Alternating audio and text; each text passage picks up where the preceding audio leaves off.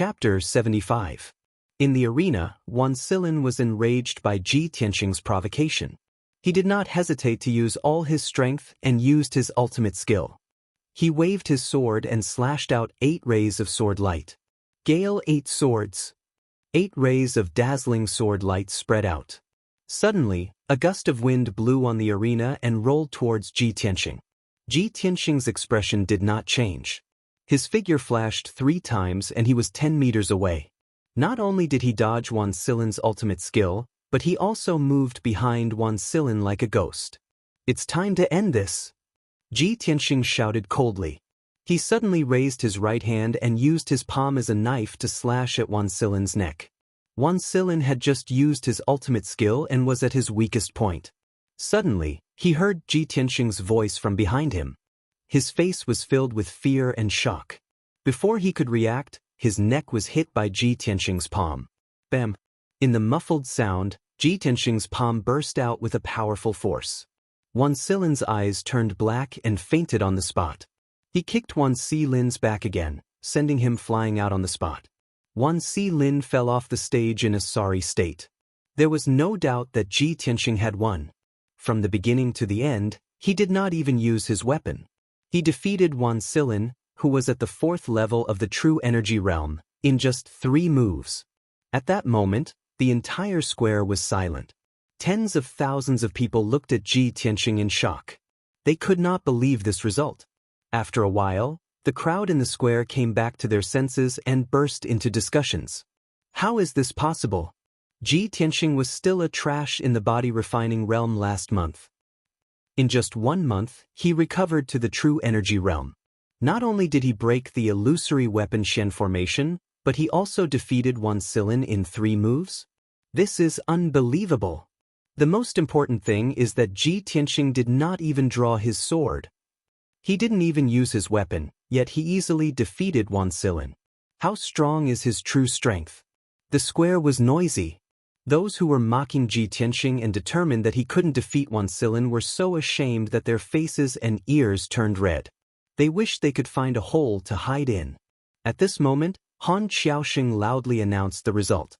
Wan Si was defeated, and Ji Tianxing was victorious. Only then did Ji Tianxing calmly walk down the stage under the gazes of tens of thousands of people and return to the little princess's side. The little princess had seen him easily defeat Wan Silin with her own eyes. She was so excited that her little face was flushed red. She was agitated and excited. "Big brother Tianxing, you're amazing." "Ha! You didn't see the reaction of those bastards. They were all stunned and dumbfounded. Just now, they were laughing at you for overestimating yourself. Now they are so ashamed that they want to die. Tianxing Gij, I knew you wouldn't be defeated." Ji Tianxing had won, but the little princess was even happier and more excited than him. Seeing her dancing with joy, Ji Tianxing revealed a gentle smile. "Alright, Cuckoo, there's still the 2nd round of the competition later. Whether or not you can enter the Sky-bearing sect will depend on the next round. You should hurry up and recover your true essence." The little princess nodded and quickly calmed down. She silently refined the medicinal power and recovered her true essence. Following that, a few more pairs of young martial artists ascended the ring and began to compete and fight. Although the martial artists who went up the stage were all at least at the 2nd level of the true essence realm and fought with all their might, the battle was very intense. However, Ji Tianxing did not have much interest in the fighting on the stage. His eyes silently swept across the little prince, Jian Wuxing, and the black and white heroes. No one knew what he was thinking. Finally, the last battle of the 1st round began. The little prince, Ji Ling, walked up the stage with a confident smile on his face. He stood proudly on the stage. When the spectators in the square saw the little prince appear, they immediately cheered excitedly. Especially those young girls and girls, they all revealed deep admiration in their eyes and cheered for him without caring about their image. There was no other way. Ji Ling's reputation in the Clear Sky Kingdom was too resounding. He was recognized by the people as a benevolent and righteous gentleman who had both ability and integrity, who knew how many young girls and young ladies regarded him as their dream lover and wanted to marry him. Ji Ling's opponent was called Pei Qianfan. He was a genius about 18 years old and had the strength of the third level of the true essence realm. Although Ji Ling's voice was extremely loud, tens of thousands of people in the square were cheering for him. However, Pei Qianfan's martial talent was extraordinary and he was young and frivolous. He would definitely not be afraid of battle. As everyone knew, Ji Ling's innate dantian was damaged and he was destined to be a weakling in the body refinement realm for the rest of his life. Half a month ago, he obtained the red star flower and repaired his damaged dantian, successfully reaching the true essence realm. However, only half a month had passed and he was at most at the second level of the true essence realm. It was impossible for him to reach the third level of the true essence realm. No matter how monstrous a person was, it was also impossible to rise 3 levels in half a month. This was common knowledge in the martial Tao. Pei Qianfan predicted this point. That was why he was fearless and confidently drew his sword to attack. "Young prince, sorry to offend you." Pei Qianfan gave a low cry and swung his sword, slashing out 4 sword lights. His body was as agile as a swallow as he pounced towards Ji Ling. Ji Ling was immediately enveloped by the sword light and was surrounded by danger. However, his expression did not change. A gentle and confident smile still hung on his lips. When the sword light arrived in front of him, a cold light flashed across his eyes before he suddenly drew his sword to counterattack. Clang! The treasured sword was unsheathed and gave off a crisp sword hum, lighting up with a dazzling sword light. Swoosh! The piercing cold sword light drew a strange trajectory in the air.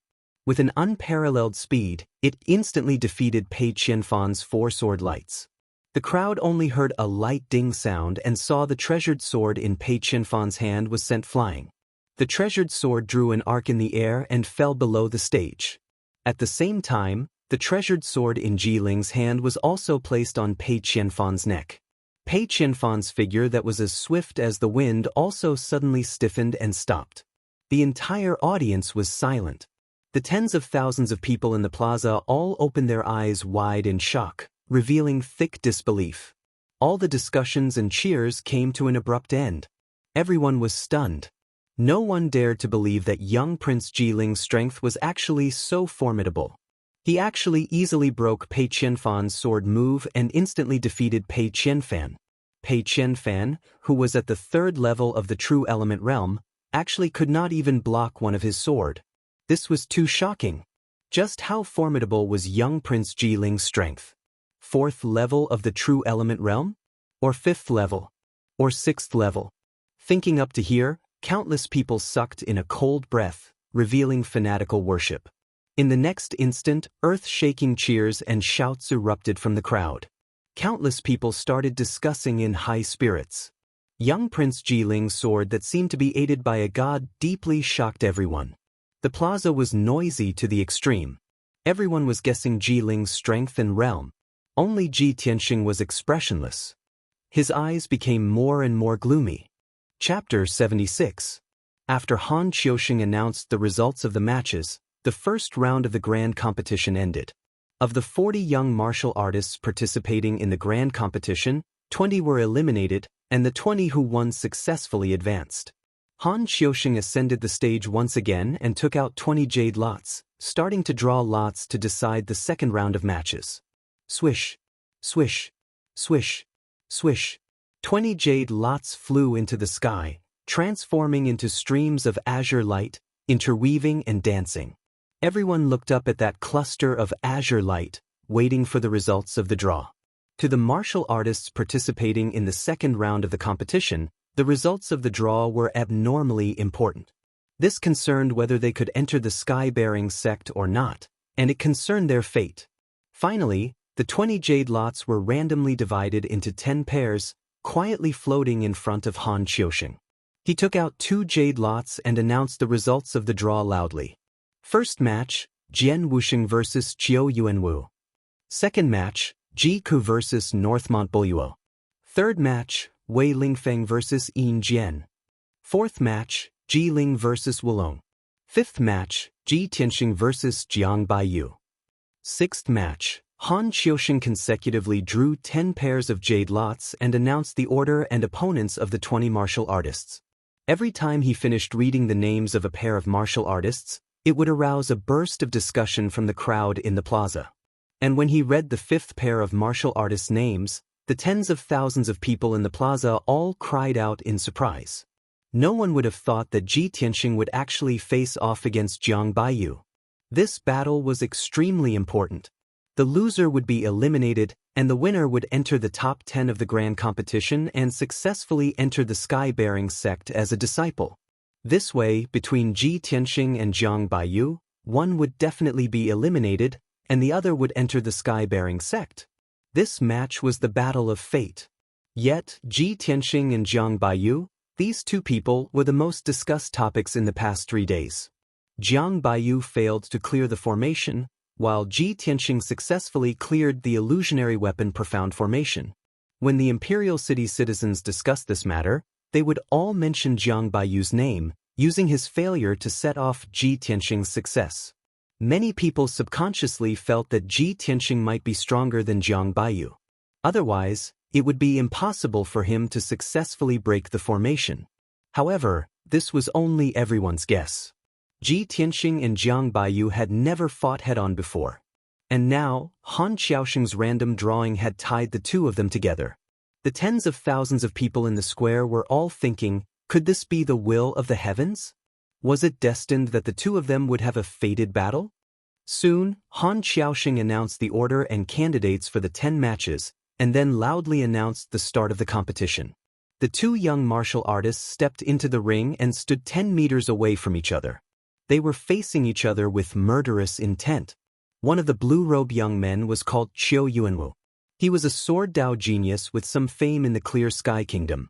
At such a young age, he already had the strength of the 4th level of the True Element realm. The other young man was dressed in black. His appearance was average, and there was a scar on his right cheek. This person was none other than Jian Wuxing, a cultivation maniac who was obsessed with swords. He had the strength of the 6th level of the True Element realm. In the past, he had always been suppressed by Ji Tianxing and could only be ranked 2nd in the Clear Sky Kingdom. Now, among the 20 young martial artists, he was the #1 expert on the surface. Therefore, when Qiu Yuanwu found out that his opponent was Jian Wuxing, his heart was filled with helplessness and despair. The difference in strength between the two was 2 levels. The result of the battle was obvious. Jian Wuxing only used 5 moves and easily defeated Qiu Yuanwu. Han Xiaoxing announced the result of the battle on the spot. Jian Wuxing successfully advanced to the top 10 and obtained the qualifications to enter the Sky Pillar sect. Qiu Yuanwu was miserably eliminated. He could only walk down the ring with a heart full of regret. He left unwillingly. The second round of the competition began. The little princess's opponent was Beishan Buluo. He was the young master of the Imperial City's Beishan aristocratic family and was also a young genius. He was also at the 4th level of the True Element realm like the little princess. Their sword Dao attainments were very exquisite. However, the little princess unleashed her full strength in this battle and even used her trump card. The two fought for a quarter of an hour and exchanged over 100 moves before the outcome was decided. The little princess defeated Beishan Buluo at the cost of 7 sword strikes. She entered the top 10 and obtained the qualifications to enter the Sky Pillar sect. After Han Xiaoxing announced the result, the little princess walked down the ring with a pale face. She hurriedly bandaged her wounds and consumed medicinal pills to recover her true essence. The third battle was even more exciting. Wei Lingfeng, one of the black and white heroes, and his opponent, Yin Jian, both used their full strength and displayed incomparably exquisite sword techniques, causing the tens of thousands of spectators to cheer. In the end, Wei Lingfeng defeated his opponent and obtained victory, smoothly entering the top 10. When the fourth battle began, the little prince, Ji Ling, and Wu Long stepped onto the ring. Wu Long was a youth around 20 years old. His strength had reached the 4th level of the True Element realm. As for Ji Ling's strength, it was still hard to unravel. The two of them only exchanged over 20 moves on the stage, and Ji Ling easily defeated Wu Long. The tens of thousands of people in the square cheered loudly for Ji Ling's victory. The crowd erupted into discussions. Everyone did not dare to believe that Ji Ling's strength actually rose to such a degree in a short half a month. He could even easily defeat a 4th-level True Element Realm martial artist. This was simply too inconceivable. Ji Tianxing had been observing Ji Ling and Wulong's battle all along. He could tell that Ji Ling was concealing his strength and did not use his full strength at all. Ji Ling's true strength was extremely likely to have already reached the 7th level of the True Element Realm. If he attacked with all his might, he only needed 3 to 5 moves and could defeat Wulong. This also made Ji Tianxing very certain that the God-Seizing Bead was definitely refined by Ji Ling. After all, the God-Seizing Bead seized his lifetime's cultivation. After Ji Ling completely refined the God-Seizing Bead, he could possess True Element Realm 7th level strength. Thinking up to here, Ji Tianxing clenched both fists tightly. A hint of icy cold killing intent flashed across in his eyes. Ji Ling, oh Ji Ling. The person who instigated Ling Yunfei to snatch the God-Seizing Bead was you. The person who saved Ling Yunfei at the Apricot Manor that night was also you. Turns out that you're the mastermind behind the scenes, the most despicable and sinister fellow. Very soon, the 5th match began. Ji Tianxing and Jiang Baiyu ascended the stage at the same time, each hugging a treasure sword and confronting each other on the stage. Ji Tianxing looked at Jiang Baiyu expressionlessly, his gaze cold. He did not have any enmity with Jiang Baiyu. Fighting on the stage today was also dictated by fate. But Jiang Baiyu glared at him with a cold smile on his face, his eyes surging with thick rage and killing intent. Ji Tianxing, didn't expect that your opponent would actually be me, right? Fate is really miraculous. I really have to thank Deacon Han properly for letting you and me fight in front of everyone. Jiang Baiyu revealed a smug cold smile, his tone filled with anger. In these 3 days, you were in the limelight, while I became everyone's laughingstock. Ji Tianxing, do you know how much I hate you? Today, I'm going to defeat you fair and square in front of several tens of thousands of Imperial City citizens. I want to let everyone see that I, Jiang Baiyu, am the true martial Dao genius. And you just barged through the grand array by luck. You're absolutely not my match. Chapter 77. Jiang Baiyu's voice clearly spread throughout more than half of the square, and the tens of thousands of Imperial City citizens heard it clearly. A commotion broke out in the crowd, and many people were whispering to each other.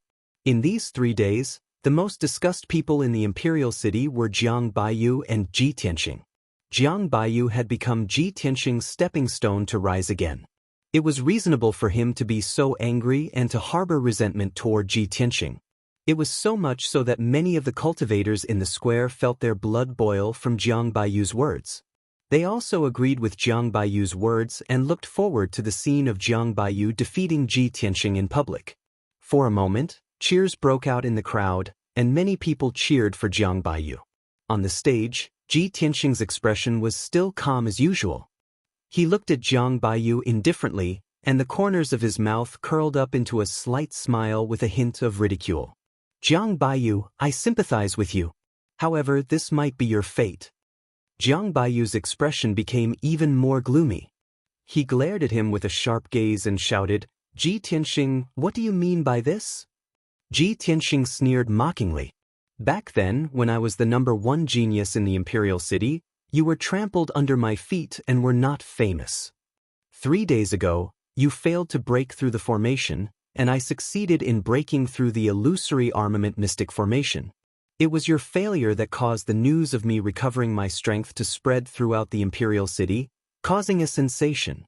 Today, you will still be defeated by me and have no chance to enter the Sky Pillar sect. No matter in the past or now, you are my stepping stone. This is your fate. Tell me, should I sympathize with you?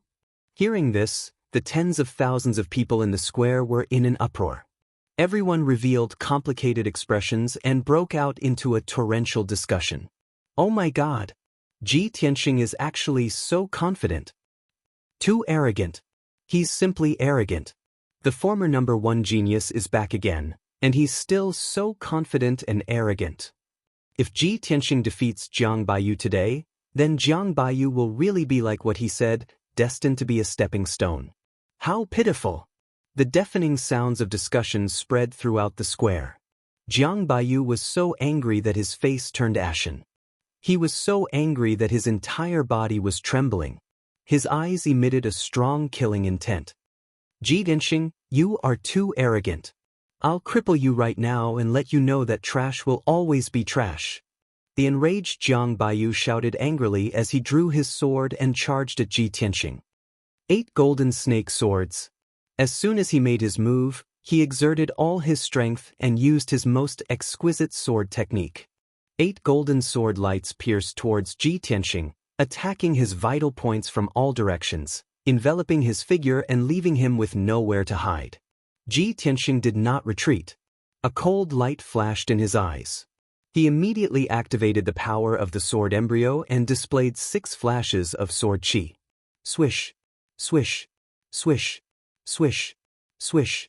The 8 golden sword lights were immediately broken and dissipated in the blink of an eye. Jiang Baiyu's expression changed. He pounced towards Ji Tianxing again and slashed out 8 sword lights. Golden Snake Wild Dance. Ji Tianxing's expression did not change. He held the black dragon sword in his left hand and performed the sword control art with his right hand, controlling the 6 flashes of sword qi to counterattack. Swish, swish, swish, swish. The 6 flashes of sword qi instantly split into 12 flashes of sword qi. They danced and intertwined rapidly, forming a sword net. The sword net blocked the 8 flashes of sword qi and enveloped Jiang Baiyu, killing him at lightning speed. Jiang Baiyu immediately fell into a perilous situation and was forced to retreat repeatedly by the sword net. In the blink of an eye, several wounds appeared on his body from the sword qi, and dark red blood flowed out. Damn it! What kind of sword technique is this? Jiang Baiyu was shocked and furious. He swung his sword in a flurry to block the sword net. Ji Tianxing was just 6 meters away from him. He used the sword control art to control the sword net to attack and closed in step by step. Jiang Baiyu did not have the strength to counterattack at all. He could not block the sword net's attack at all, let alone get close to Ji Tianxing. The tens of thousands of commoners in the square were also dumbfounded. Everyone revealed a horrified expression and erupted into disbelieving exclamations and discussions. Oh my God! What kind of sword technique is that? Why have I never heard of it before? This is too unbelievable. Ji Tianxing can actually control sword qi and form a sword net to attack? Is this something a true element realm martial artist can do?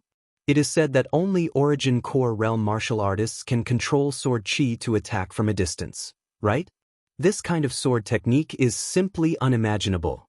Today is really an eye-opener. No wonder Ji Tianxing is so confident and arrogant and does not take Jiang Baiyu seriously. It turns out that he has mastered such a miraculous sword technique. He has the capital to be arrogant. Jiang Baiyu can't even break through that sword net. He can't even touch the corner of Ji Tianxing's clothes. How can he still fight? Sigh, Jiang Baiyu will lose for sure. Soon, 100 breaths of time passed. Jiang Baiyu's white robe was cut into threads by the sword qi and turned into a pile of rags. It was really not enough to cover his body. Moreover, he was covered in wounds all over. There were at least 60 wounds all over his body. Blood kept gushing out from his wounds, dyeing his white robe dark red. He had completely turned into a bloody man. Jiang Baiyu tried his best to break out of the encirclement and unleashed his full strength without caring about anything else, wanting to break through the sword net's blockade and strangulation. However, the sword net covered a radius of 3 meters. Under Ji Tianxing's control, it seemed to have intelligence and spirituality. Even if Jiang Baiyu could tear a gap in the sword net, Ji Tianxing would immediately control the sword qi to patch up the gap. In this way, Jiang Baiyu would never be able to escape from the sword net's strangulation. His injuries kept worsening. His face was as pale as a sheet of paper, and his strength was also rapidly depleting. After 10 breaths of time, the sword in Jiang Baiyu's hand was sent flying by the sword qi and fell far away from the arena. The sword net suddenly dissipated and turned back into 6 sword qi.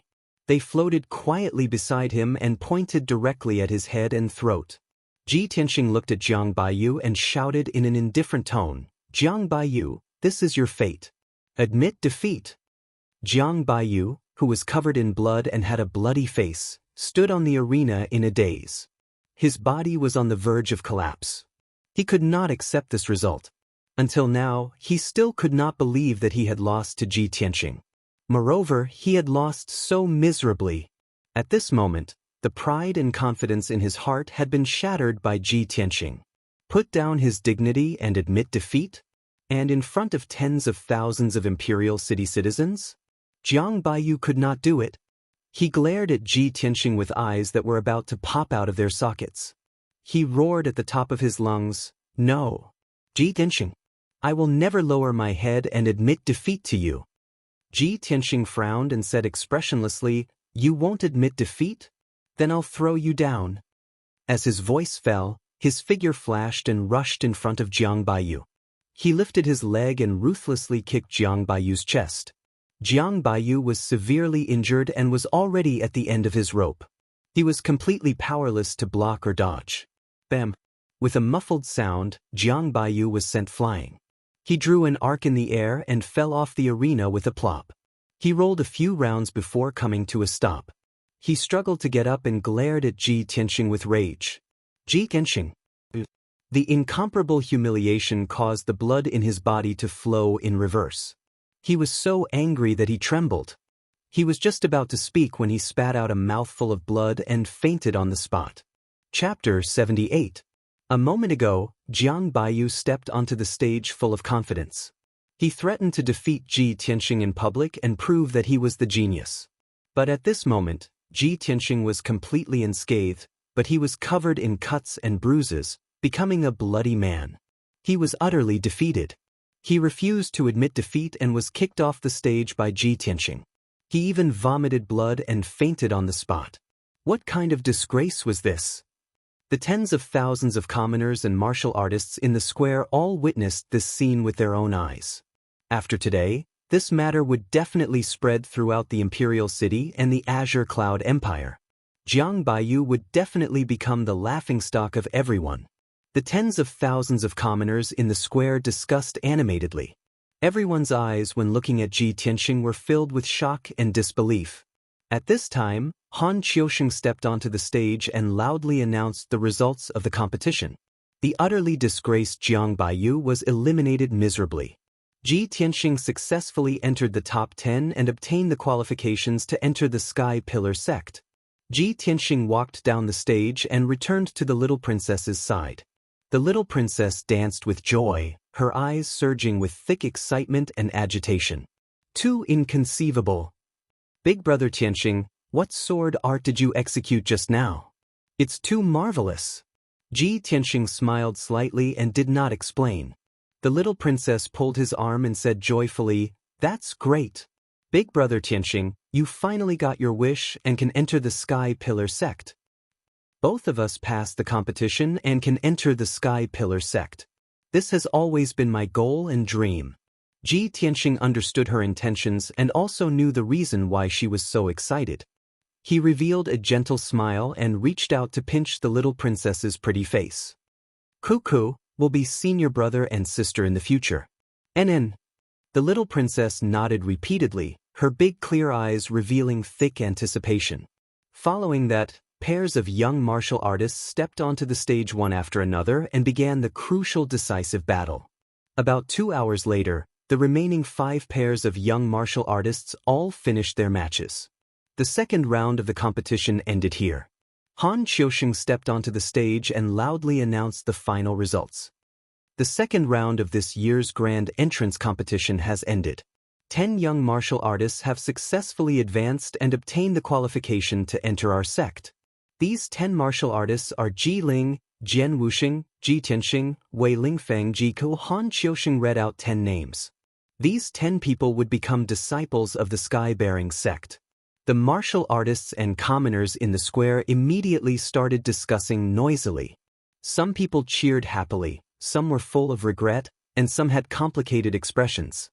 The tens of thousands of spectators originally thought that Jiang Baiyu would definitely enter the top 10 and enter the Sky Pillar sect. After all, Jiang Baiyu was one of the top 10 geniuses in the Clear Sky Kingdom. However, no one expected that he would encounter Ji Tianqing and be defeated by Ji Tianqing. In the end, he left the arena regretfully. As for the trash, Ji Tianxing, who had been ridiculed by everyone and whose strength had fallen to the body refinement realm, he had successfully obtained the qualifications to enter the Sky Pillar sect. This was a major upset in this competition, and it exceeded everyone's expectations. In addition, there was another person in this competition that no one had expected. Young Prince Ji Ling. No one expected that Ji Ling, whose innate dantian was damaged, would suddenly become a different person. Not only did he repair his dantian, but he also defeated several 4th-level True Element Realm geniuses and finally obtained the qualifications to enter the Sky Pillar sect. This was absolutely an accident. After a short moment, when the discussions in the square gradually weakened, Han Qiusheng once again announced in a loud voice, "Although this year's competition has already determined the top 10 martial artists and will become disciples of the Sky Pillar sect. However, the third round of the competition will be held next to determine the strength rankings of the 10 martial artists. Martial artists with different rankings will receive different treatment after entering the Sky Pillar sect. The martial artist ranked first will receive the Sky Pillar sect's key nurturing." Han Qiusheng's words instantly ignited the hot blood in the hearts of the 10 young martial artists. Who didn't want to seize first place, become a genius that everyone focused on, and receive the Sky Pillar sect's key nurturing? This was absolutely the best opportunity to have a meteoric rise and soar to the sky in one go. The 10 young martial artists secretly clenched their fists as dense battle intent surged in their hearts. Ji Tianxing was no exception. Before participating in the Sky Pillar sect's entrance competition, he had already secretly made up his mind. Not only did he want to obtain the qualifications to enter the Sky Pillar sect, but he also wanted to enter the Sky Pillar sect as first place. Only in this way could he receive the Sky Pillar sect's key nurturing and become a peerless genius like Yun Yao in the future. At this moment, Han Qiusheng's voice boomed like a bell. According to the strength of the 10 martial artists, the Sky Pillar sect has made a preliminary ranking. The rules of the third round of the competition are rather special. There will be no drawing of lots, but a challenge system. If anyone has any objections to their ranking, they can issue a challenge to a higher ranking. If they succeed, they will replace their ranking. If they fail, they will retain their original ranking. The rules of the third round of the competition were rather simple, and everyone understood as soon as they heard it.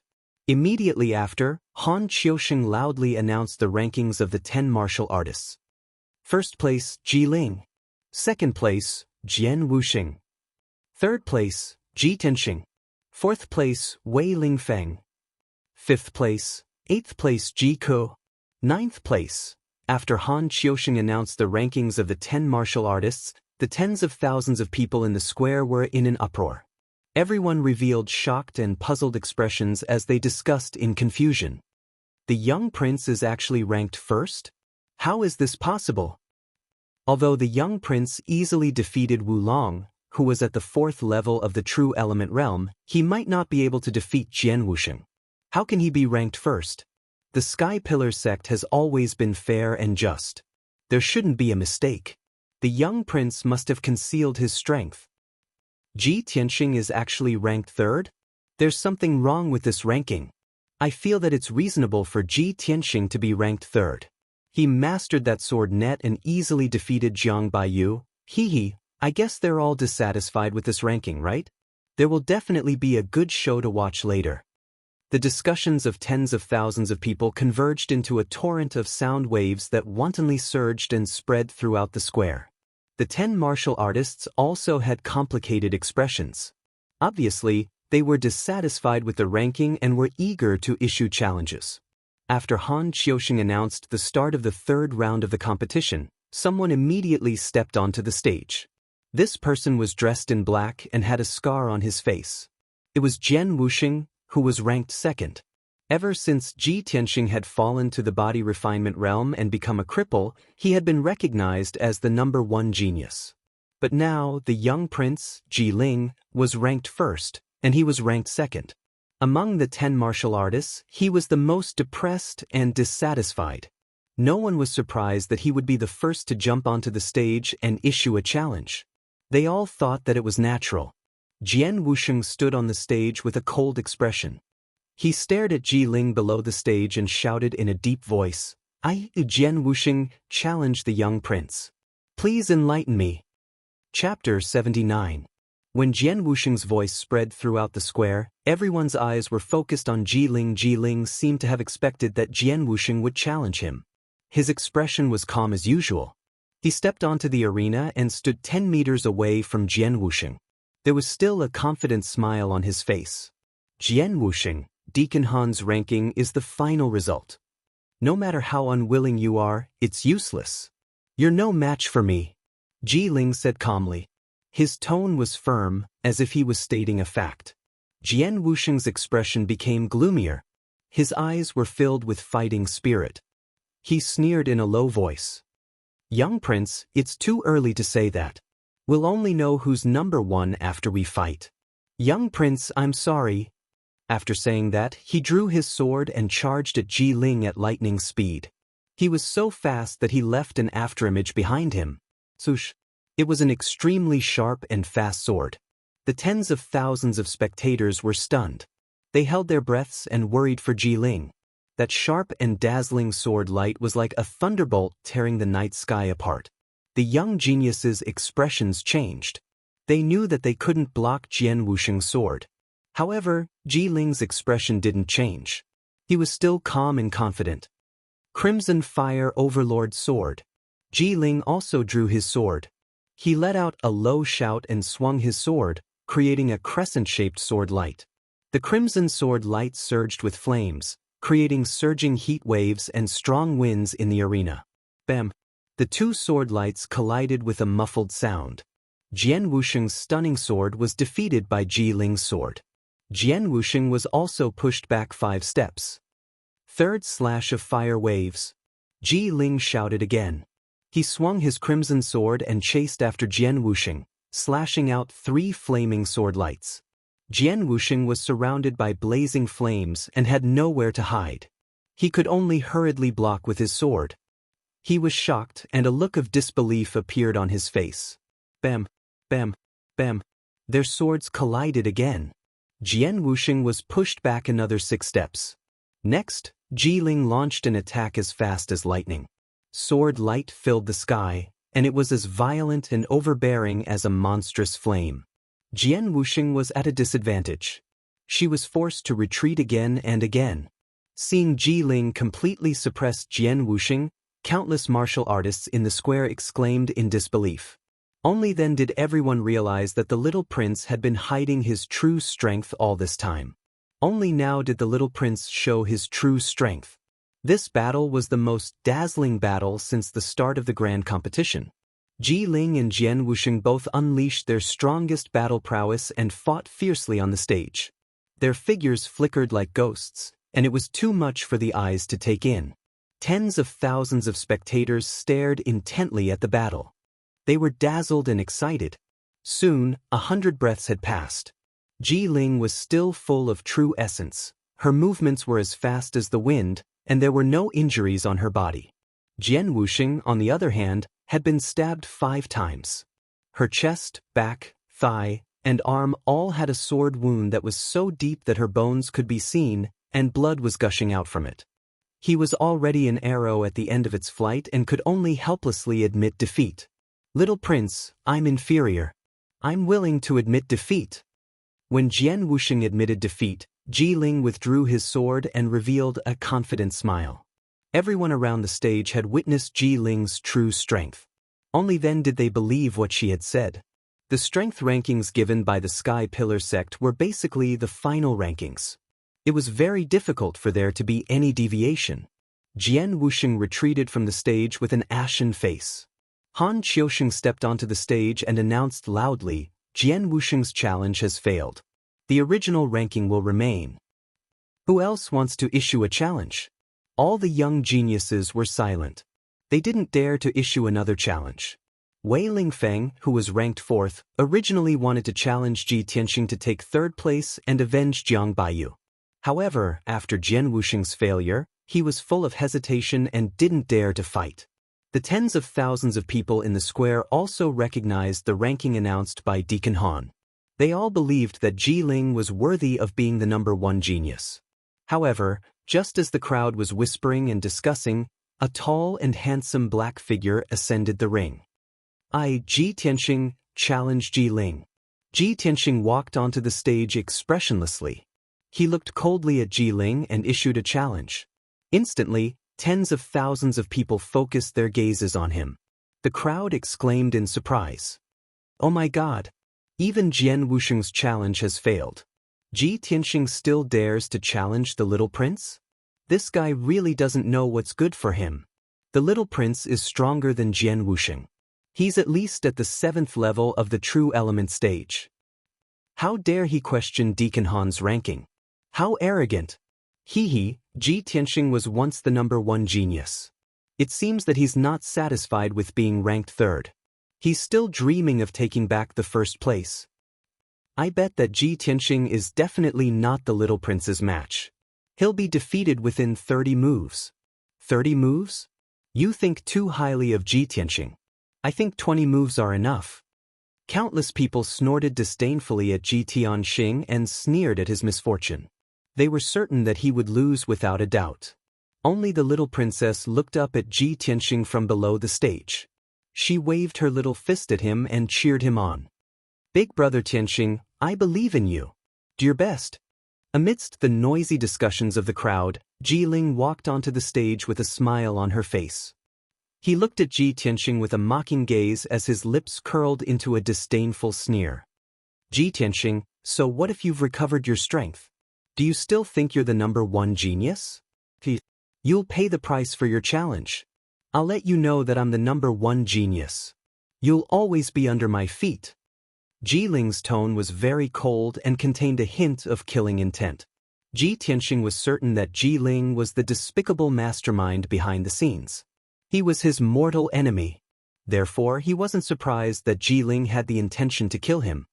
He looked at Ji Ling with a gloomy gaze and said in an equally cold tone, "Ji Ling, I'll also let you know that strength obtained by scheming is ultimately just a dream. Your confidence and arrogance will end here." As soon as he finished speaking, he instantly activated 6 sword beams and turned them into golden streams of light that attacked Ji Ling. Flying sword technique. Flowing light sword net. He held the black dragon sword in his left hand and formed a sword technique in his right hand. He controlled the sword beams to form a sword net that covered Ji Ling's head. Whoosh whoosh whoosh. The sword beams danced in the air, dragging out a long golden stream of light as they surrounded Ji Ling and attacked. Ji Ling's expression changed slightly. A hint of seriousness flashed in his eyes as he immediately drew his sword to counterattack. Scarlet Overlord Sword. He also erupted with his strongest strength and used his ultimate sword technique. He brandished more than 10 sword beams to forcefully break the sword net. Chapter 80. Ji Tianxing and Ji Ling engaged in a fierce battle on the stage. The flowing light sword net enveloped an area of 3 meters around Ji Ling, making it impossible for him to break through. Ji Tianxing maintained a distance of 5 meters from him, making it impossible for him to get close. The hearts of the people around the stage rose as they were secretly worried for Ji Ling. Everyone had personally witnessed the power of the sword net of flowing light, and they had seen Jiang Baiyu's miserable state of being covered in wounds. Everyone couldn't help but worry. Would the little prince be able to withstand the net of swords? Would he end up in a miserable state like Jiang Baiyu, with ragged clothes and blood all over his body? Ding ding ding! The sound of swords clashing against each other could be heard from the arena. Ji Ling's strength was indeed strong enough. She used the Scarlet Fire Overlord sword to perfection, splashing out sword lights that filled the sky. She actually blocked the majority of the sword chi's attack.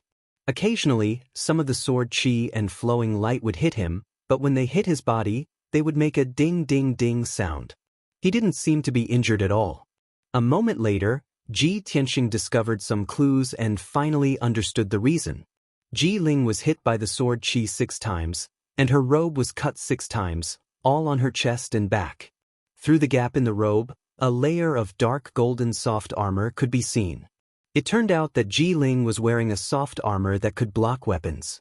Ji Ling used the Scarlet Fire Overlord sword, using layers of sword light to protect her head and the parts that were not wearing soft armor. His chest and back were protected by the soft armor, so he was not afraid of his flowing light sword net at all. Damn it. Ji Ling is truly despicable and sinister. To actually wear a soft armor, my sword chi can't hurt him. Ji Tianxing's heart was filled with hatred, his eyes surging with a cold light. As Ji Ling blocked the flowing light sword net's attack, she did not forget to sneer at him. Hee, Ji Tianxing, so what if you have mastered this strange sword technique? I have the golden silk armor to protect me, so I'm invincible. It's impossible for you to defeat me. Ji Tianxing remained silent. His face was gloomy as he manipulated the sword net to attack. Ji Ling had the golden threaded armor to protect her, which made him feel helpless.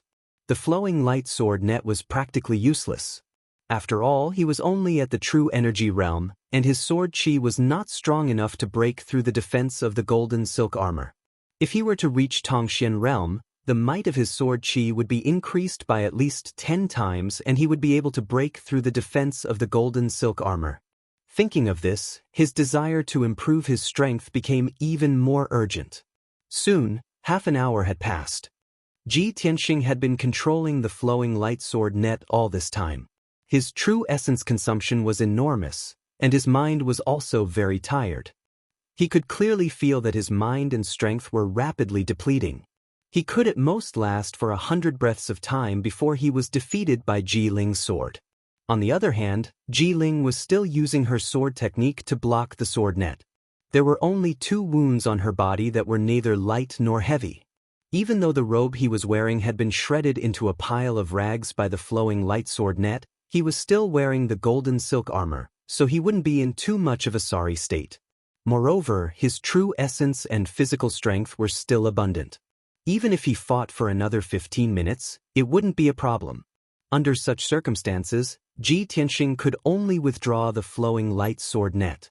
Swoosh, swoosh, swoosh. Under his control, the flowing light sword net dissipated on the spot and turned back into 6 sword chi that flew back into his body. Ji Ling also temporarily stopped her attacks.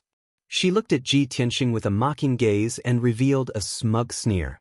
Why did you stop attacking? You know that you are weak and can't break through this king's defense? Or do you want to admit defeat and surrender? Ji Ling's tone was full of mockery and contempt. Ji Tianxing stared at her coldly and said word by word, You want me to admit defeat? Are you worthy? Ji Ling's expression became even colder, and her eyes surged with killing intent. If you admit defeat, then this king will be too disappointed. This king said that if you dare to challenge this king, then you must pay the price. This king will cripple you again and make you a cripple forever.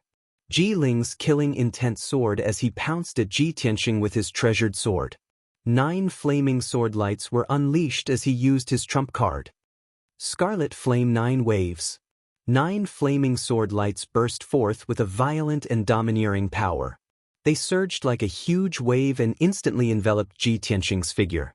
Ji Ling had been killed by the flowing light sword net for a quarter of an hour and had accumulated a lot of anger. At this moment, all of it exploded. This move of his was going to take Ji Tianxing's life on the spot. In an instant, the large stage was dazzled by the scarlet flames. Ji Tianxing's figure was completely engulfed by the flames and the people below the stage couldn't see him clearly. He was like a small boat in a stormy sea that was about to be swallowed up. At this critical moment, Ji Tianxing's face was calm and composed. A cold light flashed in his eyes as his right hand instantly grabbed the black dragon sword's hilt. Clang! Ji Tianxing, who had never pulled out his sword since the start of the tournament, finally pulled it out for the first time. A sword hum that was like a dragon's roar resounded and instantly spread throughout the entire square. A dazzling and cold sword light suddenly bloomed like a bolt of lightning streaking across the sky. At this moment, Ji Tianxing's body was bursting with battle intent and killing intent that soared to the heavens. His body seemed to have become incomparably tall, causing everyone to look up at him and reveal a look of amazement. He ignored the 9 flaming sword lights around him and stared at Ji Ling in front of him. He held the black dragon sword with both hands and fiercely slashed down. Clang! An earth-shattering boom erupted, causing the entire arena to tremble. That incomparably domineering and cold sword light instantly destroyed a few flaming sword lights and slashed Ji-Ling's chest. Chi! The golden silk armor that Ji-Ling was wearing had been sliced in half by the sword light and was sent flying to either side. The violent impact brought about by the sword light sent him flying 6 meters away. With a plop sound, he fell onto the arena. He struggled to get up from the ground and stared angrily at Ji Tianxing, who was holding the black dragon sword, with a face full of shock. How is this possible? Shocked and angry, Ji-Ling had only spoken halfway when blood gushed out of his throat and he spat out a mouthful of blood on the spot. Although his golden silk armor had helped him block the sword that seemed to be able to split the heavens and earth, his internal organs had still suffered heavy injuries. Ji Tianxing stepped forward, pointed the black dragon sword at Ji-Ling, and shouted angrily, "Don't admit defeat. Otherwise, I will be very disappointed." A moment ago, Ji-Ling had said these words in an extremely arrogant manner. And now, he had returned those words back to Ji-Ling. Ji-Ling's face immediately turned ashen with anger and his entire body trembled. "You want this king to admit defeat? Dream on." He let out a furious roar and jumped up 20 feet from the ground. Holding the sword with both hands, he slashed down at Ji Tianxing's head. Ji-Ling had already unleashed all his potential. This simple and crude move, splitting a mountain, could even split an elephant in half. Chapter 81. Many of the experts present could see that Ji-Ling was fighting like a cornered beast, using all of his strength for the final attack. If Ji Tianxing was smart enough, he would retreat and dodge Ji-Ling's attack. He only needed to delay for a while and he would be able to easily defeat Ji-Ling. However, Ji Tianxing did not retreat. Instead, he advanced. Not only did he not retreat to dodge, he even charged forward again, slashing down with the black dragon sword. Retreating and dodging was a wise move, but he wanted to meet force with force and defeat Ji-Ling in a tyrannical manner. He wanted to crush Ji-Ling's confidence and arrogance in a crushing manner. Heaven-splitting sword. In that instant, Ji Tianxing's entire life strength erupted to the limit. Holding the black dragon sword with both hands, he slashed at Ji-Ling with the power to split the heavens and earth. Ang! A deafening, sacred, and dignified dragon roar rang out, spreading throughout the entire plaza. The black dragon sword in Ji Tianxing's hand actually transformed into a 9-meter-long, bone-chilling black dragon phantom that slashed at Ji-Ling with a loud bang. Bang! With a dull sound, the treasure sword in Ji-Ling's hand was cut into 2 on the spot and sent flying. He was also sent flying 30 meters away by the black dragon phantom. He drew an arc in the air and smashed into the plaza below the stage with a plop. As he fell to the ground, dark red blood sprinkled down from the sky. It was especially ghastly under the scorching sun. Ji-Ling smashed into the ground of the plaza and rolled several times before coming to a stop. He lay on the ground motionlessly. Clearly, he had already fainted. The surrounding onlookers were so frightened that they immediately retreated far away, letting out waves of screams and exclamations. The tens of thousands of spectators in the plaza had all personally witnessed the scene of the black dragon phantom sending Ji-Ling flying with a single strike. Everyone was shocked until they were dumbstruck. Their faces were full of horror as they immediately roared and disgust. Heavens! What did I see just now? Was it a dragon? The legendary dragon? I saw it too. It was a huge black dragon. Too inconceivable. Ji Tianxing's sword actually slashed out a dragon phantom. If I hadn't seen it with my own eyes, I wouldn't have believed that the 7th level True Energy Stage young prince would be heavily injured by Ji Tianxing. The number 1 genius from back then is back. Ji Tianxing's strength is several times stronger than before. Although the little prince's aptitude and strength are already monstrous, I didn't expect that he would meet a monster like Ji Tianxing. For a moment, the tens of thousands of people in the square were boiling with excitement. Discussions rose and fell one after another, erupting like a mountain torrent, deafening the ears. Countless people looked at Ji Tianxing in horror, their eyes filled with fear and dread. Everyone knew that Ji Tianxing would definitely be the champion of this year's grand entrance competition. The nickname of Trash that he carried previously was now a thing of the past. No one would ever mention it again in the future. Today, he was still the #1 genius of the Royal Azure dynasty. Not only that, he was even more talented and monstrous than before. The battle between him and the little prince, Ji Ling, would definitely spread throughout the Royal Azure dynasty and become a legend that everyone would know. Drawing his sword in anger, splitting the sky with a sword, and even the shadow of a black dragon appeared. What kind of legendary event was this? Although the tens of thousands of people in the square were boiling with excitement, they were discussing noisily. But Ji Tianxing, who was on the stage, was still calm and proud. He kept the black dragon sword and looked at the little princess below the stage with a smile on his face. That smile was full of confidence and gentleness. The little princess was so excited that she danced with joy. She was so emotional that her eyes were a little wet. The former brother Tianxing is finally back. After the previous bumpy training, he is now even more talented and in high spirits. I already knew that the person I love is not a fish in a pond. One day, he will become a dragon in the 9 heavens. After a long time, the boiling noise in the square slowly died down. Han Qiusheng went up the stage and looked at Ji Tianxing meaningfully before announcing loudly, Ji Tianxing's challenge is successful. He is ranked first. Ji Ling and Jian Wusheng's rankings will drop by 1. In this way, Ji Tianxing was ranked first, Ji Ling was ranked second, and Jian Wusheng was ranked third. Ji Tianxing walked down the stage and returned to the little princess's side. The little princess didn't care about the difference between men and women. She excitedly pulled his hands and told him about her surprise and excitement. Then, Han Qiusheng announced that the competition would continue. However, the young martial artists were a little hesitant and did not dare to challenge him rashly. And no one dared to challenge Ji Tianxing, who was ranked first. For an entire quarter of an hour, not a single person went up the stage to challenge. So, Han Qiusheng asked again and again. After confirming that no one challenged him, he announced the final ranking in public. This year's competition is over. The following is the ranking of the new disciples. First place, Ji Tianxing. Second place, Ji Ling. Third place, Jian Wusheng. Fourth place. After announcing the rankings, Han Qiusheng took out 10 black cold iron tokens and gave them to the 10 martial artists. Congratulations on becoming a new disciple of our sect. Please keep your identity tokens.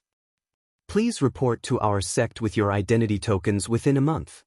At that time, I will arrange your entry into our sect. After explaining the entry matters, Han Qiusheng announced the end of this year's competition. Ji Tianxing, the little princess, and the others kept their identity tokens and left contentedly. The tens of thousands of people in the square were still crowded around and discussing excitedly. They did not want to leave for a long time. On the high tower beside the square, Yun Yao and the other two were still standing at the top of the tower and looking down at the square. Hao Meng crossed his arms in front of his chest and revealed a playful smile.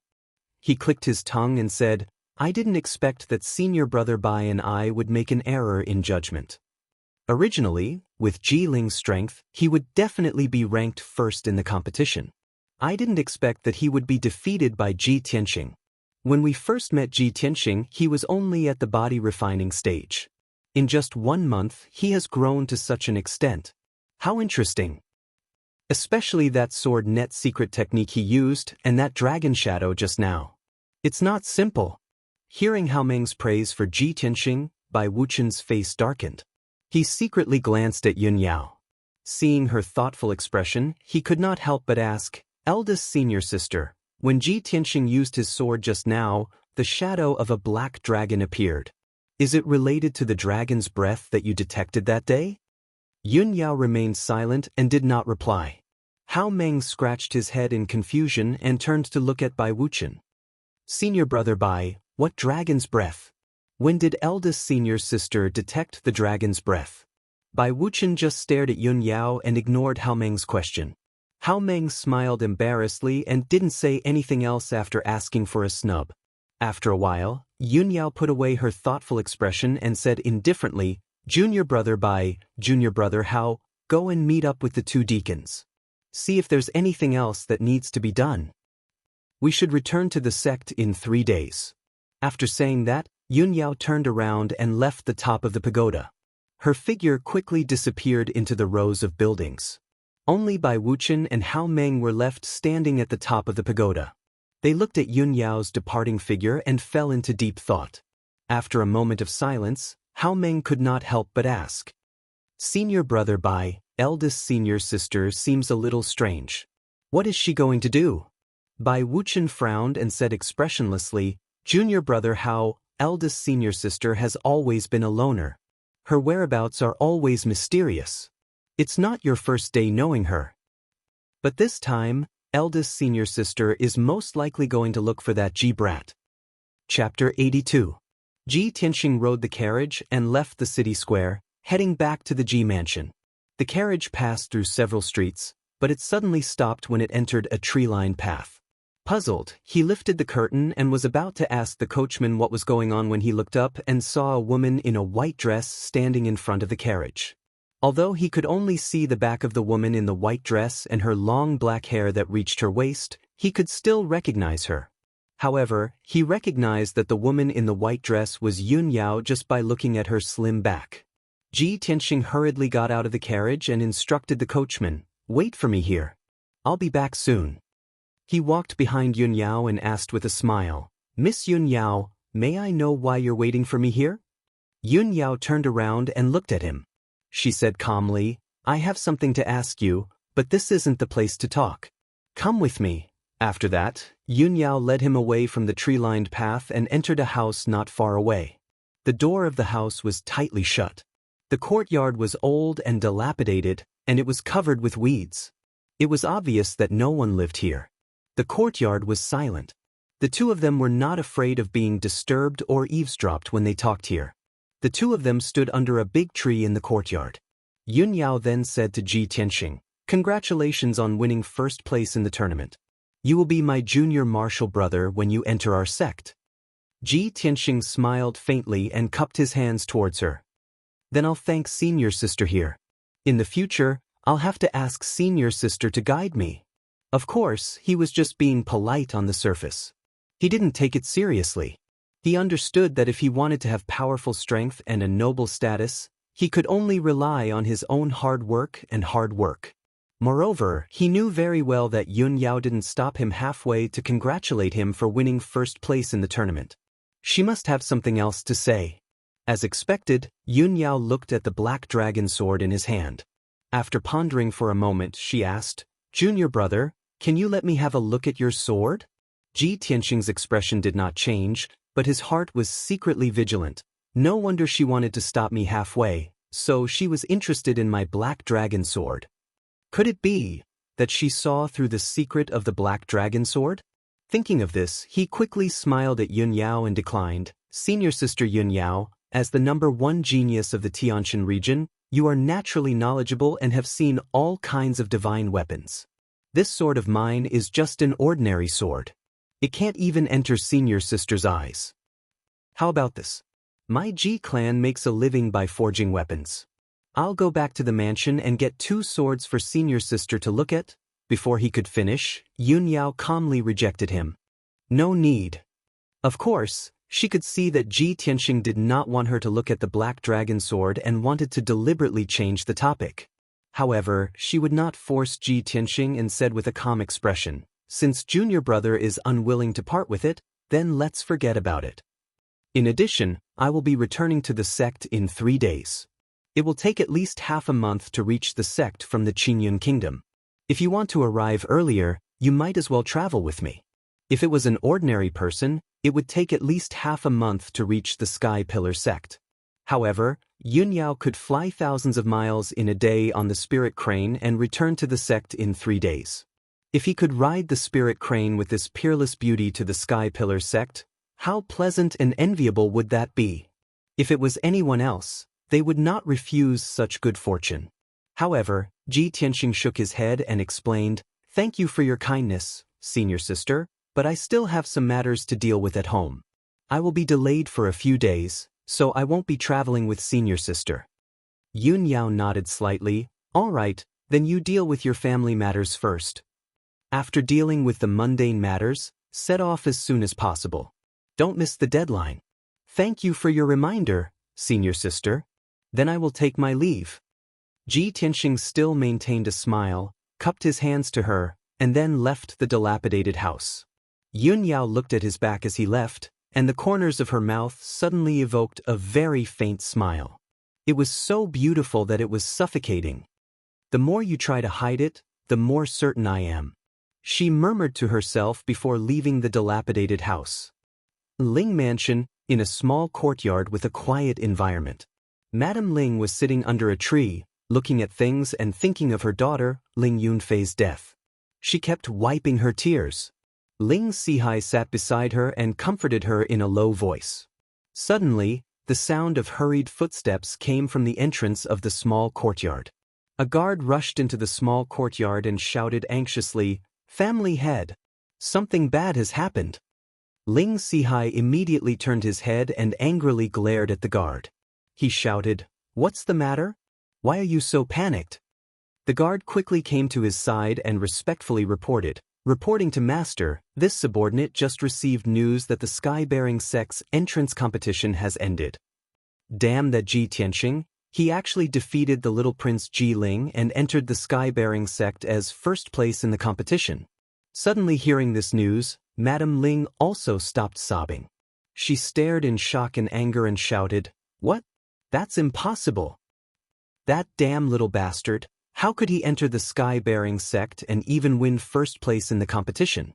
Ling Sihai also had an angry look on his face. He asked the guard in a deep voice, "Is this true?" The guard quickly nodded and said, "Of course it's true. The competition was held in the city square, and tens of thousands of people saw it clearly. Now the news has already spread in the imperial city." Ling Sihai also knew that this matter couldn't be fake. He was so angry that his face turned ashen, and his fists cracked. Ji Tianxing, that little bastard. He entered the sky-bearing sect as first place in the competition, so he will definitely be heavily nurtured by the sky-bearing sect. Now that he has the identity of a disciple of the sky-bearing sect, it will be difficult for us to make a move on him. Madame Ling was also so angry that her face turned cold, and her eyes surged with an ominous glint. Even if Ji Tianxing becomes a disciple of the sky-bearing sect, we can't let him go. No matter what, I will kill him and let him be buried with our daughter. She frowned and thought for a while. Suddenly, she thought of someone and had an idea. "Master, I have an idea. We can ask you for help and let him deal with Ji Tianxing." "Humph! Ji Tianxing, that little bastard, does he think that he can save his dog life by entering the sky-bearing sect? Wishful thinking." Ling Sihai frowned in puzzlement and subconsciously asked, "Which you?" Madame Ling quickly explained, "Which you can it be? Of course it's Feifei's cousin, Jianyu." "Jianyu?" Ling Sihai was startled for a moment before suddenly coming to a realization. "That's right. How could I have forgotten about him? Jianyu is also a martial arts genius. He entered the sky-bearing sect 3 years ago. Now, his position in the sect must be extraordinary. Madam, I will write a letter to you now. I must deliver the letter to you before Ji Tianxing arrives at the sky-bearing sect." Chapter 83. On the way back to the Ji mansion, Ji Tianxing was delayed by Yun Yao. By the time he returned to the Ji mansion, it was already noon. At this time, the news of him defeating the young prince Ji Ling and winning first place had already spread throughout the imperial city. Everyone in the Ji mansion had also heard the news. Countless people were overjoyed and very excited. When Ji Tianxing stepped into the Ji mansion, the steward had already brought many Ji family members to respectfully wait for him. Seeing that the Ji family members were in high spirits, he casually said a few words and dismissed them. After returning to the cool breeze courtyard, he immediately sent a letter to the vice hall master, Mu Shan, to discuss matters. The entrance competition was over, and he had successfully won first place, becoming famous in one fell swoop. Now, it was time to resolve the Ji family's internal problems. A moment later, Mu Shan rushed into the courtyard like the wind and saluted him. "Greetings, young master." Ji Tianxing waved his hand, indicating for him to be less courteous. With a grave expression, he asked, "Mu Shan, Is second elder in the mansion? Mu Shan hurriedly reporting to young master, just a quarter of an hour ago, second elder and Ji Hao secretly escaped from the imperial city.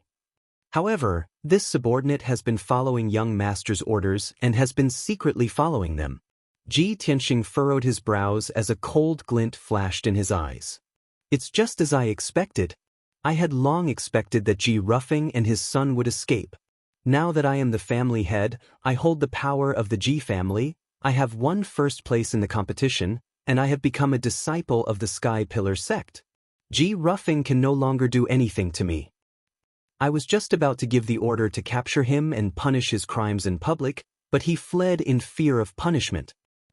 Mu Shan hurriedly took out a stack of papers and a small jade bottle from his sleeve and handed them to Ji Tianxing. Young master, these are some criminal evidence that I found in the secret compartment of second elder's secret chamber. Please take a look. Ji Tianxing took the papers and jade bottle and carefully examined them. Those few slips of paper were the secret letters between Ji Ruffing and the young prince, Ji Ling, as well as the receipts for the secret weapon transactions. In the small jade bottle, there was still half a bottle of medicinal powder that had not been used up. It was the supplementary medicine for the energy-destroying powder. Ji Tianxing had long suspected that someone from the Ji clan had secretly poisoned his father, Ji Changkong. That was why his father was poisoned on the day the Ling clan came knocking on their door. Now that he saw this half bottle of medicinal powder, he finally confirmed that the person who poisoned him was second uncle, Ji Ruffing.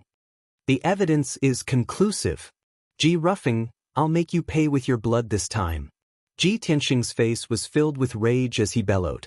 He immediately ordered, Mu Shan, leave a few experts behind to keep an eye on the managers in the mansion.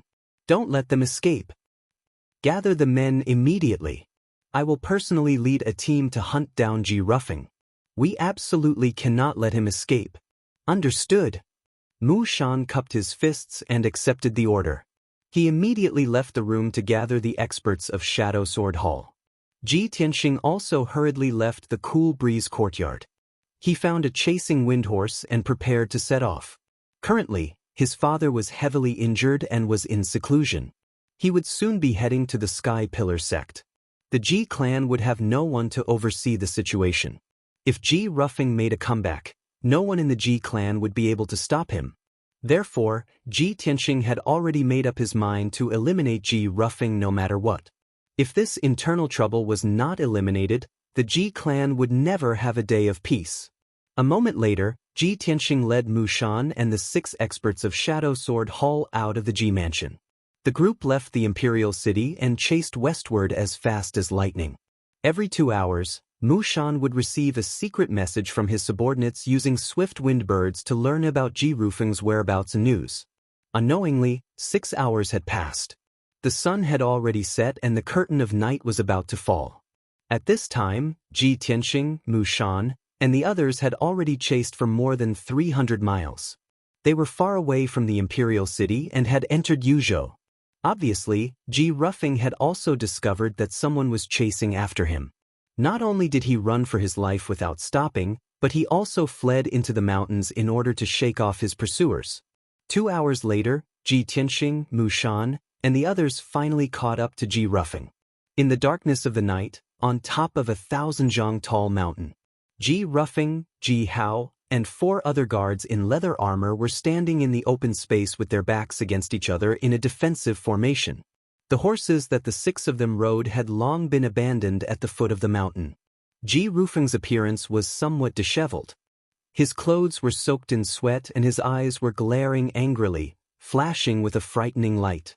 Like the 4 bodyguards, he gripped his profound weapon saber and sword tightly and stared murderously at the Shadow Sword Hall experts around him. Ji Hao's face was ashen. He hid in the crowd with a frightened look in his eyes, trembling all over. 8 Shadow Sword Hall experts spread out and surrounded them, approaching step by step. Ji Tianxing strode into the field with Mu Shan and stopped 10 meters away from Ji Ruffing. He looked coldly at Ji Ruffing and shouted in a low voice, Ji Ruffing, you're guilty of so many crimes. Do you still think you can escape? Ji Ruffing stared at Ji Tianxing with a gloomy face. He pretended to be angry and shouted, Ji Tianxing. I only went to Yuzhou to take care of family business. Why did you send people to kill me? Seeing his reaction, Ji Tianxing immediately sneered and said, Ji Ruffing, you're about to die and you still want to play dumb? You sent assassins to assassinate me. According to the Ji family's rules, assassinating the family head's legitimate son is a capital offense. You wantonly destroyed the Ji family's foundation and secretly traded large amounts of profound weapon equipment with the young prince.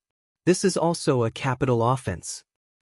Also, you colluded with the Ling family and secretly poisoned the family head. You murdered the family head. This is also a capital offense. Ji Ruffing, you've committed 3 major crimes. No matter which one, I can kill you on the spot. Ji Ruffing's expression changed drastically.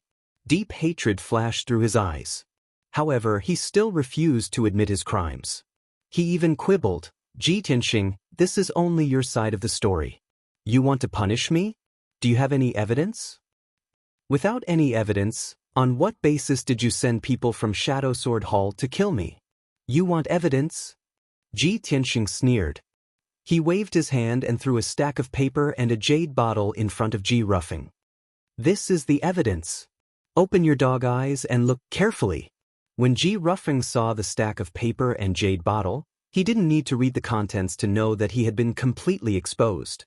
His expression became ferocious as he shouted in a venomous tone, Ji Tianxing, I underestimated you. Originally, today was supposed to be the day of your death. But I didn't expect that a piece of trash like you could rise again and defeat the young prince to take first place in the family competition. I really regret not killing you earlier. If you hadn't interfered, my plan would have been completed long ago. I would have taken back the family head position that should have belonged to me. Ji Tianxing's expression was cold as he shouted, Ji Ruffing. All these years, even though you've run amok and wantonly embezzled the Ji family's assets, my father still didn't do anything to you out of brotherly affection. My father treated you like a brother, but you repaid his kindness with enmity. Not only did you plot to usurp the family head position, but you also wanted to kill us father and son. You've committed a heinous crime.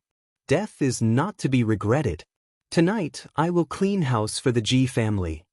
Chapter 84. Hearing Ji Tianxing's words, Ji Ruffing laughed maniacally. He roared like a madman, bullshit. How am I inferior to your father? I'm the second son, and the position of patriarch should be mine. Why should I pass it to your father? It's your father, Ji Changkeng, who took away everything that belonged to me. He's the one who deserves to die.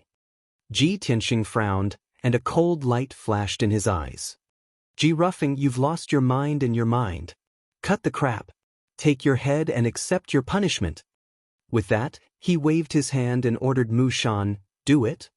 Mu Shan accepted the order and leaped toward Ji Ruffing. He waved his sword and cold light filled the sky. The 8 Shadow Sword Hall experts also attacked, surrounding Ji Ruffing's 4 guards. Instantly, sword light flashed within a 20-meter radius, and a fierce wind blew. The sword light brought with it a violent and fierce wind that spread in all directions, sweeping up the fallen leaves on the ground and sending sand and stones flying. The dazzling cold light illuminated the dark night. Ding ding dang dang. After a series of clanging sounds of swords colliding, the battle ended. Although Ji Ruffing's 4 trusted guards were at the first or second level of the Mystic Enlightening Realm, they could not withstand the attacks of the Shadow Sword Hall experts. Both sides had only exchanged a few blows before the 4 guards were killed by the Shadow Sword Hall experts. They lay on the ground covered in blood, turning into corpses. Ji Hao was even more vulnerable. His chest had been pierced by a sword light in the chaotic battle, and he died on the spot. Ji Ruffing was still alive, but he was also covered in wounds. The sword in his hand had been snatched away, and Mu Shan had a sword pressed against his neck. Ji Tianxing walked in front of him and shouted with a gloomy face, Ji Ruffing, you can say your last words now. Ji Ruffing's blood-stained face revealed a sinister smile filled with resentment. Ha! Ji Tianxing. Even if I die here tonight, you and your father won't live for long. You'll be buried with me sooner or later. I'll wait for you in the Yellow Springs. Someone will avenge me. Ha! With that, Ji Rufeng laughed maniacally. Then go to hell. Ji Tianxing coldly shouted, waving his sword and piercing his throat. Ji Rufeng immediately stopped breathing. His eyes were still wide open as his body fell to the ground with a plop. The mountain peak fell into silence. The night wind blew, dispersing the smell of blood on the ground. Deal with these corpses. Ji Tianxing ordered Mu Shan before walking towards Ji Hao's corpse.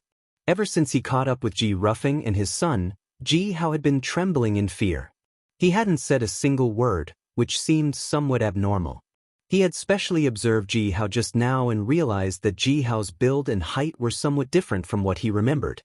Ji Tianxing could not help but suspect that there was something wrong with this Ji Hao. He came to the side of Ji Hao's corpse and used his sword to pry open the hair covering his face, carefully observing Ji Hao's face. After a while, Ji Tianxing suddenly noticed something and frowned. Mu Shan, check Ji Hao's body and see if he was in disguise. Mu Shan immediately understood what he meant and hurriedly squatted down to examine Ji Hao's face. He stretched out 2 fingers and searched Ji Hao's face for a while before ripping off a human skin mask. Instantly, a dark and ordinary face appeared in front of everyone. Ji Tianxing looked at the unfamiliar face with a cold glint in his eyes. He said hatefully, "It really is a substitute. Damn that Ji Rufeng, what a scheming old fox. He had already found someone to disguise himself as Ji Hao and fooled us all." Mu Shan knelt down on one knee in shame and apologized to Ji Tianxing. "Young master, it is my negligence. I was careless and was fooled by a substitute, allowing Ji Hao to escape. Young master, please allow me to redeem myself. I will immediately send people to investigate. We must capture Ji Hao." Ji Tianxing thought for a while and nodded. "This matter cannot be delayed. Send people to investigate immediately. Remember, capture him alive." "Yes, young master." Mu Shan cupped his fists and immediately ordered the experts of the Shadow Sword Hall to start the operation. After he passed down the order and arranged the men, the corpses on the mountain peak were also dealt with. Ji Tianxing led everyone away from the mountain peak and returned to the imperial city. The next day, noon, the Ji Mansion's main hall. Ji Tianxing sat on the seat of the patriarch. Today, he was going to clean up the internal problems and reorganize the Ji family. Mu Shan stood beside him with a sword in his hand, looking like a murderous god. On both sides of the main hall sat Grand Elder Ji Dajiang, for managers with different surnames, and a few elders and elders of the Ji family. Third Elder Ji Changhe and 5 other managers with the surname Ji were forced to kneel in the middle of the main hall by the experts of the Shadow Sword Hall. Ji Tianxing took out all kinds of evidence and listed the crimes of the 5 managers with the surname Ji. Then he announced the punishment in front of everyone. Remove the 5 managers with the surname Ji from their positions and confiscate all their family assets. Then, all 5 of them will be expelled from the Ji family and their names will be erased from the genealogy. From now on, these 5 people would no longer be the powerful managers of the Ji family. They would be reduced to penniless paupers. Moreover, they would be expelled from the Ji family and their names would be erased from the genealogy. Even after death, they would not be able to enter the Ji family's ancestral hall. To them, this was undoubtedly the most reasonable punishment. Ji Tianxing's announcement was like a bolt from the blue to the 5 managers with the surname Ji. They were dumbfounded on the spot. After regaining their senses, the 5 managers beat their chests and stamped their feet. They repeatedly kowtowed and begged Ji Tianxing to be lenient and forgive them.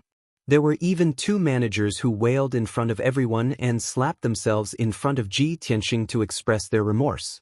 However, what happened in the main hall a few days ago was still vivid in his mind. How could Ji Tianxing forgive them? At that time, these 5 managers had helped Ji Tianxing seize power and put pressure on Ji Tianxing. How repulsive were their faces! Now that things had progressed to this point, even if they wept bitterly and begged for mercy and repented, Ji Tianxing would not be merciful. After dealing with the 5 managers with the surname Ji, Ji Tianxing dealt with the 3rd uncle, Ji Changhe. 3rd Elder Ji Changhe colluded with 2nd Elder Ji Rufeng to embezzle the Ji family's assets and fill their own pockets. They committed all kinds of evil deeds. Ji Changhe. Since you are my father's biological brother, I will give you a lighter punishment. From today onwards, Ji Changhe will be stripped of all his positions and will not interfere in any of the Ji family's matters. Furthermore, Ji Changhe will be imprisoned in the long bamboo courtyard. He will not be able to take a step out of the courtyard for the rest of his life. If Ji Changhe violates the above punishment in the slightest, he will be executed on the spot. After announcing the punishment, Ji Tianxing stared coldly at Ji Changhe and asked, Ji Changhe, do you have anything else to say? The current Ji Changhe did not have the arrogant and complacent attitude he had a few days ago. His hair was disheveled and he cut a sorry figure. His empty eyes were filled with despair and anger. He raised his head to look at Ji Tianxing and sneered with a sinister expression. Ha! Ji Tianxing, the winner is king and the loser is a bandit. I have nothing to say. I just didn't think that second brother and I would have underestimated you. You are only a 17-year-old youth, but your methods are more decisive and ruthless than your father's. Chapter 85. After dealing with Ji Changhe and the 5 Ji clan heads, the internal strife of the Ji clan was finally completely eliminated. Ji Tianxing had avenged himself and his father, and also completed his father's task of protecting the Ji clan's 100 years of foundation. Of course, the removal of the 2 elders and the 5 clan heads would temporarily affect the Ji clan's businesses and properties. Ji Tianxing did not have many people under his command, only the Shadow Sword Hall and the 4 clan heads with different surnames. He had no choice but to carry out his duties as the clan head, working hard every day for the Ji clan's businesses and properties, formulating various plans, and finding ways to restore the Ji clan's businesses. Unknowingly, 3 days had passed. In these 3 days, he was unusually busy. In order to quell the aftermath of the Ji clan's internal strife, it could be said that he was mentally and physically exhausted. Fortunately, the Ji clan's properties covered more than half of the imperial Qing dynasty, and there were many capable people under his command. He promoted a few trustworthy new clan heads, and formulated several plans and rules based on the Ji clan's current situation, and finally stabilized the Ji clan's turbulent situation. According to his estimation, the Ji clan would return to normal in at most a month, and would be as prosperous as before. Early in the morning, Ji Tianxing woke up and was washing up when Han Er's voice came from outside his room. Eldest young master, Master has just finished his closed-door training, and he wants you to see him. And I'll go now. Ji Tianxing responded and quickly walked out of Qingfeng Courtyard, heading towards his father's residence. When he arrived at Sanchong Courtyard, Ji Tianxing just entered the room and saw his father sitting by the bed, talking to Mu Shan in a low voice.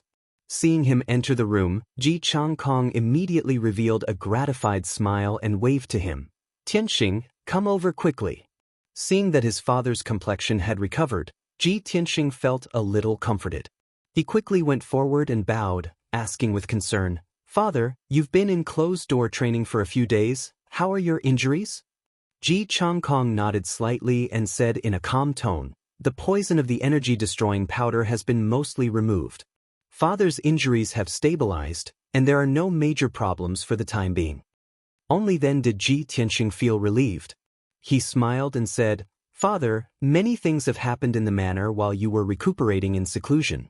Let me tell you slowly. Ji Changkong shook his head and said with a smile, Tianxing, Mu Shan has told me everything that has happened in the past few days. I really didn't expect that you would actually recover your strength, pass the test of the family's forbidden area, and succeed as the family's patriarch. He even passed the Sky Pillar Sex competition and won first place. That's great. I already knew that you wouldn't disappoint me. You would protect the Ji family's 100 years of foundation and rise again, becoming famous throughout the world. Speaking up to this point, Ji Changkong's emotions were somewhat agitated. His heart was filled with deep shock. Ji Tianxing being able to pass the test of the family's forbidden area had already surprised him. When he entered the family's forbidden area, he was at the 6th stage of the Tongxian realm, but he was still beaten black and blue by the Black Dragon. He only managed to obtain the blue crystal after a close shave with death. Not only did Ji Tianxing pass the test, but he also wiped away his shame in the Sky Pillar Sex entrance competition and won first place, becoming famous throughout the imperial Azure dynasty. As a father, how could he not feel proud of his son? In addition, Ji Tianxing was able to control the huge Ji family at the age of 17. He even used thunderous methods to eliminate the Ji family's internal problems. This made Ji Changkong feel even more incredulous. Seeing his father's emotions and amazement, Ji Tianxing smiled and said with concern, "Father, although there are some unavoidable disturbances in the family's property and business after I eliminated the internal problems, I have already made arrangements. The current situation has already stabilized.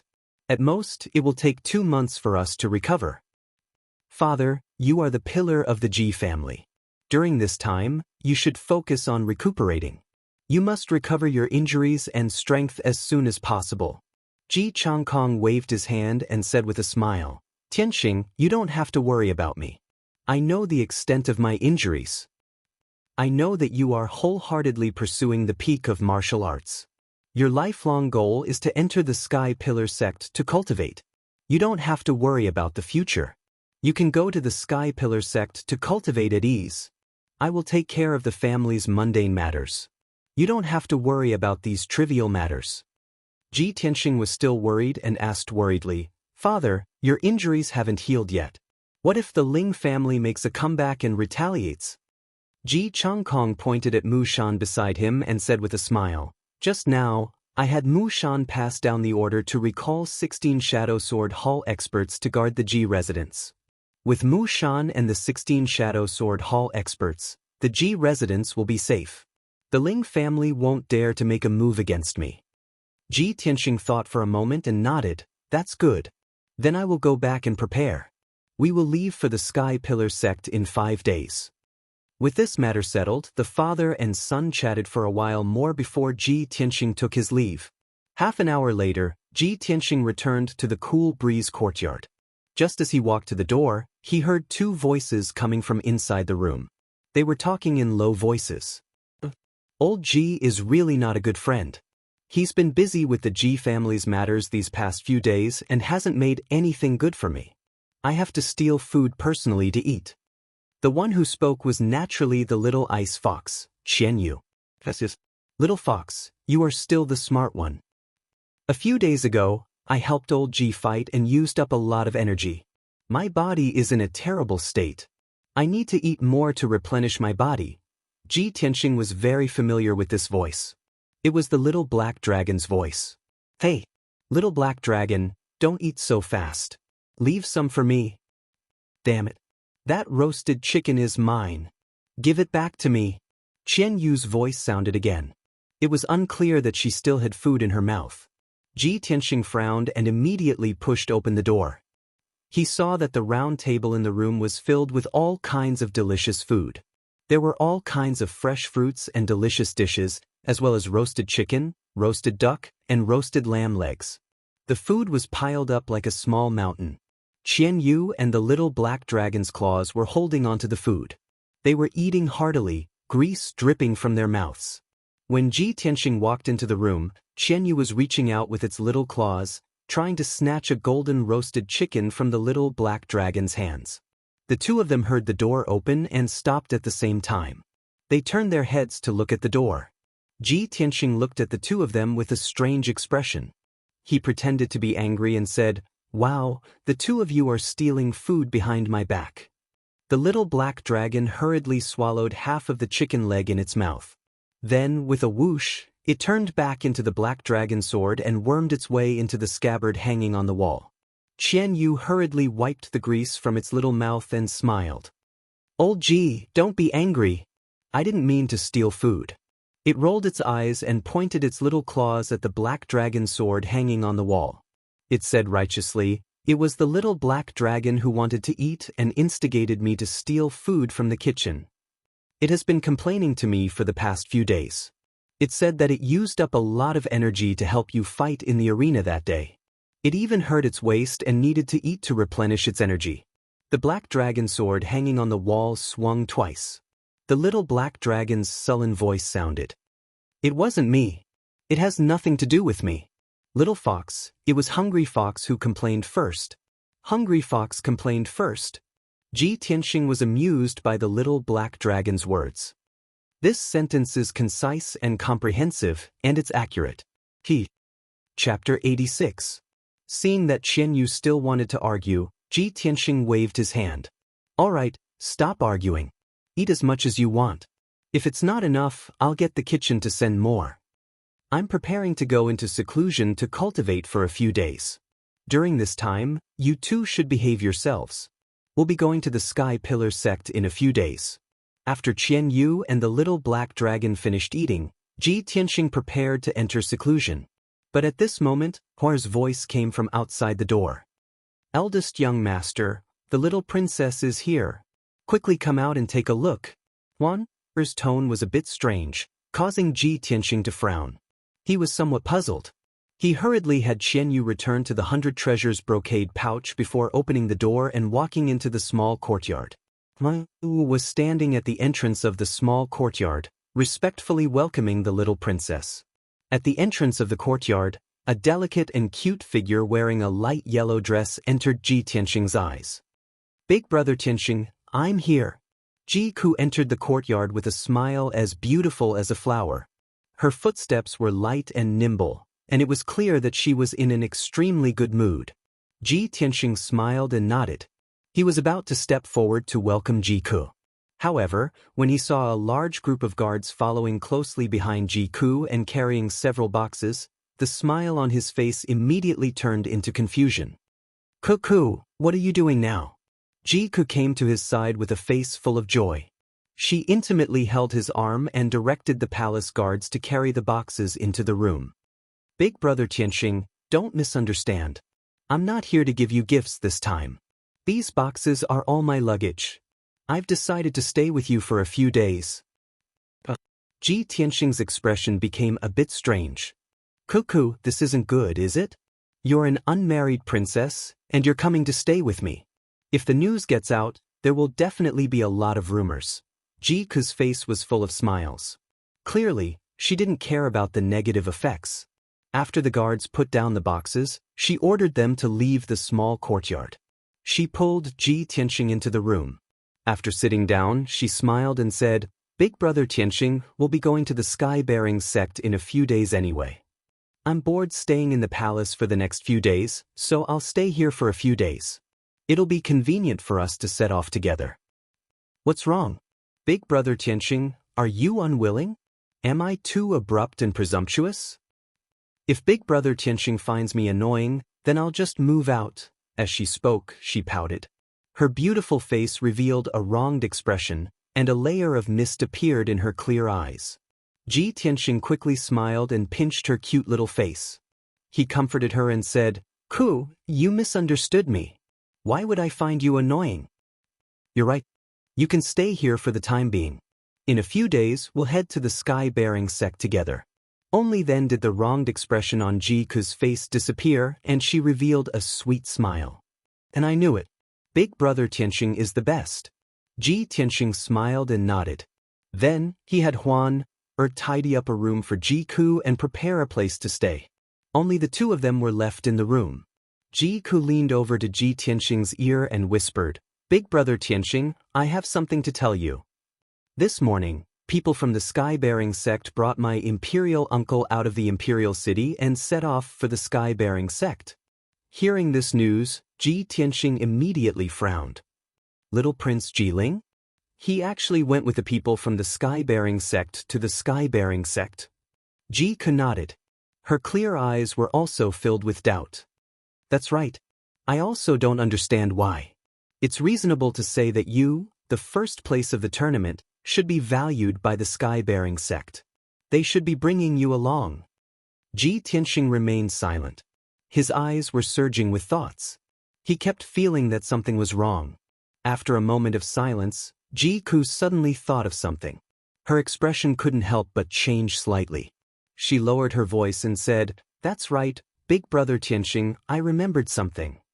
Previously, I inadvertently heard that the 3 disciples from the Sky-bearing sect came to our Imperial Azure dynasty not only to supervise the tournament, but also to complete a mission. They seem to be looking for someone, and my imperial uncle is the person they're looking for. Big brother Tianxing, do you think it's because of this? Ji Tianxing nodded slightly and said with a solemn expression, it should be. But why is Ji Ling the person they're looking for? Ji Ku frowned and shook her head. I also don't understand why. Perhaps when we reach the sky-bearing sect, we'll know what's going on. Following that, Ji Ku chatted with him for a while more before preparing to return to her room to rest. Ji Tianxing hurriedly urged, Cuckoo, I'm preparing to go into seclusion to cultivate for a few days. We'll set off in 5 days. It'll take at least half a month from the Imperial Azure Dynasty to the sky-bearing sect. The journey is long and bumpy. You should rest well these few days. Ji Ku nodded obediently to show that she understood. She bid farewell to him and returned to her room. Ji Tianxing also entered the secret underground chamber. He took out many pills and swallowed them before he began to cultivate. 2 days ago, he took the time to go to the martial arts hall and tested his strength again. Now, he already had the strength of the 5th level of the true element realm. Moreover, the sword embryo in his body was growing stronger day by day. His strength was still rapidly increasing. Ji Tianxing considered and prepared to cultivate the 3rd level of the sword heart Dao. He wanted to refine the 9 main meridians in his body into a sword vein. Although his meridians had been transformed by the red star flower's medicinal power, his meridians were much tougher and stronger than ordinary people. However, this was far from enough. It was difficult to support the powerful sword qi and the circulation of his true essence. Only by refining the 9 main meridians into a sword vein could he circulate his true essence more smoothly and control the sword qi more freely. In the dark secret chamber, Ji Tianxing sat cross-legged in the essence-gathering array. His hands formed the sword-controlling art as he began to cultivate. The medicinal pills that he had just consumed were also catalyzed by his true essence and emitted a majestic medicinal power. The medicinal power flowed endlessly in his meridians, strengthening his true essence and sword embryo. He circulated his qi and cultivated for 9 cycles, and a day had passed. A day of bitter cultivation had increased his strength by a few notches. The sword embryo had also grown significantly. He was about to consume another medicinal pill to cultivate when his body suddenly stiffened. His consciousness was sucked into the mysterious black hole in his dantian and into Kenshin's tomb. Swoosh! Ji Tianxing's consciousness entered a cold and dark space. He looked around and realized that he was no longer in the vast wilderness. Instead, he was under the indomitable pitch-black sword steel. The ancient sword steel that was tens of thousands of feet tall was as majestic as before. It emitted a majestic aura that could suppress heaven and earth. The 4 blood-red words on the sword steel emitted a domineering and sharp sword essence that seemed to be able to tear the sky apart. Ji Tianxing immediately understood that the sword soul, the burial of heaven, must have pulled his consciousness into Kenshin's tomb and brought him here. Chapter 87. Ji Tianxing looked up at the ancient sword steel and asked calmly, Senior Burial of Heaven, did you summon me here? Burial of Heaven's voice immediately sounded from the ancient sword steel. It was still as powerful and distant as usual. Yes. Ji Tianxing nodded and asked again, Senior Burial of Heaven, may I ask why you summoned me here? Burial of Heaven said in a low voice, Boy, although you can cultivate the path of the sword heart and have reached the beginner level, you are still a human being. Your innate talent is limited, and you are destined to only be able to reach the 3rd level of the path of the sword heart. You will never be able to reach the 4th level. Although your comprehension is passable and your heart is firm enough, you do not have a strong enough constitution and bloodline. You are destined to not achieve much. Hearing this, Ji Tianxing could not help but frown and ask, Senior Burial of Heaven, did you summon me here to persuade me to give up on cultivating the path of the sword heart? Burial of Heaven was silent for a moment before saying, Although you are very weak and have a low aptitude, from what I know about you, you are determined and persistent. You will definitely not give up on cultivating the path of the sword heart. Ji Tianxing nodded and said in a firm tone, That's right. Cultivating the path of the sword heart is the only way for me to become stronger. I will never give up. After a pause, he looked at the sword steel with shining eyes and asked, Senior Burial of Heaven, since you have pointed out my flaws, you are willing to tell me these secrets. You must have a way to solve my innate talent, right? Burial of Heaven said in a low voice. Yes, you are very smart. Since you have successfully cultivated the path of the sword heart with a human body, you can be considered to have some connection with Kenshin. I can help you solve your innate talent flaw. Kenshin once stepped into the Tiantian domain and left an opportunity in the star ancient realm. That's a drop of Kenshin's divine blood sealed within the heavenly astral bead. If you can find the heavenly star bead and obtain that drop of divine blood, you'll be able to fuse with the Kenshin bloodline and solve the flaw of your innate talent. You'll also be able to successfully cultivate the supreme sword Dao of Kenshin. Hearing this, Ji Tianxing's eyes shone brightly, his heart filled with anticipation and desire. Ancient Star Realm? Divine Blood? Heavenly Star Bead? Thank you, Senior Burial of Heaven. I'll remember this. He knew very well that the supreme sword Dao that the sword Soul Burial of Heaven mentioned was not only the sword Heart Dao, but also a higher level sword Dao Absolute Art. If he could obtain the god's blood in the heavenly star bead, not only would he be able to make up for his innate flaws, but he would also be able to cultivate a more profound sword Dao. How could he not be excited? How could his blood not boil? However, Ji Tianxing quickly calmed down as his heart was filled with worry. The ancient star realm is the most mysterious and peculiar ancient realm in the Tiantian region. Legend has it that it's a cultivation holy land created by an ancient almighty. It's like a small world. The Sky Pillar sect and the 7 top sects of the Tiantian region are all located in the ancient star realm, and they each occupy a spirit vein treasure land. With my current strength, searching for the heavenly star bead in the ancient star realm is undoubtedly like searching for a needle in a haystack. I'm afraid I won't be able to find it in my lifetime, right? The sword Soul Burial of Heaven told me this news. Although it's exciting, it's just an illusion. It can only be a fantasy. At this moment, the sword Soul Burial of Heaven spoke again. Kid, aren't you going to the Sky Pillar sect in a few days? The Sky Pillar sect is in the ancient star realm. After you settle down in the Sky Pillar sect, do your best to find the heavenly star bead. If you want to master Kenshin's supreme sword Dao and become a supreme expert like Kenshin, you only have one path to take. Ji Tianxing frowned and asked doubtfully, Senior Burial of Heaven, how do you know that I'm going to the Sky Pillar sect in a few days? The sword Soul Burial of Heaven let out a low chuckle. Hee, I'm in your body. I know everything about you. Otherwise, how could you have survived in the Taiyi mountain range and even subdued that little heavenly fox? Ji Tianxing came to a realization and felt even more respect for the sword Soul Burial of Heaven. All right, Senior Burial of Heaven, you said that Qian Yu is a little heavenly fox? Can you tell me more about it? The sword Soul Burial of Heaven said indifferently, it's just a divine beast, heavenly fox. Although it's one of a kind in this world when I was in the upper realm. At this point, it suddenly stopped and didn't continue. In short, it's also a great opportunity for you to subdue that little heavenly fox. It will be a great help to you in the future. Since the sword Soul Burial of Heaven didn't want to say more, Ji Tianxing didn't ask any more and nodded to show that he understood. Thank you for your advice, Senior Burial of Heaven. Senior Burial of Heaven, you told me so many secrets today and even helped me think of a way to solve my innate talent defect. You must have your reasons. Ji Tianxing knew very well that there was no such thing as love or hatred for no reason in this world. The sword Soul Burial of Heaven didn't have any friendship with him, but it was willing to tell him so many secrets and help him come up with ideas. It must have other motives. Sure enough, the sword Soul Burial of Heaven didn't hide it and said truthfully, yes, part of the reason why I helped you is because you have some relationship with Kenshin.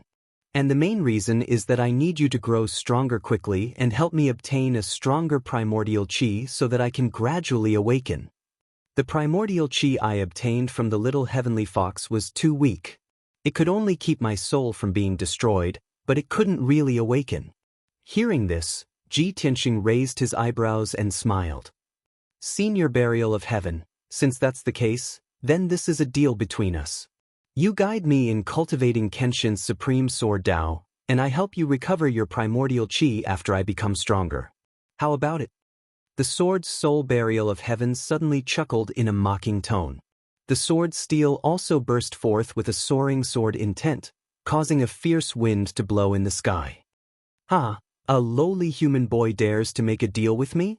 You're really an interesting little guy. Fine, I'll do as you say." This matter was settled. The ancient sword's steel burst forth with an invisible force and sent Ji Tianqing's consciousness out of Kenshin's tomb. Swoosh. His consciousness returned to his body, and he opened his eyes. Star, ancient realm, heavenly star pearl, Kenshin's blood. I will never give up on the sword heart Dao. I will definitely find the heavenly star pearl and obtain Kenshin's blood. Ji Tianqing clenched his fists and swore in his heart. After a long time, he finally calmed down and began to cultivate again. In the next 4 days, he cultivated in seclusion in the secret chamber and didn't show himself. It wasn't until the morning of the 5th day that he ended his cultivation and walked out of the secret underground chamber. At this time, his strength had increased a few times compared to before he went into seclusion, and he wasn't far from true energy stage 6. Today was the day he and the little princess Jiku set off. Please add me to the bookshelf. Please recommend me and give me tips. Thank you, brothers. Chapter 88. Early in the morning, the Ji residents prepared a carriage for Ji Tianqing and Jiku. Other than the 2 coachmen, there were also 4 bodyguards who would escort them to the Sky Pillar sect. Ji Changkong personally led the Ji family to send Ji Tianqing and Jiku out of the Ji residence and waved goodbye to them. The 2 carriages left the imperial city under the morning sun and headed north along the official road, kicking up a cloud of dust. Originally, Ji Tianqing and Jiku were in a separate carriage and their luggage was also in their respective carriages. The Ji family arranged it this way to avoid suspicion, and they also didn't dare to neglect the little princess. They couldn't let the precious little princess squeeze in the same carriage as Ji Tianqing, right? What kind of scandal was this? Where would the imperial family's face be? However, when the carriage left the imperial city, the little princess squeezed into Ji Tianqing's carriage and insisted on squeezing in with him. Her reason was very good. The journey to the Sky Pillar sect was so long and it was too boring to sit alone in a carriage. Of course, she needed someone to chat with to relieve her boredom. Ji Tianqing naturally couldn't bear to refuse her. Seeing her smiling face and her extremely good mood, he chatted with her along the way. In the afternoon, Jiku was a little tired and didn't chat anymore. She lay in Ji Tianqing's arms and dozed off. Ji Tianqing naturally wouldn't wake her up. He even changed into a more comfortable position and hugged her as he quietly pondered. When night fell, the 2 carriages drove into a small town. Everyone found an inn to stay in and rest. Early the next morning, everyone rested well and replenished their water and food before continuing on their journey. From the Imperial Azure Kingdom to the Star Ancient Realm where the Sky Pillar sect was located, they had to pass through 2 kingdoms. Fortunately, they were on the main roads of the various kingdoms and the carriage's speed was also very fast. They could travel 500 to 600 miles a day. 3 days later, the carriage drove out of the Imperial Azure Kingdom and entered the Mao Rong Kingdom. There were many mountains and rivers in the Mao Rong Kingdom. The scenery was magnificent and the culture was also very different from the Imperial Azure Kingdom. Ji Tianqing and Jiku sat in the carriage and enjoyed the scenery along the way. They chatted happily. This was especially true for Jiku, who had grown up in the imperial palace and rarely left the imperial city. She had always been curious and yearned for the outside world. Leaving the Imperial Azure Kingdom for the Sky Pillar sect was the furthest journey she had ever taken in her life. With the person she loved by her side, she could broaden her horizons and increase her experience. Of course, she was excited and happy. After 3 days of interaction, her relationship with Ji Tianqing had become more and more intimate. Although Ji Tianqing took care of her as an elder brother, she had already regarded Ji Tianqing as her lover, so she did not avoid suspicion in the slightest. Now, Jiku had already fallen in love with this kind of life where he didn't have to care about other people's opinions and worldly etiquette when he was outside. She secretly prayed in her heart that it would be great if she could stay like this with big brother Tianqing forever. 9 days later, the carriage left Mao Rong State and entered the territory of Hengchuan State. As long as they crossed Hengchuan State, They would reach the ancient star realm. That evening, Ji Tianxing and the others entered a city called Fengyang City. The area of Fengyang City wasn't big, only about half the size of the imperial city. However, the city was bustling with people coming and going. Even at night, it was still noisy. After all, Fengyang City was the only way to enter Hengchuan State. Many merchants from the Imperial Azure Kingdom and Mao Rong State had to pass by here to enter and exit Hengchuan State. After Ji Tianxing and the others entered Fengyang City, they stayed in the best inn in the city and rested there for the night. The inn was very big and there were many guests eating in the main hall on the first floor. There were all kinds of people and there were people from all walks of life. Ji Tianxing and Ji Ke led 2 guards into the main hall and sat down at a table to eat. Many of the young and middle-aged men in the surroundings widened their eyes when they saw the appearance of the little princess Ji Ke. They were stunned. After all, Ji Ke was the princess of the imperial family. Not only was she born beautiful and cute, but she also had a noble and graceful temperament. Even though she was only 15 years old, she was already a rare beauty. If she were to grow up a few years, she would definitely be an outstanding beauty. The surrounding men only dared to sneak a few glances at Ji Ke but did not dare to have any improper thoughts. When they saw Ji Ke and Ji Tianxing's manners and the guards beside them, they knew that these two were of noble status and should not be provoked. Ji Ke ignored the crowd's reaction and only had Ji Tianxing in her eyes. Following the principle of not talking while eating, she lowered her head and ate calmly. Only when she met Ji Tianxing's eyes did she reveal a cute smile. However, when the two of them were only halfway through their meal, a middle-aged martial artist dressed in a blue robe and carrying a sword on his back came to the table. This person was dressed as a guard, but his words and actions revealed a bit of arrogance. He ignored Ji Tianxing and cupped his hands to Ji Ke. He said in a neither servile nor overbearing manner, "Miss, my young master would like to invite Miss upstairs for a chat. Would Miss be willing to give him the honor?" After saying that, he raised his head and glanced at the heavenly private room on the second floor. Ji Tianxing and Ji Ke immediately frowned. They put down their bowls and chopsticks at the same time and raised their heads to look at the private room. In the exquisitely decorated private room, a handsome young man in a white robe was standing by the window and looking down at Ji Ke. The handsome young man was about 20 years old. He wore a jade crown on his head and his hair was tied up in a bun. His face was fair and handsome, and his whole body exuded a confident and noble aura. When he saw Ji Ke looking up, he even nodded slightly at Ji Ke and revealed a gentle and elegant smile.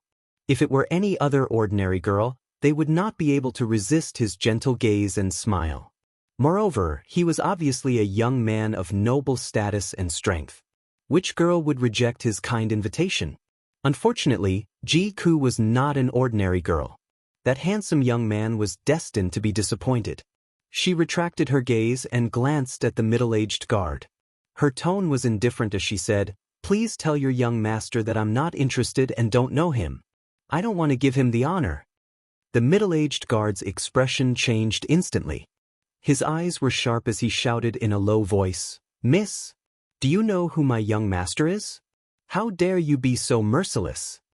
Ji Ke glanced at him disdainfully and sneered disdainfully, "Why should I care who your young master is? What does it have to do with me? Also, do you know who I am? How dare you be so rude to me?" At this moment, Ji Tianxing ordered the guard beside him expressionlessly, "Long Wu, if this person dares to speak another word, throw him out." The guard named Long Wu was actually one of the Shadow Sword Hall's experts. He was a cold-blooded swordsman at the second stage of the mystic comprehending realm. Hearing Ji Tianxing's order, Long Wu stared coldly at the middle-aged guard. His entire body was emitting a chilling murderous aura. The middle-aged guard was so angry that his face turned ashen. However, he did not dare to fight with Long Wu in public to avoid being punished by his master. He raised his head and glanced at the handsome young man on the second floor before resentfully turning around and leaving. Chapter 89. In a private room on the second floor, the middle-aged guard stood respectfully at the door and reported Ji Ke's words to the white-robed young man.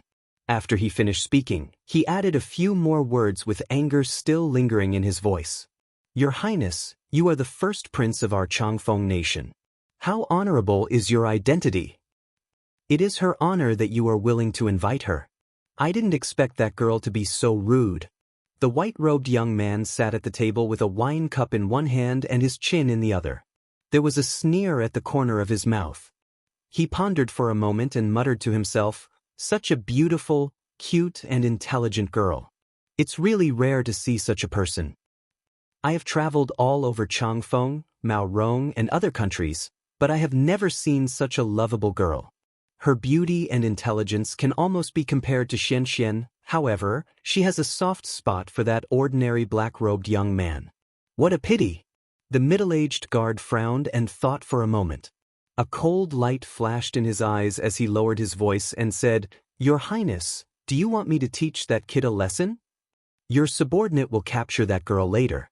Tonight, Your Highness can do whatever you want with her." He had done this kind of thing for the first prince before, and it was more than once. If he really wanted to do this kind of thing, he was very familiar with it. It was also because of this that he was highly regarded by the first prince and was brought along by his side. The first prince frowned slightly and pondered for a moment before waving his hand and saying, "No need. Let's put this matter aside for now. Go check how many silver notes we have with us. Prepare all the money. I will go to the Treasure Heaven Pavilion later. There will be a 10,000 spirit jade pillow in tonight's auction. It is said that this item has miraculous effects. It can regulate yin and yang qi and treat all kinds of illnesses. Xian has been tortured by extreme cold poison since she was young. If I get the 10,000 spirit jade pillow and give it to her, I think she will." The middle-aged guard cupped his hands and accepted the order. He quickly went to count the money in the luggage. In the hall on the first floor, Ji Tianxing and Ji Ku continued to eat. Ji Ku's mood was not affected even though he had been disturbed by a strange, noble young master. The two of them were eating when they heard the guests at the nearby tables chatting idly, and their words were mixed with words like auction and Treasure Heaven Pavilion. Ji Ku listened attentively for a while and got the gist of it. She revealed an expression that was filled with interest as she said to Ji Tianxing, "Big brother Tianxing, I heard that the Treasure Heaven Pavilion in the city is going to hold an auction tonight. This is an annual grand event. The reason why the city is so lively tonight is most likely because of this auction. Shall we go and take a look?" Ji Tianxing frowned slightly and shook his head with a chuckle. "Ku, let's not join in the fun. When we were in the Imperial City, we've seen countless auctions. This Fengyang City is far less prosperous than the Imperial City. It's just an auction. There's no point in watching it." Even though Ji Ku yearned for it in her heart, seeing that Ji Tianxing didn't agree, she could only purse her small lips and resentfully say, "All right, I'll listen to Big Brother Tianxing." While the two of them were talking, a handsome youth at the neighboring table had been listening to their conversation with a smile on his face. This blue-robed youth was about the same age as Ji Tianxing. He had a tall and straight figure, a handsome face, and an imposing appearance. There were also two middle-aged martial artists standing at the side of the table. They were obviously his attendants and guards. After hearing Ji Tianxing's words, the blue-robed youth smiled slightly and said to Ji Tianxing, "This brother's words are incorrect. Brother, you might not know, but this Fengyang City is a place one must pass through to enter the Hengchuan Kingdom from the three neighboring kingdoms. It's also an important place for merchants to trade. The Treasure Heaven Pavilion is a large merchant company that has businesses all over the three neighboring kingdoms. The auction that they hold every year is a top grand event for the three neighboring kingdoms. Otherwise, there wouldn't be so many merchants and martial artists gathered in Fengyang City tonight." Ji Tianxing's brows raised as his eyes stared fixedly at the blue-robed youth, and he silently listened to the blue-robed youth without interrupting him. Ji Ku's beautiful eyes once again surged with yearning, and she was obviously slightly moved. When he saw this scene, the blue-robed youth stood up and walked over to Ji Tianxing's table to sit down, then he lowered his voice and said, "Brother, various priceless treasures have appeared in the past auctions, and most of them are treasures of heaven and earth that martial artists yearn for even in their dreams.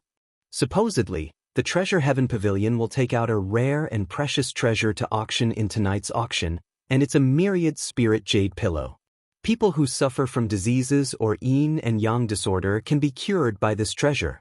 Women can sleep on this jade pillow and maintain eternal youth and beauty. It's even to the extent that martial artists can obtain twice the results with half the effort when cultivating and swiftly increase their strength. All in all, this treasure has extraordinary origins and miraculous effects. When he heard the words eternal youth and beauty, Jiku's eyes were instantly suffused with a crystalline light, and he impatiently wanted to go experience it. Ji Tianxing's expression was still calm, and his gaze carried a sense of scrutiny as he sized up the blue-robed youth. A complete stranger had actually taken the initiative to introduce the Treasure Heaven Pavilion's auction to him, and even described it in an extremely tempting manner. He couldn't help but be vigilant and suspicious. Could it be that this unfamiliar blue-robed youth is a shill of the Treasure Heaven Pavilion? The blue-robed youth obviously noticed Ji Tianxing's suspicion as well, and he wasn't embarrassed in the slightest, and he still had a hearty smile on his face. He cupped his hands to Ji Tianxing and Jiku, then he introduced himself. Brother, young miss, I'm Nye Hao, the grandson of Marshal Qiankuan of Mao Rong Kingdom. When he mentioned his grandfather, Marshal Qiankuan, his face naturally revealed a proud expression. Ji Tianxing immediately understood and returned a kind smile to Nye Hao. He cupped his hands in return and said, "So it's the grandson of Marshal Qiankuan, sorry for not recognizing you." Marshal Qiankuan's name was Nye Qiankuan, the Grand Marshal of Mao Rong Kingdom's troops and horses, and also the country's #1 general. Mao Rong Kingdom's imperial family was weak, and the emperor was muddle-headed and incompetent, but Marshal Qiankuan was the mainstay of Mao Rong Kingdom and was deeply respected by the people. Marshal Qiankuan had fought all his life, and his military achievements were splendid, and he rarely lost. It was his iron-blooded army that protected Mao Rong Kingdom's safety for 100 years, causing the surrounding countries to be fearful. Although Qinyun Kingdom and Mao Rong Kingdom had many frictions, the people of Qinyun Kingdom still respected Marshal Qiankuan. Ji Tianxing saw that Nye Hao's bearing was extraordinary, and his speech and actions were open and candid, quite having the demeanor of a descendant of a general, so the suspicion in his heart was naturally dispelled. He exchanged a few words with Nye Hao and exchanged names, then he made an inviting gesture, asking Nye Hao to sit down and talk. After Nye Hao sat down, he opened his mouth and asked, "Brother Nye, may I ask, how do you know so much about the Treasure Heaven Pavilion's auction?" Nye Hao did not hide it, and laughed at himself, and said in a somewhat low tone, "To be honest, I passed by Fengyang City this time and deliberately stayed for 2 days, just waiting for this auction. My father has been on the battlefield all year round to protect the territory, and he has suffered an injury that is difficult to heal for a lifetime, and he will not live for long. I heard the news that the Treasure Heaven Pavilion is going to auction the 10,000 spirit jade pillow, which can relieve my father's injury and allow him to live for a few more years, so I specially came to buy that 10,000 spirit jade pillow." Chapter 90. Nye Hao's feelings and experiences caused Ji Tianxing to empathize with him. His father, Ji Chongkong, was also plagued by internal injuries and probably wouldn't live for long, so he was extremely worried about his father's injuries as well. Imperceptibly, the distance between him and Nye Hao was pulled closer. The two of them chatted for a while, and it was already 3:45 p.m. After a while, the Treasure Heaven Pavilion's auction would begin. Nye Hao stood up and bid his farewells, intending to leave the inn and rush to the Treasure Heaven Pavilion, and he invited Ji Tianxing and Ji Ku to go with him. Ji Ku really wanted to experience this grand event, and Ji Tianxing didn't want to dampen her spirits, so he nodded in agreement. The three of them left the inn and rode a carriage to rush to the Treasure Heaven Pavilion in the city. The Treasure Heaven Pavilion was located on the most bustling street in the city, and it occupied an extremely vast area. The few palaces and tall buildings were constructed with a grand and magnificent aura. When the three of them arrived at the Treasure Heaven Pavilion, the outside of the pavilion was already packed with people, and it was bustling and clamorous. Merchants and martial artists from the surrounding countries, and numerous influential officials with extraordinary statuses entered the Treasure Heaven Pavilion's entrance in an endless stream. Ji Tianxing's group of 3 followed the crowd into the Treasure Heaven Pavilion, and they entered the auction venue after a short moment. The venue was an extremely spacious hall, and there was a circular high platform at the center area. It was the auction platform, and there were a few thousand seats in the surroundings. Besides this, there were over 100 exquisite private rooms on the second floor of the hall, and those were rooms that only wealthy and influential officials had the qualifications to sit in. Ji Tianxing and Ji Ke only came to join in the fun and broaden their horizons, so they casually found 2 seats in the hall and sat down. Nie Hao traveled with the 2 of them, so he naturally sat close to the 2 of them, and he sat beside Ji Tianxing. Nie Hao smiled lightly and reminded Ji Tianxing before the auction began. Brother Ji, many rare treasures will surely appear in the auction later. If you see a treasure that interests you, there's no harm in bidding for it. The rules of the Treasure Heaven Pavilion are that only gold and silver can be used. The silver notes of the surrounding countries can be used, but it can't be used as collateral. It was obviously not the first time Nie Hao had come to the Treasure Heaven Pavilion, and he was extremely familiar with the various matters of the auction. After hearing his explanation, Ji Tianxing and Ji Ke had an idea in their hearts. It didn't take long for the 2,000 seats in the hall to be filled. The time of the auction had arrived, and the auction had officially begun. An enchanting woman in a red dress walked up to the auction stage in the middle of the hall. This woman was about 30 years old. She was at her most mature, seductive, and feminine age. Her face was beautiful, and her figure was very hot. Her low-collared fiery red dress revealed a towering snow-white breast, which was very eye-catching. Ji Tianxing only took 2 glances at her before he felt a pinch on his waist. His expression changed slightly as he turned to look at Ji Ke beside him. He smiled awkwardly and said, "Cookie thumph? Big brother Tianxing, you're not allowed to look." Ji Ke pouted angrily, looking adorable. Ji Tianxing didn't know whether to laugh or cry, and he hurriedly explained. "Cuckoo, don't think too much. I just feel that the Treasure Heaven Pavilion's business methods aren't bad. Sending out such an enchanting woman to be an auctioneer will surely make a killing tonight." Nie Hao smiled lightly and nodded. Brother Ji is right. This woman is called Wild Rose, and she's one of the most renowned auctioneers in the Treasure Heaven Pavilion. Not only is she charming and enchanting, she's extremely skilled in stirring up the hearts of others. She frequently makes those influential and wealthy merchants that harbor ill intentions throw away money recklessly and compete for wealth here. Ji Tianxing nodded to indicate his understanding, and he didn't say anything further. Meanwhile, Wild Rose smiled charmingly and bowed to the guests, and then she used her clear and melodious voice to welcome the arrival of everyone and introduce the auction tonight. Not only was her voice pleasant and enchanting, but she was also full of witty words. A few sentences caused the atmosphere in the hall to become lively, and it caused the blood of countless people to boil and be filled with anticipation. In next to no time, the auction officially began. The first treasure was sent up to the auction stage by 2 guards, and Wild Rose opened the sandalwood box and withdrew a treasured sword with a brown sheath from the box. She had a light smile as she introduced. The first treasure of tonight's auction is a top-grade profound artifact treasured sword called Windshadow Sword.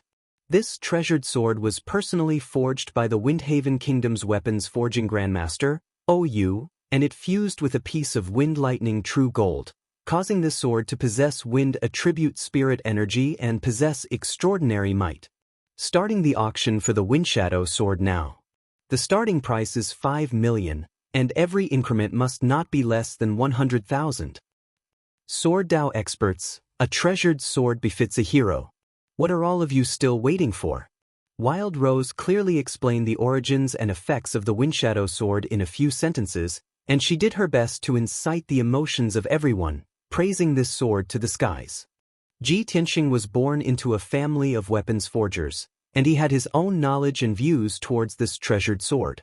Every martial artist had their own innate attribute, and absorbing the spirit energy of heaven and earth to transform into true essence was also a corresponding attribute. However, the majority of martial artists' attributes were one of the 5 elements. For example, Ji Tianxing's innate attribute was metal, and his metal attribute spirit energy was sharp and fierce. Therefore, his talent in Sword Dao was extremely high. Other than the 5 elements, there were also wind, thunder, rain, fog, and other special forces in heaven and earth. These were almost impossible for human martial artists to possess. Therefore, weapons and equipment that contain these special forces were usually priceless and extremely expensive. Although this Windshadow sword is not bad, I already have the Black Dragon sword. No profound artifact or treasured sword can compare to the Black Dragon sword.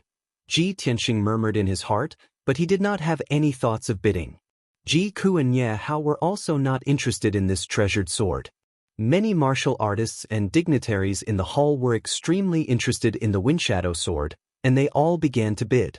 In just a few short minutes, the Windshadow sword was won by a sword Dao expert for a sky-high price of more than 7 million taels of silver.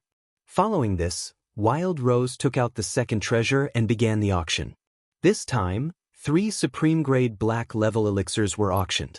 They were also made by a master alchemist and had the effect of increasing one's skills and cultivation. Everyone bid one after another.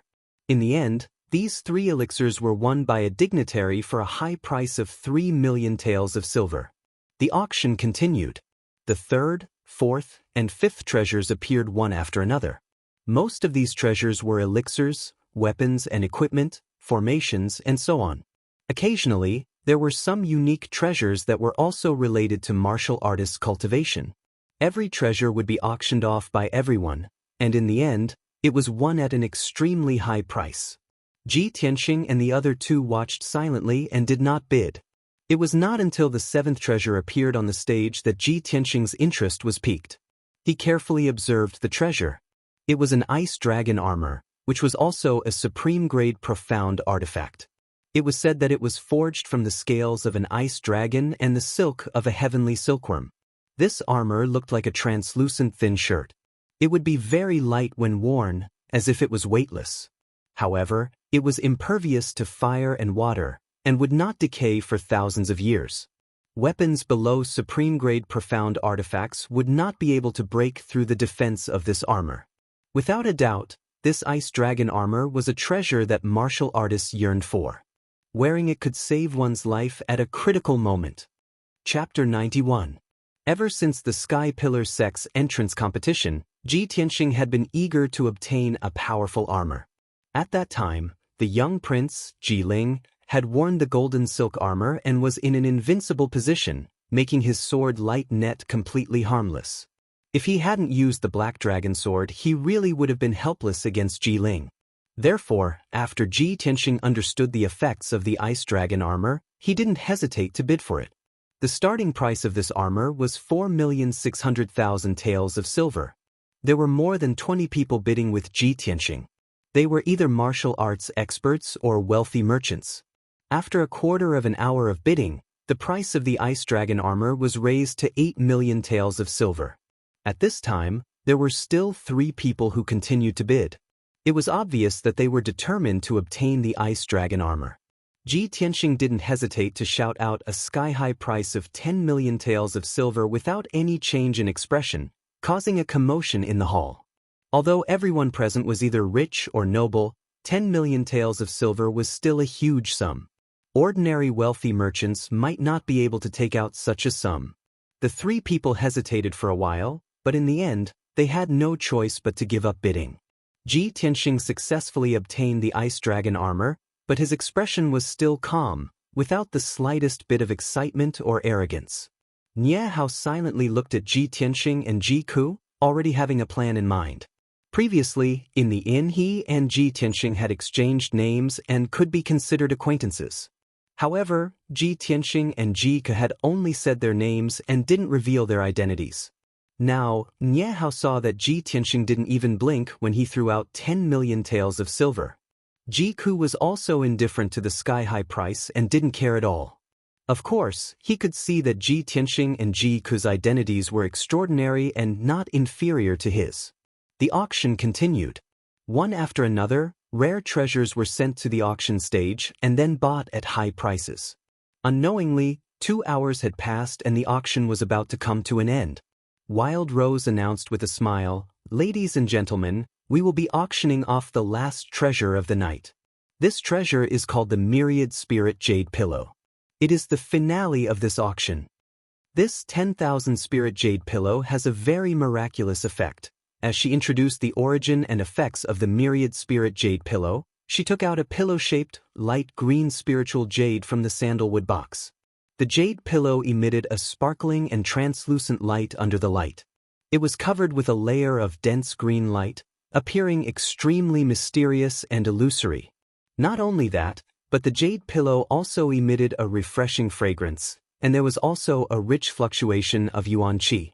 When everyone in the hall smelled the fragrance and was enveloped by the yuan qi fluctuation, their spirits were shaken and they felt refreshed.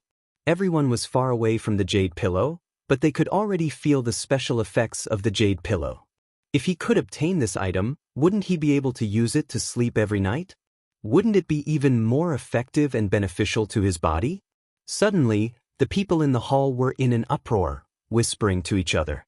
Many people's eyes lit up as they rubbed their palms, eager to participate in the auction. However, when Wild Rose announced the starting price of this treasure, most of the people gave up and revealed resentful expressions.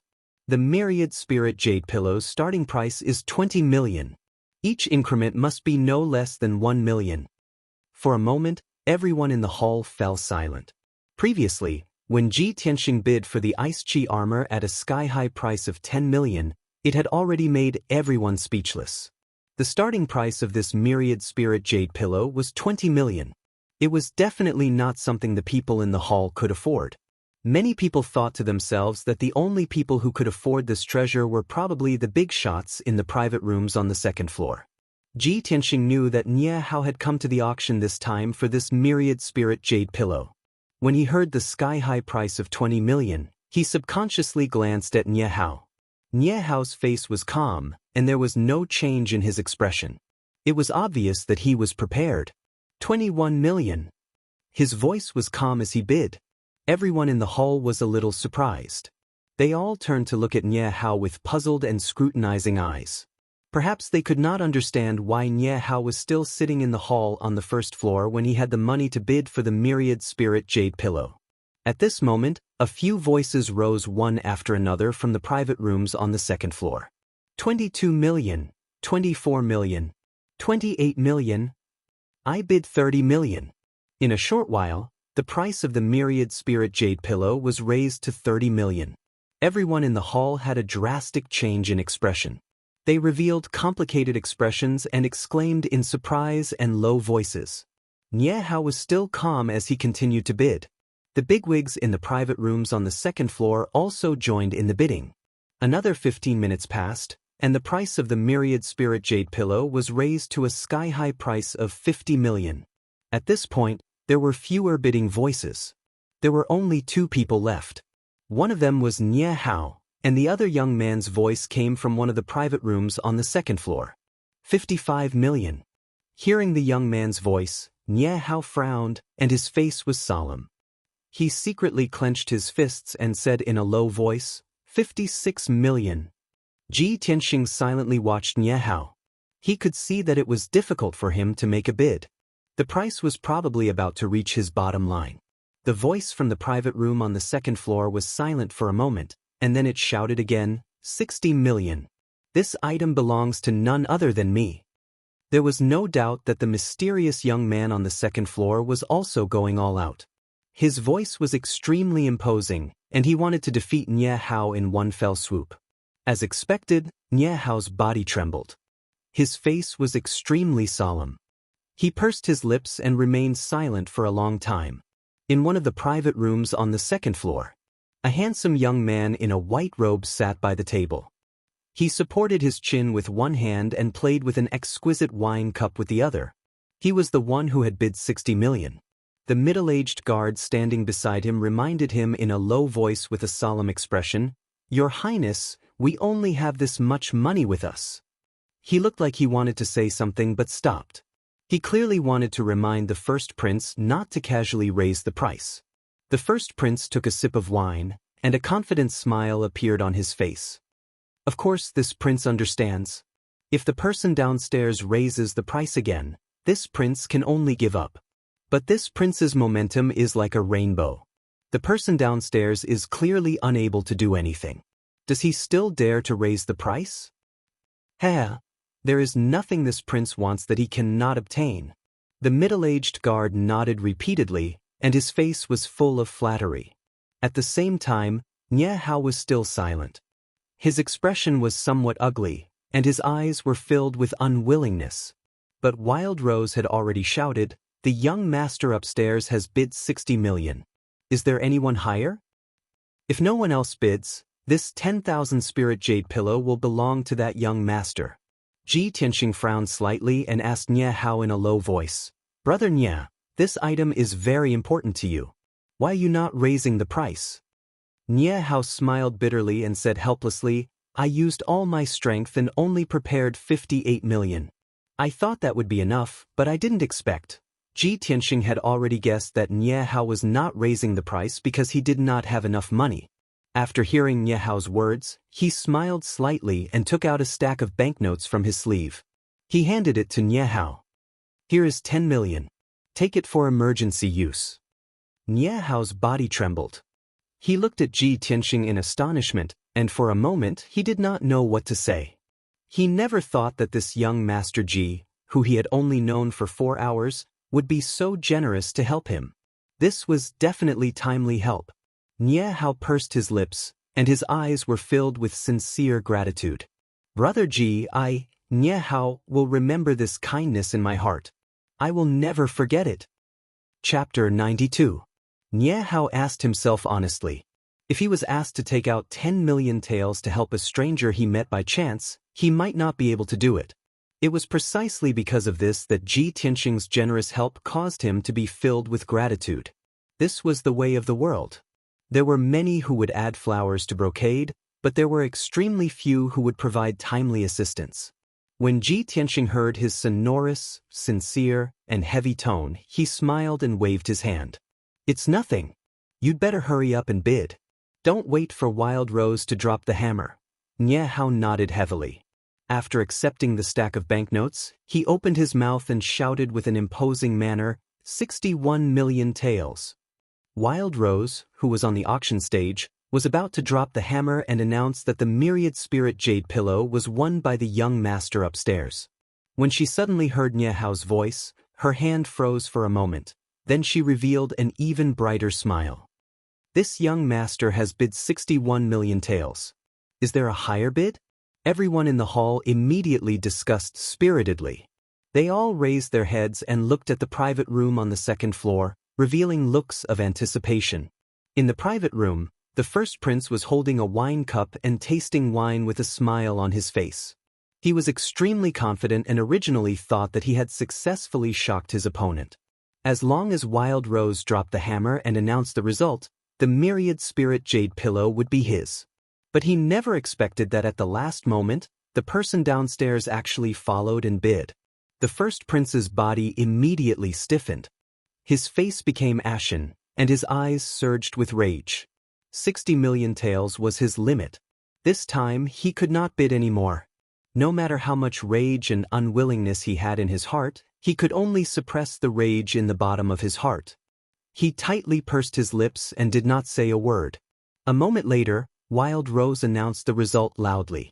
The finale treasure of this auction, the myriad spirit jade pillow, was sold at a price of 61 million taels and belonged to Nie Hao. The first prince walked to the window with an ashen face and looked down at Nie Hao from above. A cold light flashed in his eyes. The middle-aged guard said in a low voice, "Your First Highness, do you want this subordinate to make a move and snatch that jade pillow?" The first prince's face was dark and he did not speak. He turned around and walked out of the private room with an icy aura. The Treasure Heaven Pavilion's auction ended. Everyone left the auction house one after another and walked out of the Treasure Heaven Pavilion along with the surging crowd, discussing as they walked. After an entire 7 minutes, all the guests left, and the Treasure Heaven Pavilion finally quieted down. After the auction ended, Ji Tianxing, Nie Hao, and Ji Ku were invited into the Treasure Heaven Pavilion's parlor. Both parties exchanged the money and the goods, completing the auction transaction. Ji Tianxing obtained the ice chi armor, and Nie Hao also obtained the myriad spirit jade pillow as he wished. The three of them put away the treasures properly before walking out of the Treasure Heaven Pavilion together. It was already the middle of the night. There were few pedestrians on the street and the lights were dim. Just as the three of them were about to board the carriage, Two people walked out from the darkness and blocked Nie Hao's path. The two of them were precisely the first prince and the middle-aged guard, and they had long since been waiting for Nie Hao outside the Treasure Heaven Pavilion's entrance. The eldest prince ignored Ji Tianxing and Ji Ku and walked straight to Nie Hao. He did not beat around the bush either and went straight to the point. "This, brother, I'm willing to buy your myriad spirit jade pillow at double the price. What do you think?" Nie Hao recognized his voice and said with a frown, "This young master must be joking. If you can offer double the price, why didn't you bid at the auction just now?" The eldest prince's expression was somewhat grim as he explained in a cold tone, "I can give you 60 million taels first. I'll send people to gather the remaining 60 million and will definitely hand it over to you within 3 days. His tone and attitude were somewhat unyielding. His body faintly emitted a domineering aura that was extremely oppressive. But Nie Hao was unmoved in the slightest and said in a firm tone, "The myriad spirit jade pillow is extremely important to me. No matter how much money you offer, I won't sell it." The eldest prince's expression immediately turned cold.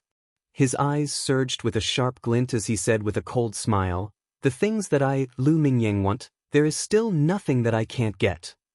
Since your esteemed self doesn't know what's good for you, then don't blame me for not being courteous." As he finished speaking, the middle-aged guard behind him strode forward and rushed towards Nie Hao as fast as a gust of wind.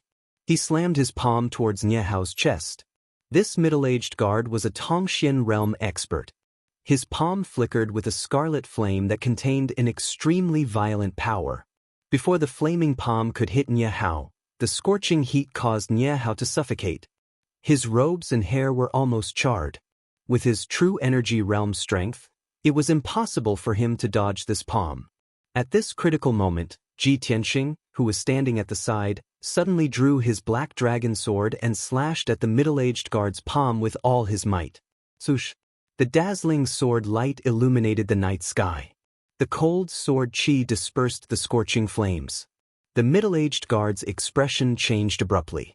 Sensing the terrifying power of the sword light, he immediately retracted his palm. The cold sword light missed and slashed fiercely onto the limestone street, creating a deep trench that was almost 10 feet long.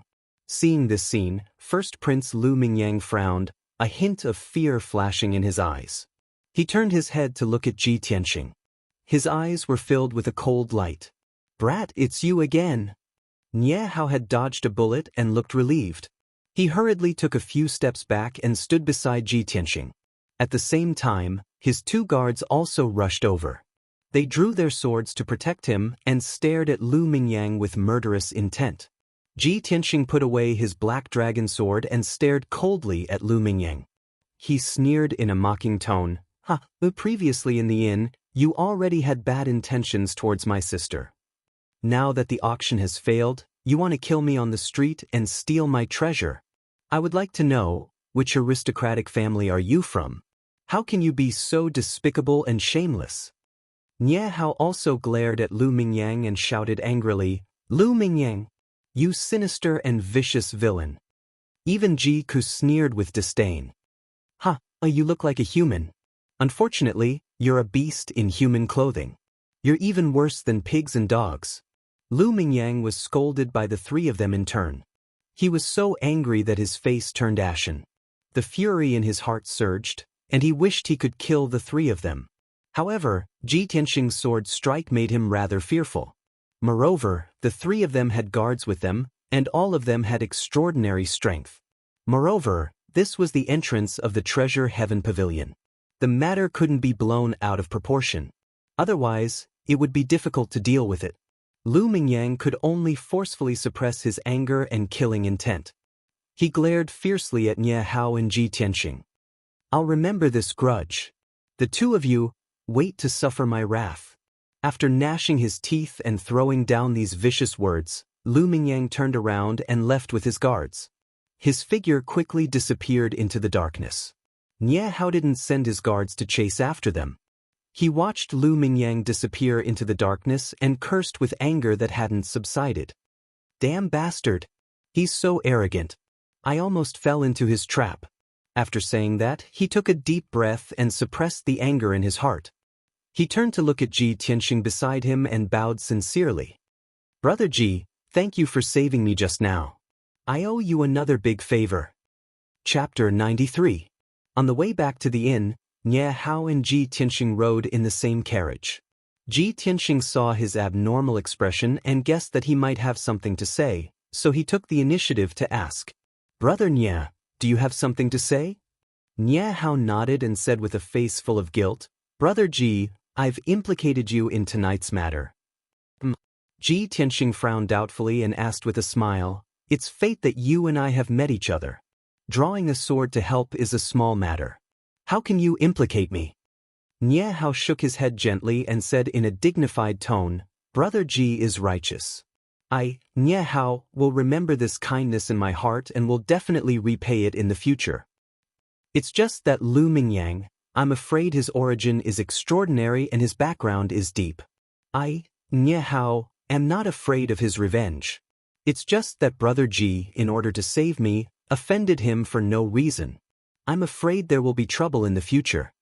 Seeing that Ji Tianxing did not take it seriously, Nie Hao lowered his voice and explained, Brother Ji, you may not know, but the Changfeng country, which is adjacent to our Mao Rong country, has a first prince called Lu Mingyang. It's rumored that the first prince of Changfeng country looks talented, but in fact he's a despicable, sinister, and unscrupulous bastard. Hearing this, Ji Tianxing suddenly understood.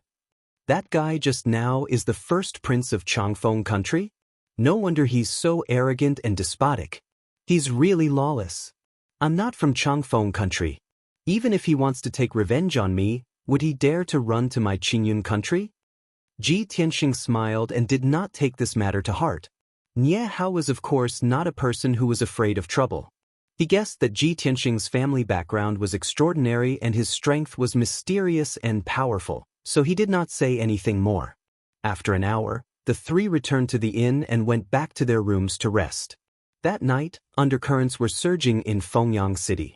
However, the inn was safe and sound and no accidents happened. Before going to bed, Ji Tianxing took out the ice dragon armor from the 100 Treasures brocade pouch and put it on after a moment of observation. As expected, this armor was as light as a feather. Wearing it didn't feel cumbersome at all, and it didn't affect his movements at all. Moreover, the ice hornless armor was constantly emitting an icy aura, stimulating his meridians and muscles, and subtly strengthening his body. This ice hornless armor not only had a strong defense, but also had the effect of strengthening the body and refreshing the mind. It was very beneficial for cultivation. The 10 million taels of silver he had spent to buy the ice hornless armor was worth it.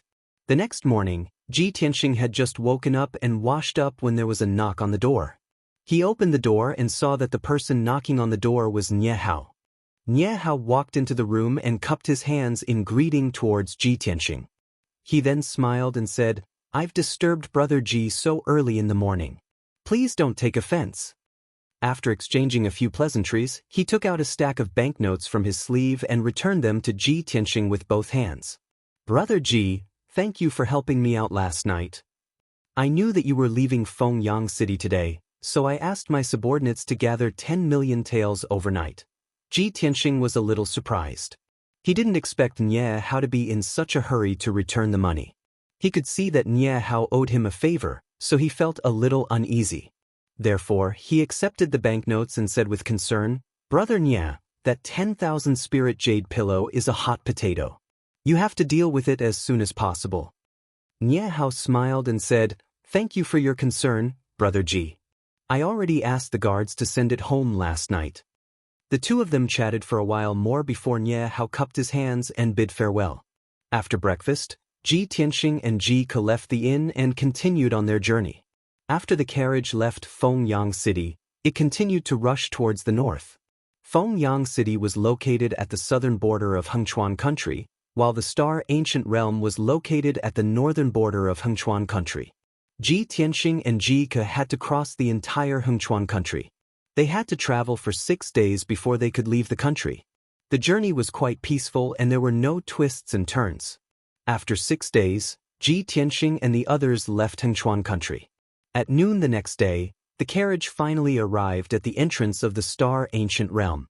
The Star Ancient Realm was a mysterious and wonderful place. It was said that it was a special space opened up by an ancient almighty. It was extremely vast and its territory was comparable to half a country.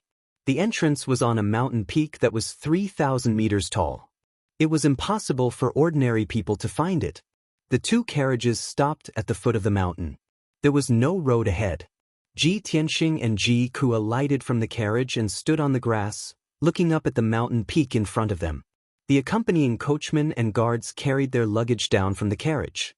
Originally, the guards were going to help Ji Tianxing and Ji Ku carry their luggage and send them to the Sky Pillar sect before returning to Qingyun country. However, Ji Tianxing told them to return and there was no need to send them back. After the carriage left, only Ji Tianxing and Ji Ku were left on the grass. There were also 4 large boxes containing their luggage. Ji Ku looked at the luggage and couldn't help but worry. Big brother Tianxing, what should we do with these luggage? Do we have to carry them and climb the mountain? Hee, there's no need for that. Ji Tianxing smiled and took out his 100 treasures brocade pouch to put the luggage inside. All right, we should go into the mountain. After saying that, he led Ji Ku into the mountain. Ji Ku saw him wave his hand and the 4 boxes disappeared.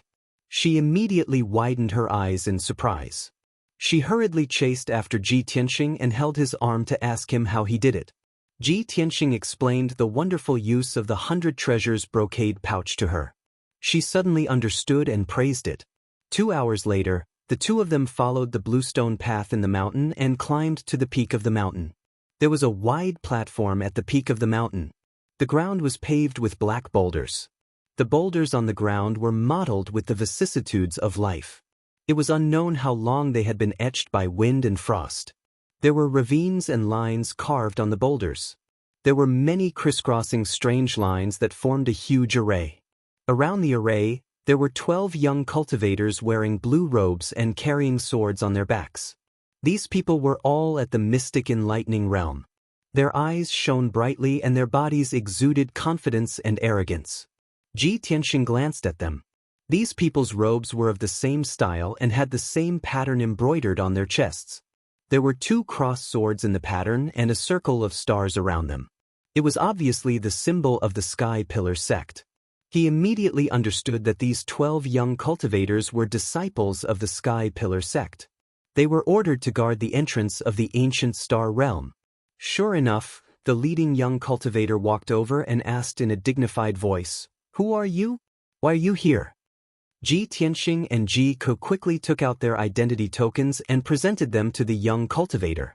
"Senior Martial Brother, we are new disciples who have just entered the Sky Pillar sect. These are our identity tokens." The young cultivator took the 2 tokens and looked at them. His expression eased slightly. He nodded and said, "So it's new junior martial brothers and sisters. Wait a moment. When I open the entrance to the ancient realm, you can enter. There will be other senior martial brothers inside to receive you." Chapter 94. A moment later, the 12 Sky Pillar sect disciples joined forces to open the array at the entrance of the ancient realm. In the middle of the array, an oval-shaped door of white light appeared out of thin air. Ji Tianxing and Ji Ku cupped their hands and thanked the disciples before stepping into the door of white light. The two of them only saw a white light flash in front of their eyes before they arrived in another world. Beneath their feet was a path paved with dark brown stone slabs. The slabs were mottled with traces of the vicissitudes of time. On both sides of the path was a green grassland with many small flowers of various colors, attracting many bees and butterflies to fly back and forth. Further away was a lush forest, as well as an endless stretch of mountains. The sun was shining brightly in the dark blue sky, but there wasn't the slightest bit of heat in the air. Instead, there was a cool breeze blowing, and there was a refreshing fragrance in the air. This was the Star Ancient Realm, a cultivation holy land that was like a paradise. Ji Tianxing and Ji Ku both felt their pores open just by standing in the Star Ancient Realm. They felt indescribably comfortable and refreshed. At this moment, 2 young martial artists wearing blue robes walked in front of the 2 of them. The 2 young warriors cupped their hands and said calmly, "You 2 should be new junior brothers and junior sisters, right?"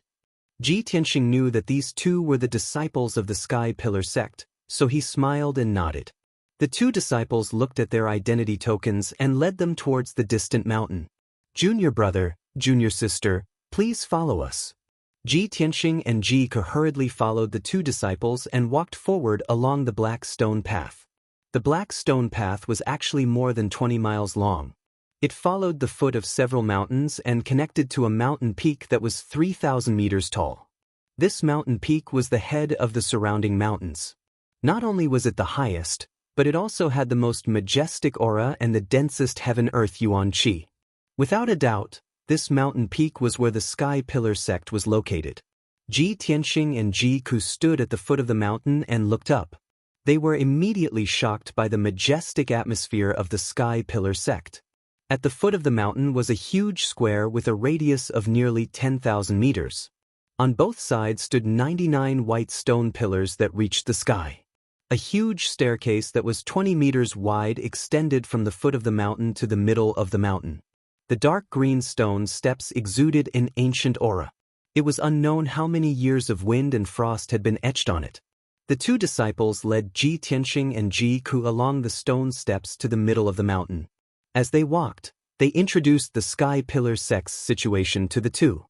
Junior brother, junior sister, being able to stand out from your respective countries and enter our Sky Pillar sect is the greatest fortune of your lives. Our Sky Pillar sect has been established for 1,000 years. It is the #1 sect in the Heavenly Stellar region and governs the 10 countries of the Heavenly Stellar region. Our sect's disciples are respected beyond compare no matter which country they go to. Ji Ke saw that the two disciples' attitudes were relatively friendly, so she asked, "Senior brothers, our Sky Pillar sect occupies an entire mountain. Isn't there a lot of disciples in the sect?" One of the disciples smiled and explained, "Junior sister, our Sky Pillar sect doesn't just occupy this mountain peak. This Sky Pillar peak is only where our sect is located." The other disciple added, "Behind this Sky Pillar peak, there are 8 connected peaks. All of them are our Sky Pillar sect's territory." According to the senior brothers in the sect founder used these 9 peaks as the foundation to construct a mountain-protecting formation called Sky Pillar to protect the entire sect. At this point, the two disciples revealed a look of yearning, and their eyes were also surging with pride. Clearly, they were proud to be disciples of the Sky Pillar sect. Ji Tianxing and Ji Ke were also shocked and revealed expressions of disbelief. If the 9 peaks are connected, doesn't that mean it exceeds a radius of 100 miles? Our sect's founder can actually use the 9 peaks as the foundation to set up a great formation. Heavens! The sect founder actually had such a remarkable method. It's simply like a legend. The two disciples nodded in agreement and said with a smile, "That's for sure. Otherwise, how could our Sky Pillar sect become the #1 sect in the Heavenly Sky region?"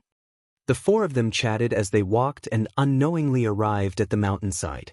At the end of the stone steps was a huge mountain gate that was 100 meters tall. It was completely built with black boulders. The words, Sky Pillar Sect, were engraved on the lintel of the mountain gate. Every word was written with iron and silver hooks. The strokes were swift and fierce, revealing a vigorous and domineering aura. Under the mountain gate, on the left and right sides of the stone steps stood 18 young disciples in white robes.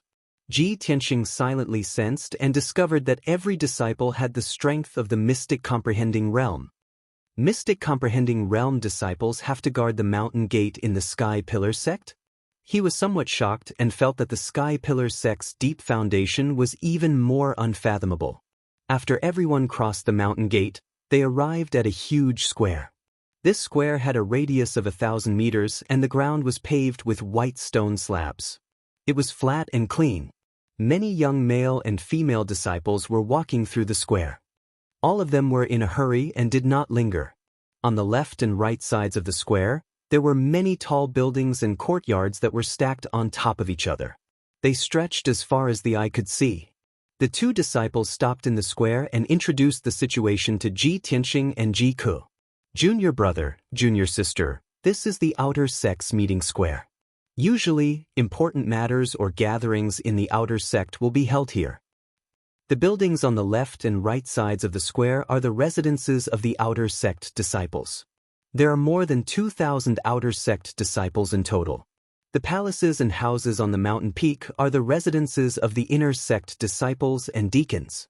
Normally, you must not enter without permission. Otherwise, you will be punished. After a brief introduction of the situation, the two disciples led Ji Tianxing and Ji Ku to the courtyard on the right side of the square. The induction ceremony will be held in 3 days. Today, I will take you to the new blue courtyard to stay temporarily. After the induction ceremony, you will be assigned a residence. Ji Tianxing and Ji Ke followed the two disciples and entered a courtyard called the new blue courtyard. There were hundreds of rooms in the new blue courtyard. There were already 70 to 80 people living in them. Only 20 or so rooms were still empty. Ji Tianxing and Ji Ke chose 2 adjacent rooms to stay in. After they packed their luggage, they settled down temporarily. The new blue courtyard was specially designed to settle down new disciples. The 100 new disciples from the 10 countries of the Tianshan region were temporarily staying here, waiting for the induction ceremony in 3 days. In the next 2 days, more than 20 people were successively led to the new blue courtyard. The 100 new disciples had finally arrived. These 100 people were all young geniuses from various countries. Regardless of whether they were men or women, they were all handsome and dignified. During these 3 days, everyone stayed in their rooms to rest. Very few people showed their faces in public. Chapter 95. 3 days passed in the blink of an eye. Today was the day of the induction ceremony for the new disciples. Early in the morning, the hundreds of new disciples in New Blue Courtyard had finished washing up and were ready. When the sun rose from the east, an outer sect deacon entered New Blue Courtyard and issued an order in a dignified voice. All new disciples are to gather in the courtyard immediately and await the arrival of the outer sect elders and deacons of the 3 courtyards. The outer sect deacon's voice spread throughout New Blue Courtyard, and the new disciples in the hundreds of rooms immediately opened their doors and gathered in the courtyard. Although they were all young geniuses of various countries and had distinguished statuses, they were still arrogant. When they arrived at the Sky Pillar sect, they restrained their arrogance and did not dare to be negligent. Especially today, when they were about to hold the induction ceremony, they did not dare to leave the slightest bad impression on the outer sect elders and deacons. In just a short span of 100 breaths, the hundreds of new disciples stood in the courtyard and waited respectfully. Not long after, a white-haired old man in purple robes entered New Blue Courtyard with 3 middle-aged deacons in black robes. Everyone could see that the dignified old man in purple robes was the outer sect elder. And among the 3 middle-aged deacons, Ji Tianxing recognized one of them. Han Xiaoxing. Han Xiaoxing was the one who presided over the entrance competition in the imperial city of Green Cloud. The outer sect elder walked to the center of the courtyard and stood on the high platform in the north, looking down at the new disciples. After sizing up everyone, he nodded slightly, revealing a satisfied expression, and opened his mouth to speak. I am Chu Huaishan, an outer sect elder in charge of more than 2,400 outer sect disciples and all outer sect matters. You are all young geniuses of various countries. Perhaps some of you have outstanding talent, some of you have extraordinary backgrounds, and some of you have great wealth. But no matter what, you are all outer sect disciples of the Sky Pillar sect now that you have entered our sect. All the fame and fortune in the secular world are useless here. You can only rely on your talent and hard work. You only have one thing to do, and that is to become stronger. Become stronger. Only those with outstanding talent and great strength are qualified to be nurtured and valued by the sect. As for those who are unmotivated or untalented, they will be demoted to odd jobs or expelled from the sect. Chu Huaishan's voice was like a resounding bell, striking the hearts of everyone present. His tone was sonorous and powerful. Moreover, it was filled with an inspiring force that caused the blood of over 100 new disciples to boil. At the same time, his short words revealed the laws of the Sky Pillar sect and the martial Dao world. Survival of the fittest. Only with great strength could one be nurtured and respected by others. After that, Chu Huaishan personally presided over the initiation ceremony. After a simple but dignified ceremony, the hundreds of new disciples were officially accepted into the sect. Chu Huaishan announced loudly, "The outer sect is divided into 3 courtyards, the White Dew Courtyard, the Riverflow Courtyard, and the Wind and Cloud Courtyard. According to your ranking in the entrance competition, those who ranked 5th to 10th will enter the White Dew Academy to learn cultivation. The 2nd to 4th places will enter the Jianglu Academy to study and cultivate. Only the number 1 disciple of each country can enter the Tempest Courtyard. Next, the deacons of the 3 courtyards will distribute the spoils." After saying that, Chu Huaishan left the new blue courtyard. The hundreds of new disciples in the courtyard all understood Chu Huaishan's meaning, and their expressions were somewhat complicated. It was obvious that the treatment and training that ordinary disciples received when they entered the White Dew Courtyard would definitely be the most ordinary. Only the disciples with excellent aptitude could enter the Jianglu Academy to cultivate and receive better treatment.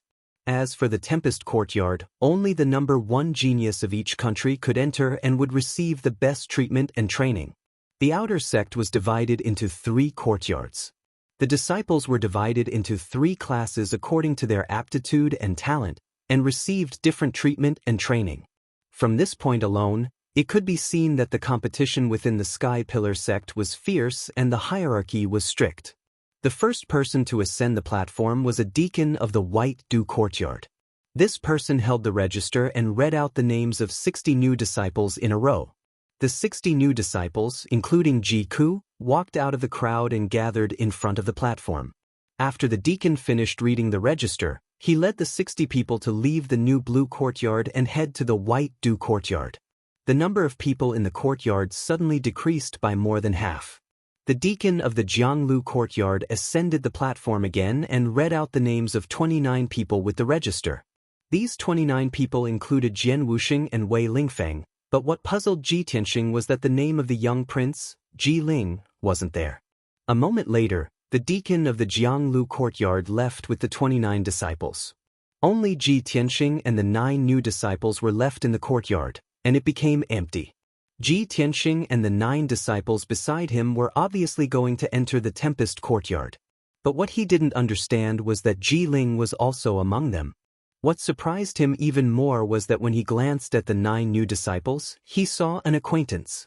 The young man he met by chance in Fengyang City, the grandson of Marshal Qianquan, Nie Hao. Ji Tianxing immediately understood. When he met Nie Hao in Fengyang City, Nie Hao also came to the Sky Pillar sect to report. It was just that neither of them mentioned entering the Sky Pillar sect, so they didn't know that the other party was a new disciple of the Sky Pillar sect. Nie Hao must be first place in Mao Ronggua's competition, so he stayed in the courtyard and waited to enter the Tempest Courtyard. When Ji Tianxing and Nie Hao separated in Fengyang City, he thought that they would never see each other again. He didn't expect to meet Nie Hao again in the Sky Pillar sect. Moreover, both of them were first place in their respective countries and were going to enter the Tempest Courtyard to cultivate at the same time. Ji Tianxing sighed inwardly. Fate was really wonderful. Nie Hao also saw him and was stunned for a moment. Then he revealed a smile and nodded to him. At this time, the deacon of the Tempest Courtyard ascended the platform and calmly looked at everyone. He said, "I am Han Qiuxing, the deacon of the Tempest Courtyard. From now on, the 10 of you will enter the Tempest Courtyard and I will teach you." Everyone bowed to Han Qiuxing and respectfully said, "Disciple greets Deacon Han." Han Qiuxing nodded slightly and motioned for everyone to get up. He calmly explained, "Among the 10 of you, 9 are the number 1 geniuses of their respective countries, except for Ji Ling. Lu Mingyang, the number 1 of Changfeng country, broke through to the mystic comprehending realm in the entrance competition. Therefore, after he entered the sect, he directly entered the inner sect to cultivate. The vacant spot will be filled by Ji Ling." After Han Qiuxing explained, Ji Tianxing suddenly realized. However, he secretly guessed that there was another reason why Ji Ling was allowed to fill this spot instead of the second place of another country. It was very likely that Ji Ling was the person the Sky Pillar sect was looking for, so there was such preferential treatment. Thinking of this, Ji Tianxing secretly clenched his fists and murmured in his heart, I didn't expect that Jiling would enter the Tempest courtyard with me and cultivate together in the future.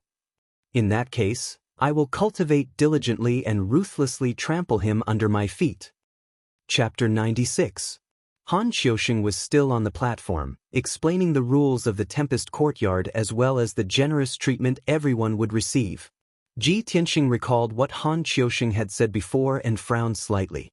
That was because he heard a familiar name. Lu Mingyang.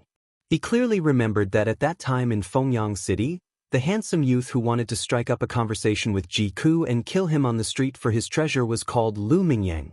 If it wasn't a coincidence, then this was definitely bad news. He and Ye Hao had both offended Lu Mingyang. Not only was Lu Mingyang the crown prince of Changfeng Nation, but he was also an inner disciple of the Sky-Bearing sect.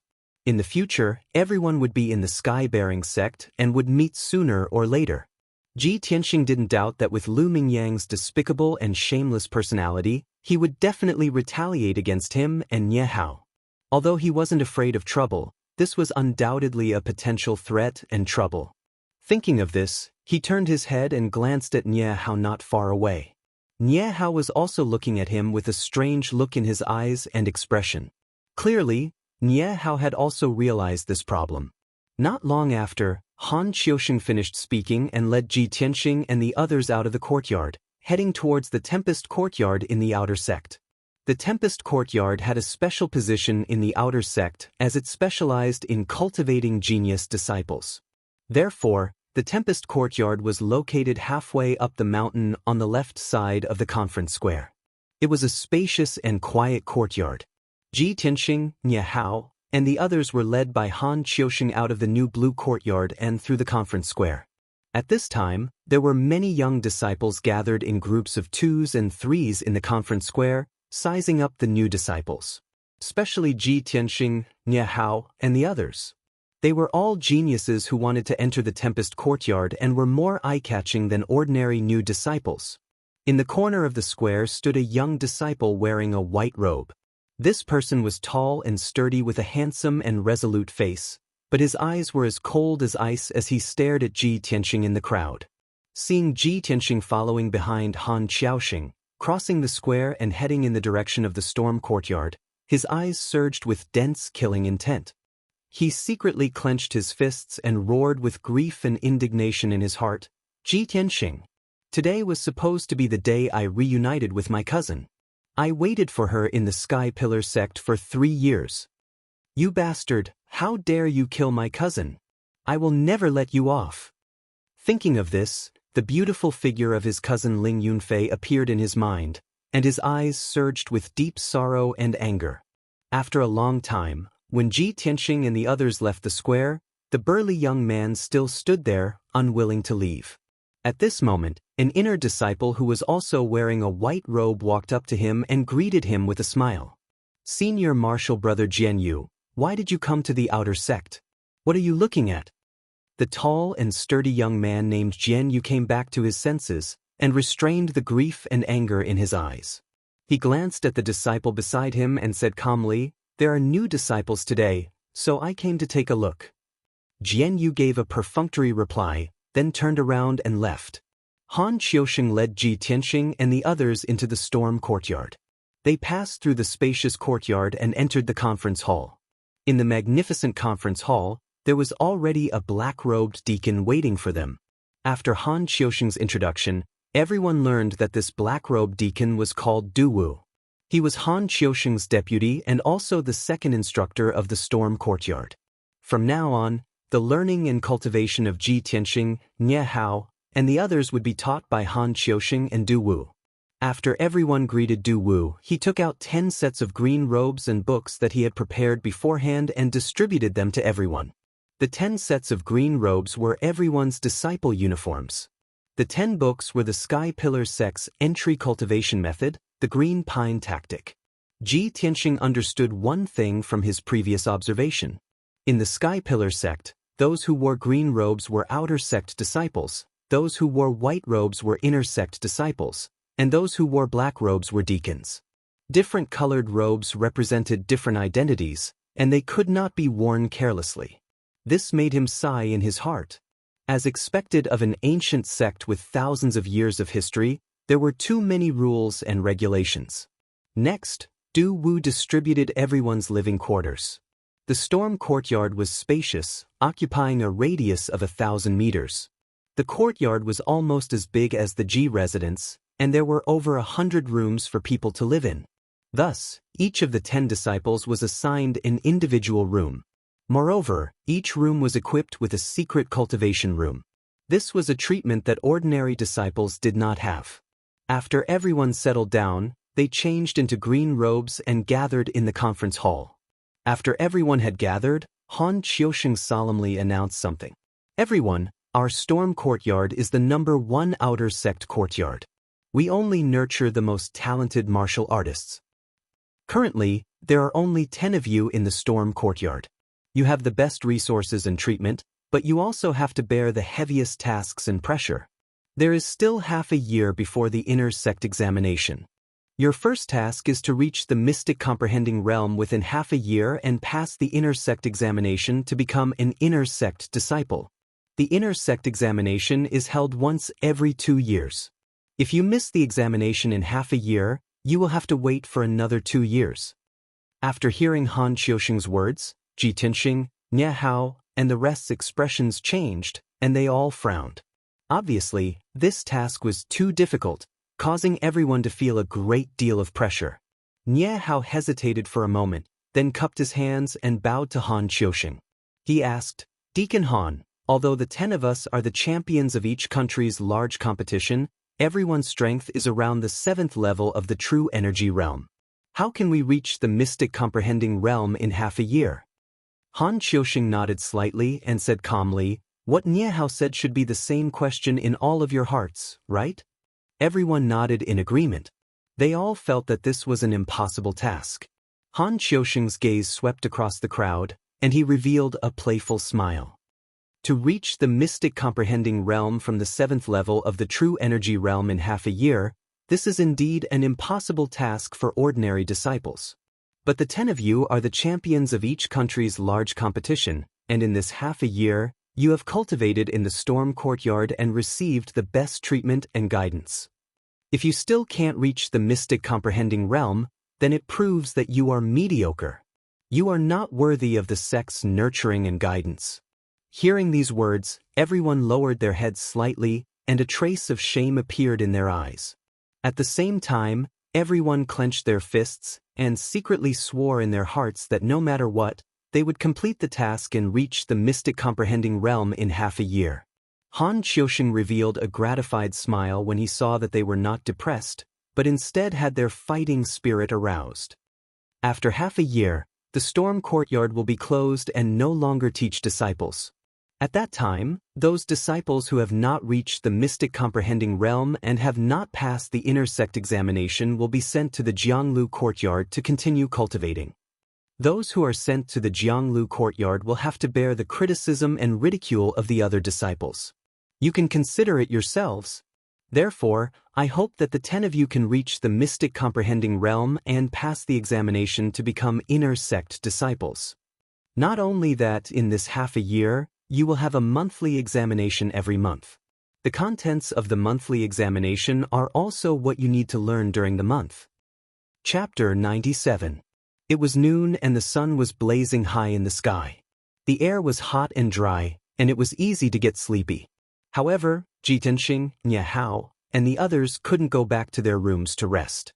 They all stood in the meeting hall and listened to Han Qiusheng's teachings. Han Qiusheng sat at the head of the hall and spoke with a solemn expression. The cultivation of the martial way is mainly based on martial skills and cultivation methods, but it also needs to be supplemented by the Tao of pills, the Tao of formations, and the Tao of forging. This is very similar to alchemy. It's also very particular about a ruler, a minister, and an assistant. There must be a main ingredient and auxiliary ingredient complementing each other in order to successfully refine an elixir. Therefore, your mission this month is to learn how to refine elixirs. I don't expect all of you to be proficient in alchemy and become alchemy masters in the future. However, you must know how to refine elixirs, which will be very helpful to your martial cultivation in the future. Your mission this month is to refine the spirit-nourishing elixir, green jade elixir, and heart-nourishing elixir with your own hands. These 3 elixirs are all top-grade origin-level elixirs. When the time comes, whoever can refine the highest grade elixir will receive an extra reward. Hearing these 2 sentences, Ji Tianxing, Nye Hao, and the others all showed a difficult expression and felt a great deal of pressure. They had never learned alchemy and only had a superficial understanding of alchemy. Top-grade origin-level elixirs could only be refined by experts above the 7th level of the true energy realm. Moreover, it would take at least a year of study and experimentation to refine them. Even if they were martial geniuses, to learn alchemy and refine the 3 top-grade origin-level elixirs in a month was as difficult as ascending to the heavens. However, among the 10, there were 2 disciples who smiled confidently and seemed to have a card up their sleeves. One of them was skinny and short, and his age was similar to Ji Tianxing's. This person was called Shi Jingqing, born in a family of alchemy in the spiritual mountain country. At a young age, he had great attainments in alchemy and had refined several top-grade origin-level elixirs. The other person was tall and sturdy, with skin as dark as charcoal. A pair of bell-sized eyes flashed with a fierce light. This person was called Emo, from the imperial family of the Blackwater country. He had been interested in alchemy since childhood and had a certain foundation in alchemy. Han Xiaoxing's eyes were like torches. Of course, Shi Jingqing and Emo's faces couldn't escape his eyes. He glanced at the 2 of them and said with a smile, Shi Jingqing, Emo, it seems that both of you have a foundation in alchemy, so you don't feel any pressure from this task. However, I want to tell you that the spirit-nourishing pill, azure jade pill, and heart-nourishing pill that you want to refine are all secret pills of my sky-bearing sect. They are different from the pills of the mortal kingdoms. Even if the 2 of you have a foundation in alchemy and have a higher chance of winning than the others, you still have to study and comprehend diligently. Shi Jingqing and Emo restrained their complacent expressions, hurriedly cupped their fists and saluted, saying, "We will follow Deacon Han's instructions." Subsequently, Han Xiaoxing had Du Wu take out 10 thick ancient books and distributed them to Ji Tianxing and the others. The black ancient book was very heavy. It was as thick as a brick, and the words, 1,000 Medicine Collection, were written on the cover. Han Xiaoxing said in a deep voice, "If you want to learn alchemy, you must first learn how to recognize herbs.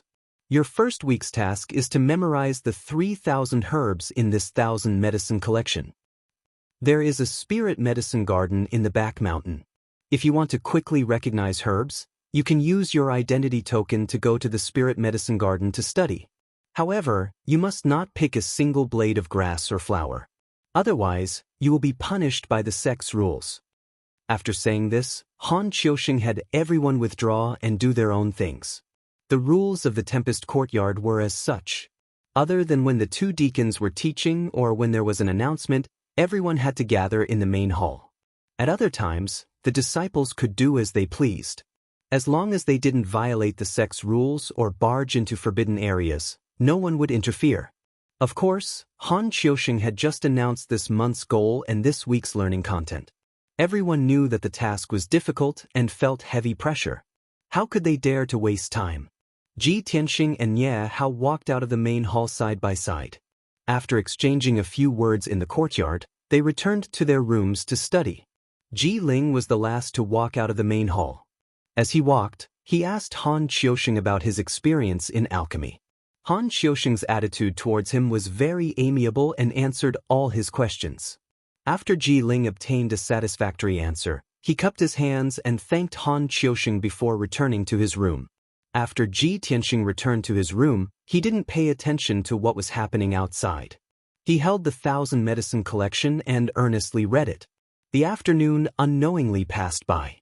At dusk, several odd-job disciples carried food boxes into the Tempest Courtyard to deliver dinner to the 10 disciples. The Tempest Courtyard's disciples were treated well. This could be seen from the ingredients for dinner. Although there wasn't much for dinner, there was only a bowl of rice, a bowl of meat dishes, and a can of meat soup. However, these ingredients were very precious. They were spirit rice produced in the Sky Pillar sect's spirit fields and the meat of monster beasts raised in the beast garden. Eating these meals every day that contained origin qi could quickly strengthen a cultivator's physique and imperceptibly increase their strength. The odd job disciple that delivered the food to Ji Tianqing was a 12 or 13-year-old boy. He was thin and pale, but he looked quite clever. The boy's name was Xiaofeng. When he first met Ji Tianqing, he was somewhat reserved, as if he was afraid of this genius disciple of the Tempest Courtyard. Ji Tianqing had a friendly look on his face as he chatted with him for a while. Only then did he know what was going on. It turned out that odd job disciples had a very low status in the Sky Pillar sect. They were all treated as servants by the official disciples. In particular, some genius disciples looked down on the odd job disciples. They would scold and beat them up if they felt the slightest disrespect. Xiaofeng once delivered food to a certain Tempest Courtyard disciple. He only coughed a few times while eating and was beaten half to death by that disciple. He was bedridden for half a month. If odd job disciples wanted to have dignity and freedom, there were only two paths they could take. They could either reach the 5th level of the True Element realm and pass the Outer Disciple exam to become an Outer Disciple, or they could do 10 years of hard labor. When the 10 years were up, they would be expelled from the Sky Pillar sect and return to the mortal world. In short, there were many rules in the Sky Pillar sect. The strong and the weak could be seen everywhere. The strong were respected and the weak were lowly. After eating dinner, Ji Tianqing felt that his essence qi was abundant. There was surging origin qi in his body.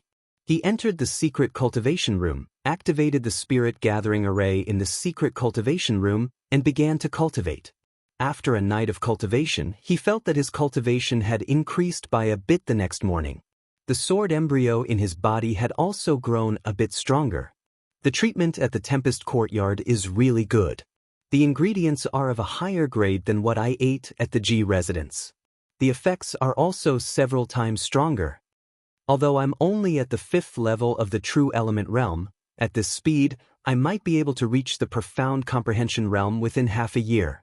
After Ji Tianqing finished cultivating, he calculated in his mind. He was filled with confidence and anticipation for the next half a year of cultivation. Yesterday, I looked through the 1,000 medicine collection.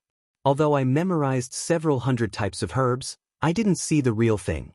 In the end, my memory isn't deep. Today, I'm going to the Spirit Herb Garden. I need to compare the herbs to deepen my memory. Chapter 98.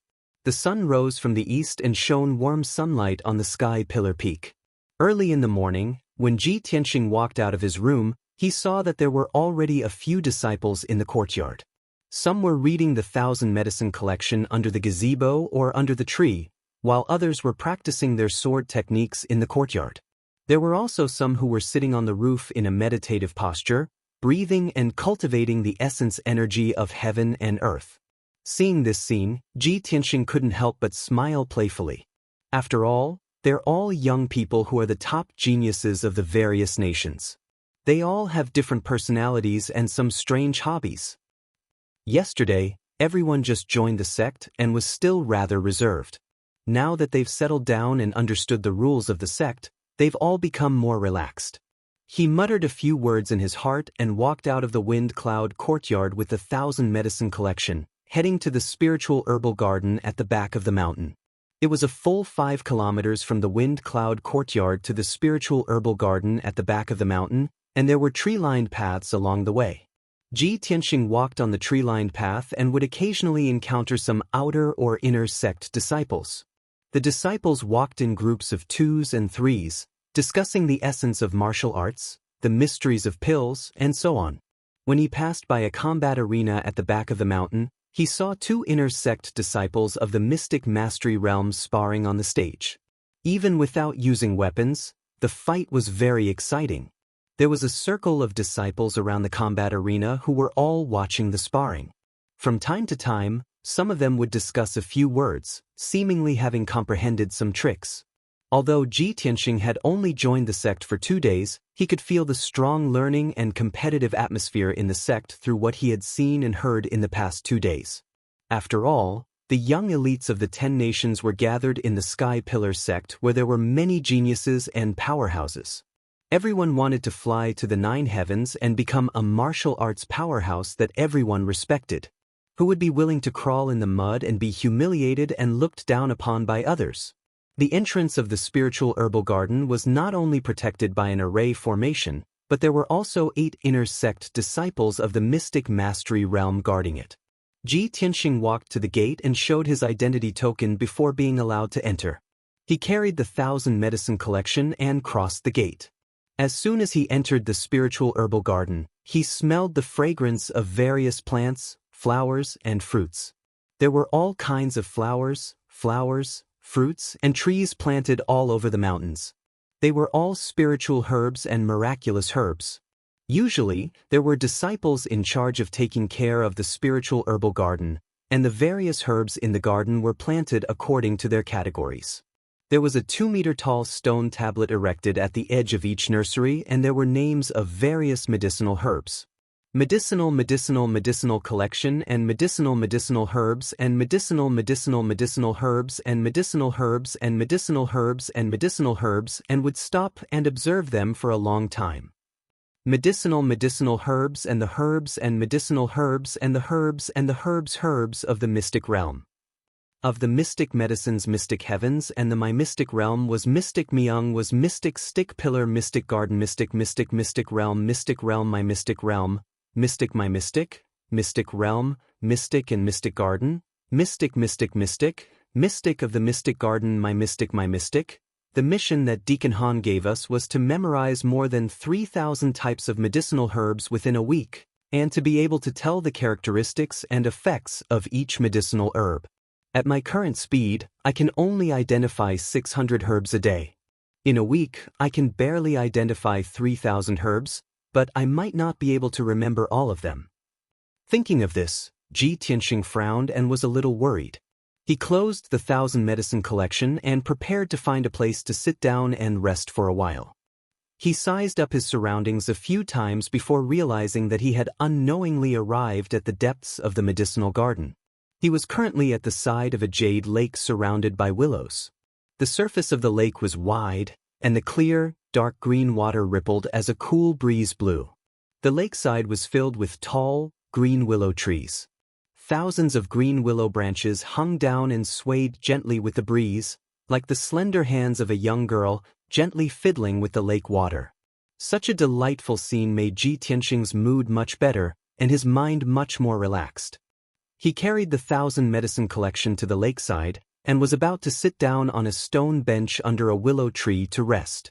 At this time, he suddenly saw a young girl in a green dress standing under the willow tree next to him. The young girl's back was graceful, and her green dress fluttered gently with the breeze. She looked particularly pure and beautiful. Even if he couldn't see the young girl's face, Ji Tianxing could guess that she must be a gentle beauty just by looking at her slim back. The young girl was staring at the lake, as if she was thinking or remembering something. Suddenly, she heard Ji Tianxing's footsteps. She came back to her senses and turned to look at Ji Tianxing. Ji Tianxing and her eyes met. He immediately saw her face and couldn't help but feel a little surprised. Just as he had imagined, the young girl in the green dress had a pure and beautiful face, and her white and translucent skin was sparkling and translucent like jade. Under the neat bangs covering her forehead, there was a pair of willow leaf eyebrows, and a pair of big watery eyes, which were as clear as the lake water. Her appearance was extremely beautiful, but she was not cold and arrogant. Instead, she was very gentle and demure, and had a kind of delicate temperament. Ji Tianxing didn't know why, but the young girl in the green dress made him feel a sense of closeness from the bottom of his heart, and he also had a desire to protect her. She was not as cold and arrogant as Yun Yao, who was otherworldly and could only be seen from afar. After Ji Tianxing came back to his senses, he bowed to the young girl in the green dress and said apologetically, "I'm sorry, I'm just passing by and want to sit down and rest for a while. If I've disturbed you, please forgive me, Junior sister." When it came to addressing her, he hesitated. The young girl in the green dress was neither a green-robed outer disciple, nor a white-robed inner disciple, which made it difficult for Ji Tianxing to distinguish her identity. Seeing that she was young, he could only call her junior sister. The young girl in the green dress nodded slightly and showed a touch of a smile. She was very gentle. "It's okay, I'm just here to relax. It's not disturbing. After that, she glanced at the 1,000 medicine collection in Ji Tianxing's hand and asked with a smile, "Are you an outer disciple who came to the medicine garden to learn to identify herbs?"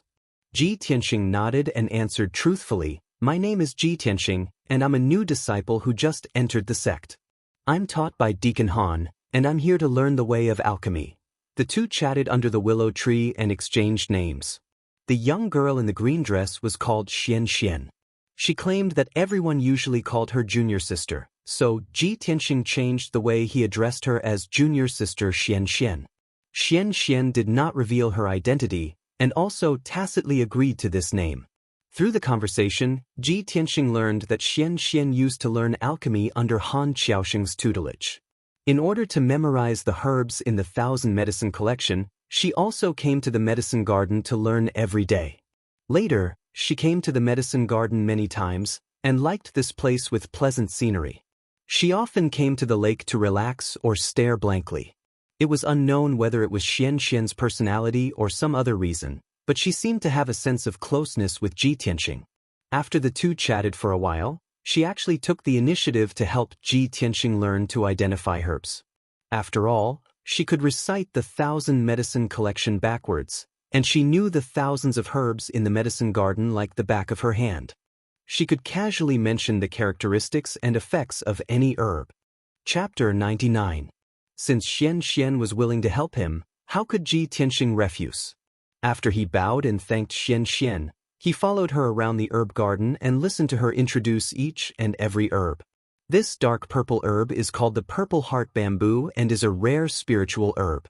It needs to grow for 9 years before it can be used to refine pills. It can be used to refine various types of profound pills that can calm the mind.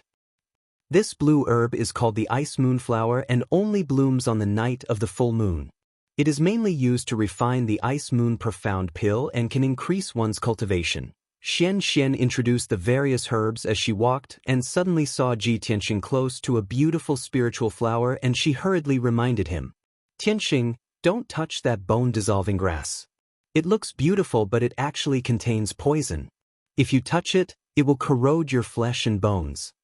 Hearing her gentle voice, Ji Tianxing hurriedly retracted his hand and gave her a grateful smile. Xian Xian continued, "Actually, there are over 3,000 herbs in this herb garden, and many of them are poisonous. Some even contain poison. When you are identifying the herbs in the herb garden, you must not casually touch those herbs. If you are not careful, you will be poisoned and injured." Ji Tianxing nodded his head and memorized every word she said. The two of them walked around the herb garden for an entire afternoon, and with Xian Xian's help, Ji Tianxing memorized over 1,000 herbs. The two of them chatted as they walked, and their relationship became closer and closer, and they had already become friends. When evening came, Xian Xian wanted to return to her residence, and the two of them left the herb garden together. At the entrance of the herb garden, Xian Xian smiled and waved her slender little hand as she bid farewell to Ji Tianxing. Ji Tianxing stood on the tree-lined path and watched her figure disappear into the distance. A gentle smile appeared on his face. "It's really strange. I have only known Xian Xian for half a day, and I have already hit it off with her. Seeing her leave, I still feel reluctant. How could this be?" He muttered in his heart as he could not understand. Although Xian Xian was extremely beautiful and had a gentle and graceful personality, he was not someone who was greedy for beauty and did not have any improper thoughts towards Xian Xian. The hazy feeling he had for Xian Xian was more like an older brother wanting to protect his younger sister. At the same time, he had some doubts in his heart and was secretly guessing Xian Xian's identity. Although Xian Xian did not reveal her identity, he could tell that Xian Xian's strength was not ordinary. She was definitely not an outer sanctum disciple, and was most likely an inner sanctum disciple. As for the inner disciples, they had to wear white robes, which was their identity. Unless it was someone with a special identity, one must not wear clothes of different colors. Therefore, Ji Tianxing dared to conclude that Xian Xian was most likely an inner sect disciple with a special identity. Forget it. Let's not think about so much nonsense. Junior sister Xian Xian and I hit it off well, and I just want to be friends with her. Why should I investigate her identity? After letting his imagination run wild for a while, Ji Tianxing collected his thoughts and followed the tree-lined path back to the storm courtyard. After he returned to his residence, the odd job worker Xiao Feng brought him dinner. The amount of dinner was the same as yesterday, but the dishes and meat soup had been changed. After Ji Tianxing finished his dinner, he sat in his room and closed his eyes to rest, preparing to cultivate after calming his heart. However, he sat there for half an hour, and Xian Xian's figure and smiling face appeared in his mind from time to time, making it difficult for him to calm down.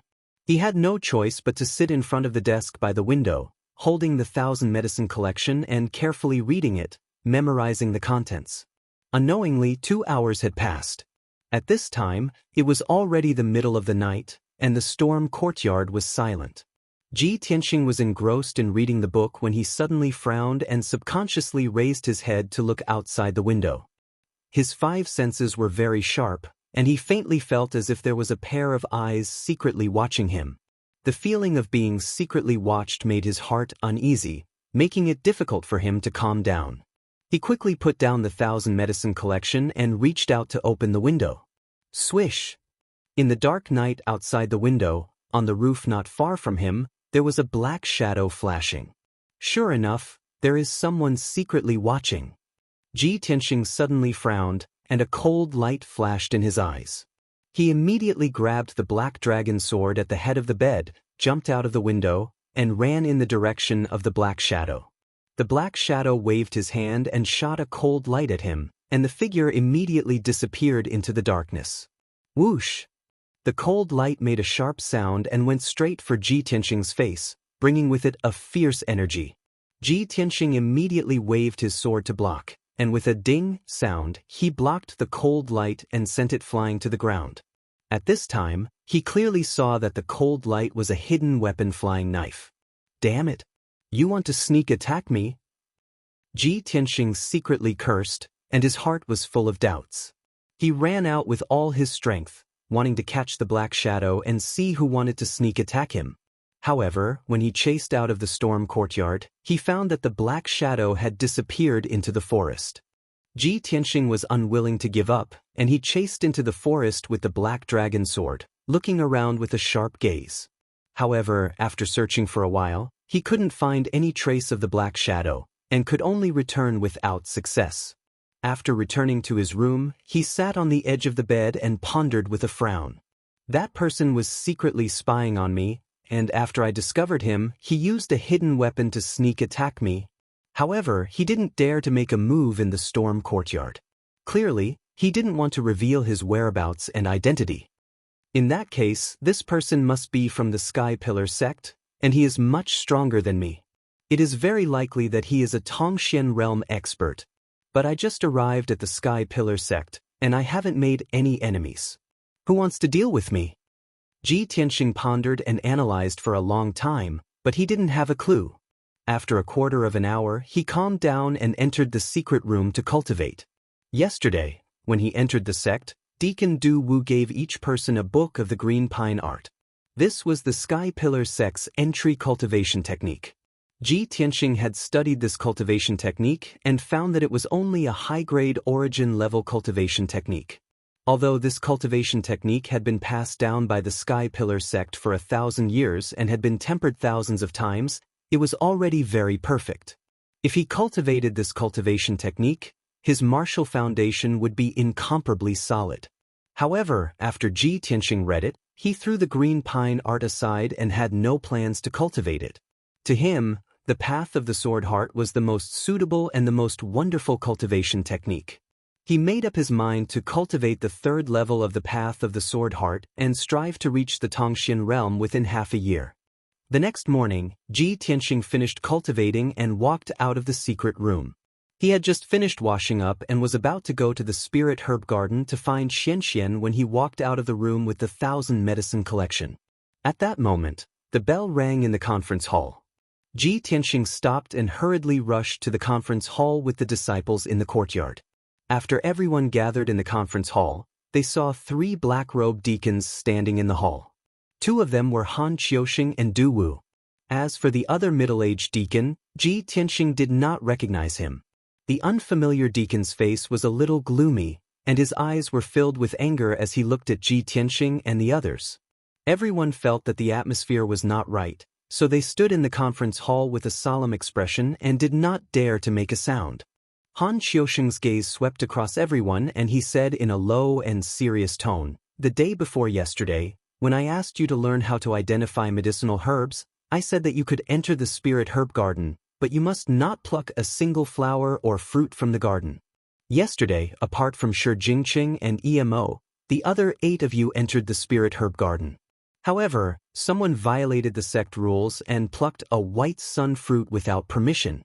Deacon Mu, who is in charge of the spirit herb garden, is here. If any of you secretly plucked the white sun fruit, stand up and admit your guilt now." Only then did everyone understand what was going on. They looked at the people around them with a puzzled expression, secretly guessing who would steal the herb. Deacon Mu also shouted with a gloomy face, "The white sun fruit is a precious spirit herb. It only blooms once every 10 years and bears fruit once every 20 years. As disciples of the Fengyun Hall, someone actually plucked the white sun fruit without permission. This is a disgrace to the Fengyun Hall. I'll give you a chance. Whoever plucked the white sun fruit, stand up and admit your guilt. I can give you a lighter punishment. Otherwise, when I find you, you will be severely punished." All the disciples looked at each other and whispered in each other's ears, but no one stood up and admitted their guilt. Ji Tianxing was also puzzled, but he looked on quietly as usual. Seeing that no one took the initiative to admit their guilt, Han Qiusheng ordered, "Deacon Du, accompany Deacon Mu to search the rooms of the 8 disciples." Du Wu nodded and left the conference hall with Deacon Mu to search the rooms. It's a new week. Looking for recommendation tickets and rewards, please, brothers? Chapter 100. The atmosphere in the hall was very stifling. Han Qiusheng sat at the head of the table with lowered eyelids, his face full of anger. All the disciples were inexplicably nervous, quietly waiting for the result. Only Shi Jingqing and Emo, who were proficient in Pildao, had not been to the spirit herb garden yesterday. Therefore, the 2 of them were relaxed, without any psychological burden. The 2 of them sized up Ji Tianxing, Nie Hao, and the other disciples. Their eyes were filled with disdain. After a quarter of an hour, Du Wu and Deacon Mu returned to the hall. In Deacon Mu's hand was a white spirit fruit with a hint of red. It was the white sun fruit. Du Wu glanced at Ji Tianxing, then walked to Han Qiusheng's side and whispered a few words. Seeing this scene, Ji Tianxing's heart could not help but thump, faintly having a bad premonition. Sure enough, Han Qiusheng also showed a surprised expression, glancing at Ji Tianxing. "Ji Tianxing, as a disciple of the Wind Cloud Hall, you disregarded the rules of the sect and privately picked the white sun fruit. Do you know your crime?" Han Qiusheng's face was solemn, his tone cold as he asked. Ji Tianxing's face immediately changed, his tone firm as he said, "Deacon Han, although the white sun fruit is precious, this disciple does not have the slightest bit of greed, let alone secretly pick it. There must be a misunderstanding, or there must be some other hidden story. I ask Deacon Han to investigate." Han Qiusheng's face was still cold, his tone low as he shouted, "Ji Tianxing, if you did not secretly pick the spirit herb, how could this white sun fruit appear in your room?" Ji Tianxing only felt baffled, immediately opening his mouth to explain, "Deacon Han, this is impossible. Someone must be framing me." Han Qiusheng frowned, shouting in a low voice, "Stop quibbling. There are witnesses and material evidence. How can you evade? Since you just entered the sect and this is your first offense, I punish you to sweep the floor of the Grand Peace Palace for a month." Ji Tianxing immediately secretly clenched his teeth, his fists in his sleeves creaking. He knew that he was being framed, but he couldn't defend himself. He was punished by Han Qiusheng to sweep the floor, but being ridiculed by others was secondary. More importantly, he was punished to sweep the floor for a month. This would delay his cultivation for a month. Anger surged in his chest, but he could only suppress it. He maintained a calm expression and said, "Disciple of the Bays." After cupping his hands in greeting, he turned around and walked out of the hall. He left the storm courtyard and headed towards the Great Peace Palace to sweep the floor. Even though he was filled with humiliation, he knew that a lack of forbearance in small matters would spoil great plans. He absolutely could not be rash and impulsive. After Ji Tianxing left, Deacon Mu also took the white sun fruit and left. Han Xiaosheng reprimanded the disciples again before leaving the hall with Du Wu. After the deacons left, the few disciples who had been holding back their laughter finally began to chuckle and discuss. Hee, that Ji Tianxing is actually so stupid. He dared to violate the rules when he just entered the sect. His future is bleak. Hee, that kid was punished to sweep the floor for a month. Where would he have time to learn alchemy? In my opinion, in the alchemy assessment a month later, he will definitely be at the bottom. Shi Jingqing curled his lips and said with a face full of disdain, Ji Tianxing, that guy is still number 1 in the Azure Sky Kingdom's grand competition. He actually wants to steal a white sun fruit. He really hasn't seen the world. Emo revealed a mocking sneer. Hee, after all, he came from a rundown small country like the Azure Sky Kingdom. He looks like a poor and greedy person. It's normal for him to steal things. When these words came out, Ji Ling and Nie Hao's expressions changed. Originally, when Ji Ling saw Ji Tianxing being punished in public, he was secretly sneering and gloating over his misfortune. Suddenly hearing Shi Jingqing and Emo's words, he also lost face. After all, these two people ridiculed the Azure Sky Kingdom as a rundown small country. He also came from the Azure Sky Kingdom and was even a prince of that country. Of course, he was also insulted. But Ji Ling only frowned and didn't have the intention to refute. Obviously, he was going to swallow his anger. But Nie Hao stepped forward and coldly glared at Shi Jingqing and Emo. He said in a cold tone, Shi Jingqing, Emo, you two are singing the same tune to slander Ji Tianxing and criticize others behind their backs. Aren't you too petty? We are all disciples of the Wind Cloud Courtyard. Don't you feel ashamed to ridicule your fellow disciples? Nie Hao was born in a family of generals and was also the descendant of Marshal Qian Kun. Since young, he was raised to be hot-blooded, upright, and kind. In addition, he had dealt with Ji Tianxing before. The two of them were friends. At this time, of course, he would fight for his friend. Shi Jingqing and Emo were complacent when they were suddenly scolded by Nie Hao. Their faces sank and they angrily glared at Nie Hao. Hee, we are talking about Ji Tianxing. What does it have to do with you, Nie Hao? Besides, we don't want to be senior brothers with dirty hands like Ji Tianxing, who is a scoundrel who steals chickens and dogs. That's right. Nie Hao, you are defending Ji Tianxing. Are you with him? Nie Hao angrily glared at them and firmly shouted, Brother Ji and I are friends. I know his character very well. He would never do such a thing. I believe he has been wronged. Shi Jingqing and Emo were even more complacent and laughed contemptuously. Haha, this is really funny. The two deacons found the white sun fruit in his room. The facts are all there. You still want to help him quibble?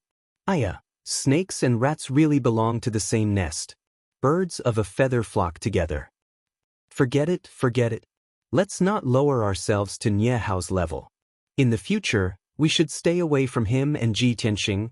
The two of them talked for a while and left with a sneer on their faces. The other disciples looked on coldly as if this matter had nothing to do with them. Nie Hao coldly snorted and didn't say anything. He had already seen that most of these disciples were selfish and didn't want to be friends with anyone. In his heart, only Ji Tianxing was worthy of trust and could be a good friend. But he couldn't help but have some doubts inside. Brother Ji, you just entered the sect. Who did you offend to be framed? In an antique study room, Han Xiaosheng was sitting at the table flipping through books and dealing with sect matters. Du Wu stood at the side and hesitated for a moment before asking, Brother Han, today's matter, you and I both know that Ji Tianxing was framed. Why do you still want to punish him? Han Xiaosheng put down the book and his bronze face revealed a smile as he said, Previously, I was in charge of the Imperial Azure Kingdom's entrance examination and tournament. So I am not unfamiliar with Ji Tianxing. At first, this child was unconscious and carried to participate in the examination. He only had the strength of the 3rd level of the body refinement realm. In the end, he became a joke to the people. A month later, This kid recovered to the true element realm and passed through the illusory armament mystic formation. He obtained a spot in the tournament and won first place in the tournament. I personally supervised the tournament and saw the scene of this kid winning first place. He is definitely a martial arts genius that is hard to come by in 100 years. If he is carefully nurtured, his future will be limitless. Hearing these words, Du Wu was even more puzzled and asked, Brother Han, since that is the case, why do you still want to punish him? Han Qiusheng's smile was somewhat playful as he explained, a flower that doesn't go through wind and frost will always be delicate. A baby eagle that is protected by its mother eagle will never be able to spread its wings and soar. Martial arts cultivation is the same. No expert will have a smooth journey. They will all experience bumpy tribulations. This time, I punish Ji Tianxing as a small punishment. I hope this kid will learn to be smarter in the future and not be unaware of being plotted against. The Sky Pillar sect is not a good place. If one only has martial arts talent but no brains, they will not be able to grow into an expert. Moreover, the reason why I punished him to sweep the floor of the Grand Peace Palace was for another reason. Could it be that you have forgotten that there is an old man who has not taken half a step out of the Grand Peace Palace for 20 years? Hearing the words, old man, Du Wu suddenly came to a realization. His eyes revealed a deep smile. I almost forgot about this. It seems that Brother Han has really put a lot of thought into this kid. However, whether or not he can obtain an opportunity in the Grand Peace Palace will depend on his own fortune. Chapter 101. Ji Tianxing followed the tree-lined path and walked more than 20 li before he found Great and Palace. This palace was too remote. It was not on Towering Sky Peak, but in a mountain behind Towering Sky Peak. Great and Palace was surrounded by lush forests. The forests were filled with tall trees with lush leaves. If one did not follow the limestone path to the peak of the mountain, it would be very difficult to see Great and Palace. When Ji Tianxing came to the gates of Great and Palace, he was stopped by a middle-aged man who was as tall as an iron tower. This middle-aged man's eyes were fierce. His face was covered in scars from blades and swords. He looked especially vicious and murderous. It was not an exaggeration to say that this middle-aged man could stop young children from crying at night. Young children would cry at a glance. But strangely, the middle-aged man was mute. Ji Tianxing showed his identity token to him and said that he had been punished to sweep the floor. After explaining for a long time, he was allowed to enter. After entering Great and Palace, he walked in the ancient courtyards and silently examined the surroundings. Great and Palace was too large. It almost took up the entire peak of the mountain. It was more than twice the size of the Ji Mansion. There were 4 courtyards in the palace. There were at least 1,000 rooms. But they were all empty. It appeared cold and quiet. Other than the mute man guarding the gates, Ji Tianxing walked around Great and Palace and did not see anyone else. Also, the paths in the palace were covered in dust and leaves. There were also weeds growing on the sides of the paths. The door frames and the eaves of many rooms were covered in spider webs. All of Great and Palace was quiet and desolate. It had not been cleaned for a long time. Ji Tianxing spent an hour walking around Great and Palace and basically understood the layout of the palace. Then he found a broom and a bamboo basket and started to clean Great and Palace. He first started to clean the first courtyard, using the broom to sweep the dust and leaves on the path. 2 hours passed. It was noon, but Ji Tianxing had not even finished sweeping the first courtyard. He did not even eat lunch and continued to sweep the dust and leaves. It wasn't until the afternoon that he finally cleaned the road. However, he still had to clear the cobwebs on the door frames and eaves, clean the dusty rooms, and pull out the weeds in the yard. Thinking of this, Ji Tianxing felt tired. Cleaning the room was even more time-consuming, and he had to prepare tools such as a rag and a basin. Thinking of this, he decided not to clean the room. Instead, he entered the second courtyard and continued to clean the dust and fallen leaves on the road. Time passed quickly. Unknowingly, it was already evening, and the sun was about to set. Ji Tianxing looked at the bamboo basket that was as tall as a person. It was filled with dust and fallen leaves. However, he had only cleaned a small portion of the courtyard. If he wanted to clean the entire courtyard, he would have to work until late at night. The Great Peace Palace is so large, how long will it take me to finish cleaning the Great Peace Palace? Ji Tianxing felt a strong sense of powerlessness in his heart, and his mood became more and more angry and sullen. He simply threw the broom to the side and sat on the stone bench under the eaves of the corridor, wiping his sweat as he rested. Damn bastard! If I find out who framed me, I will ruthlessly take revenge on him. I entered the sky-bearing sect to cultivate the martial way, not to sweep the floor as an errand boy. If I delay for a month, I will fall behind the other disciples, damn it. The more Ji Tianxing thought about it, the angrier he became. His eyes burned with anger. At this time, the black dragon sword on his back suddenly moved twice. He frowned and asked in a low voice, "Little black dragon, what's wrong? Do you have something you want to say?" The little black dragon's voice came from the black dragon sword. It said in a low muffled voice, "Old Ji, if you keep cleaning like this, I'm afraid you won't be able to finish in half a month. I have a way to help you." Ji Tianxing raised his eyebrows and asked with a smile, "Oh? What method do you have?" "Watch me," the little black dragon said confidently. Then it flew out of the scabbard with a whoosh and flew to the center of the courtyard. It revealed its 3-meter-long flood dragon body and circled in the air above the courtyard, immediately stirring up a gust of wind. Ji Tianxing sat under the eaves of the corridor and watched with interest as it circled in the air.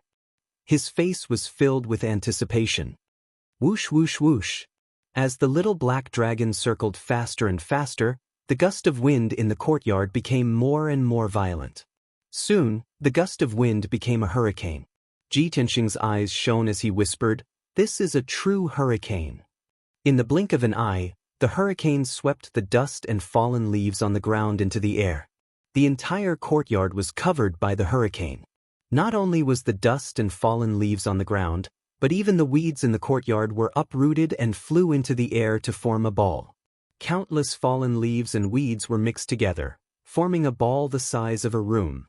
The green and yellow ball was wrapped in the hurricane and constantly circled in the air. It looked very spectacular. Ji Tianxing was all smiles as he said in surprise, "This courtyard is full of fallen leaves and weeds. I'll need at least an entire day to clean it up." I didn't think that little black dragon would be able to clean up all the weeds and leaves in the blink of an eye. Truly inconceivable. Ha, the hurricane you created is truly a divine tool for cleaning. The little black dragon's voice came from the hurricane. It said with a smug tone, "Humph, of course. Although I'm very weak, a small matter like this can't stump me. Old Ji, just watch. I'll immediately help you clean up the courtyard." After saying this, the little black dragon's circling speed suddenly increased by 2 times. The hurricane's power also increased by 2 times, covering the entire courtyard and the room. The tiles on the roof could not withstand the huge pulling force and immediately flew into the sky with a walala sound. Not only that, but many of the herbs and trees planted around the courtyard were also affected by the hurricane. Countless herbs were uprooted and sent flying into the air like weeds. Those large trees were also swept up until they swayed violently. All of the leaves were swept away, flying into the hurricane. The dozen over large trees that were originally still lush with branches and leaves became barren in a blink of an eye. Not a single leaf was left. Ji Tianxing was instantly dumbfounded. After recovering his senses, he shouted with a face full of anxiety, "Little black dragon! Quickly stop! You used too much force and caused an accident."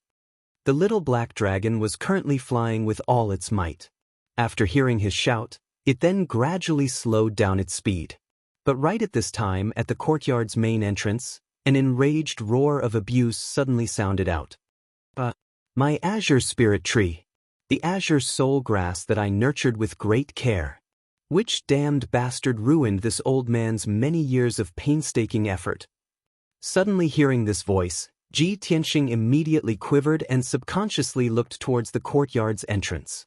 Only to see a white-bearded old man in purple robes currently standing at the courtyard's entrance, staring fixedly at those barren large trees. He was so angry that his beard flew up. Chapter 102. Ji Tianxing was stunned at that moment and cursed in his heart. He originally thought that there was no one in the Great Peace Palace, so he dared to let the little black dragon appear. However, the little black dragon had caused too much of a ruckus and alarmed the white-bearded old man. Although the old man was short and skinny, his skin was yellow and shriveled, like an old monkey with a white beard. However, he was wearing a purple robe, and his aura was unfathomably powerful. It was clear that he had an extremely noble status within the Sky Pillar sect. From the white-bearded old man's words, he seemed to be the master of Great Peace Palace. The dozen or so trees in the courtyard and the herbs in the nursery were all planted and cultivated by him. But now, the little black dragon had created a tornado and destroyed the old man's blood and sweat. It's over. Ji Tianxing's heart sank, and a bitter smile appeared on his face. At this moment, the tornado above the courtyard stopped abruptly and dissipated in an instant. The little black dragon instantly turned into the black dragon sword. With a whoosh, it burrowed into the scabbard on Ji Tianxing's back and no longer moved. The huge ball made of weeds, leaves, and tiles, which was the size of a house, lost the support of the tornado and fell into the yard with a plop. Suddenly, the entire courtyard was filled with dust and leaves, and the air was filled with chaos and filth. Ji Tianxing, who was standing under the eaves, was also showered with dust and leaves. He looked extremely disheveled. The white-bearded old man was even more miserable. He was almost buried by the leaves and tiles in the sky. Even though he was filled with rage as he circulated his internal energy, sending countless leaves and tiles flying. However, there were still a few pieces of fish that slipped through the net in his white hair and beard. It looked very funny. However, Ji Tianxing couldn't bring himself to smile at all. This was because the white-bearded old man had his eyes on him and was rushing over with a face full of rage. "You little bastard! Are you the one who ruined this old man's efforts?" The white-bearded old man rushed in front of him in a flash and reached out to grab his collar. Ji Tianxing felt his collar tighten as the white-bearded old man lifted him up. "Speak, or you. Why have you come to this old man's Great Peace Palace to make trouble? If you don't give this old man a reasonable explanation today, but even if you have a good reason, this old man will still beat you up." The white-bearded old man glared at him with red eyes. He looked like he was about to go berserk. Ji Tianxing wanted to dodge, but he couldn't. In front of the white-bearded old man, he was as weak as a chicken. "Speak." The white-bearded old man grabbed him by the collar and pressed him against the wall. The back of his head hit the wall with a dull thud. Ji Tianxing felt dizzy. He waved his hands and explained, "No, no, no.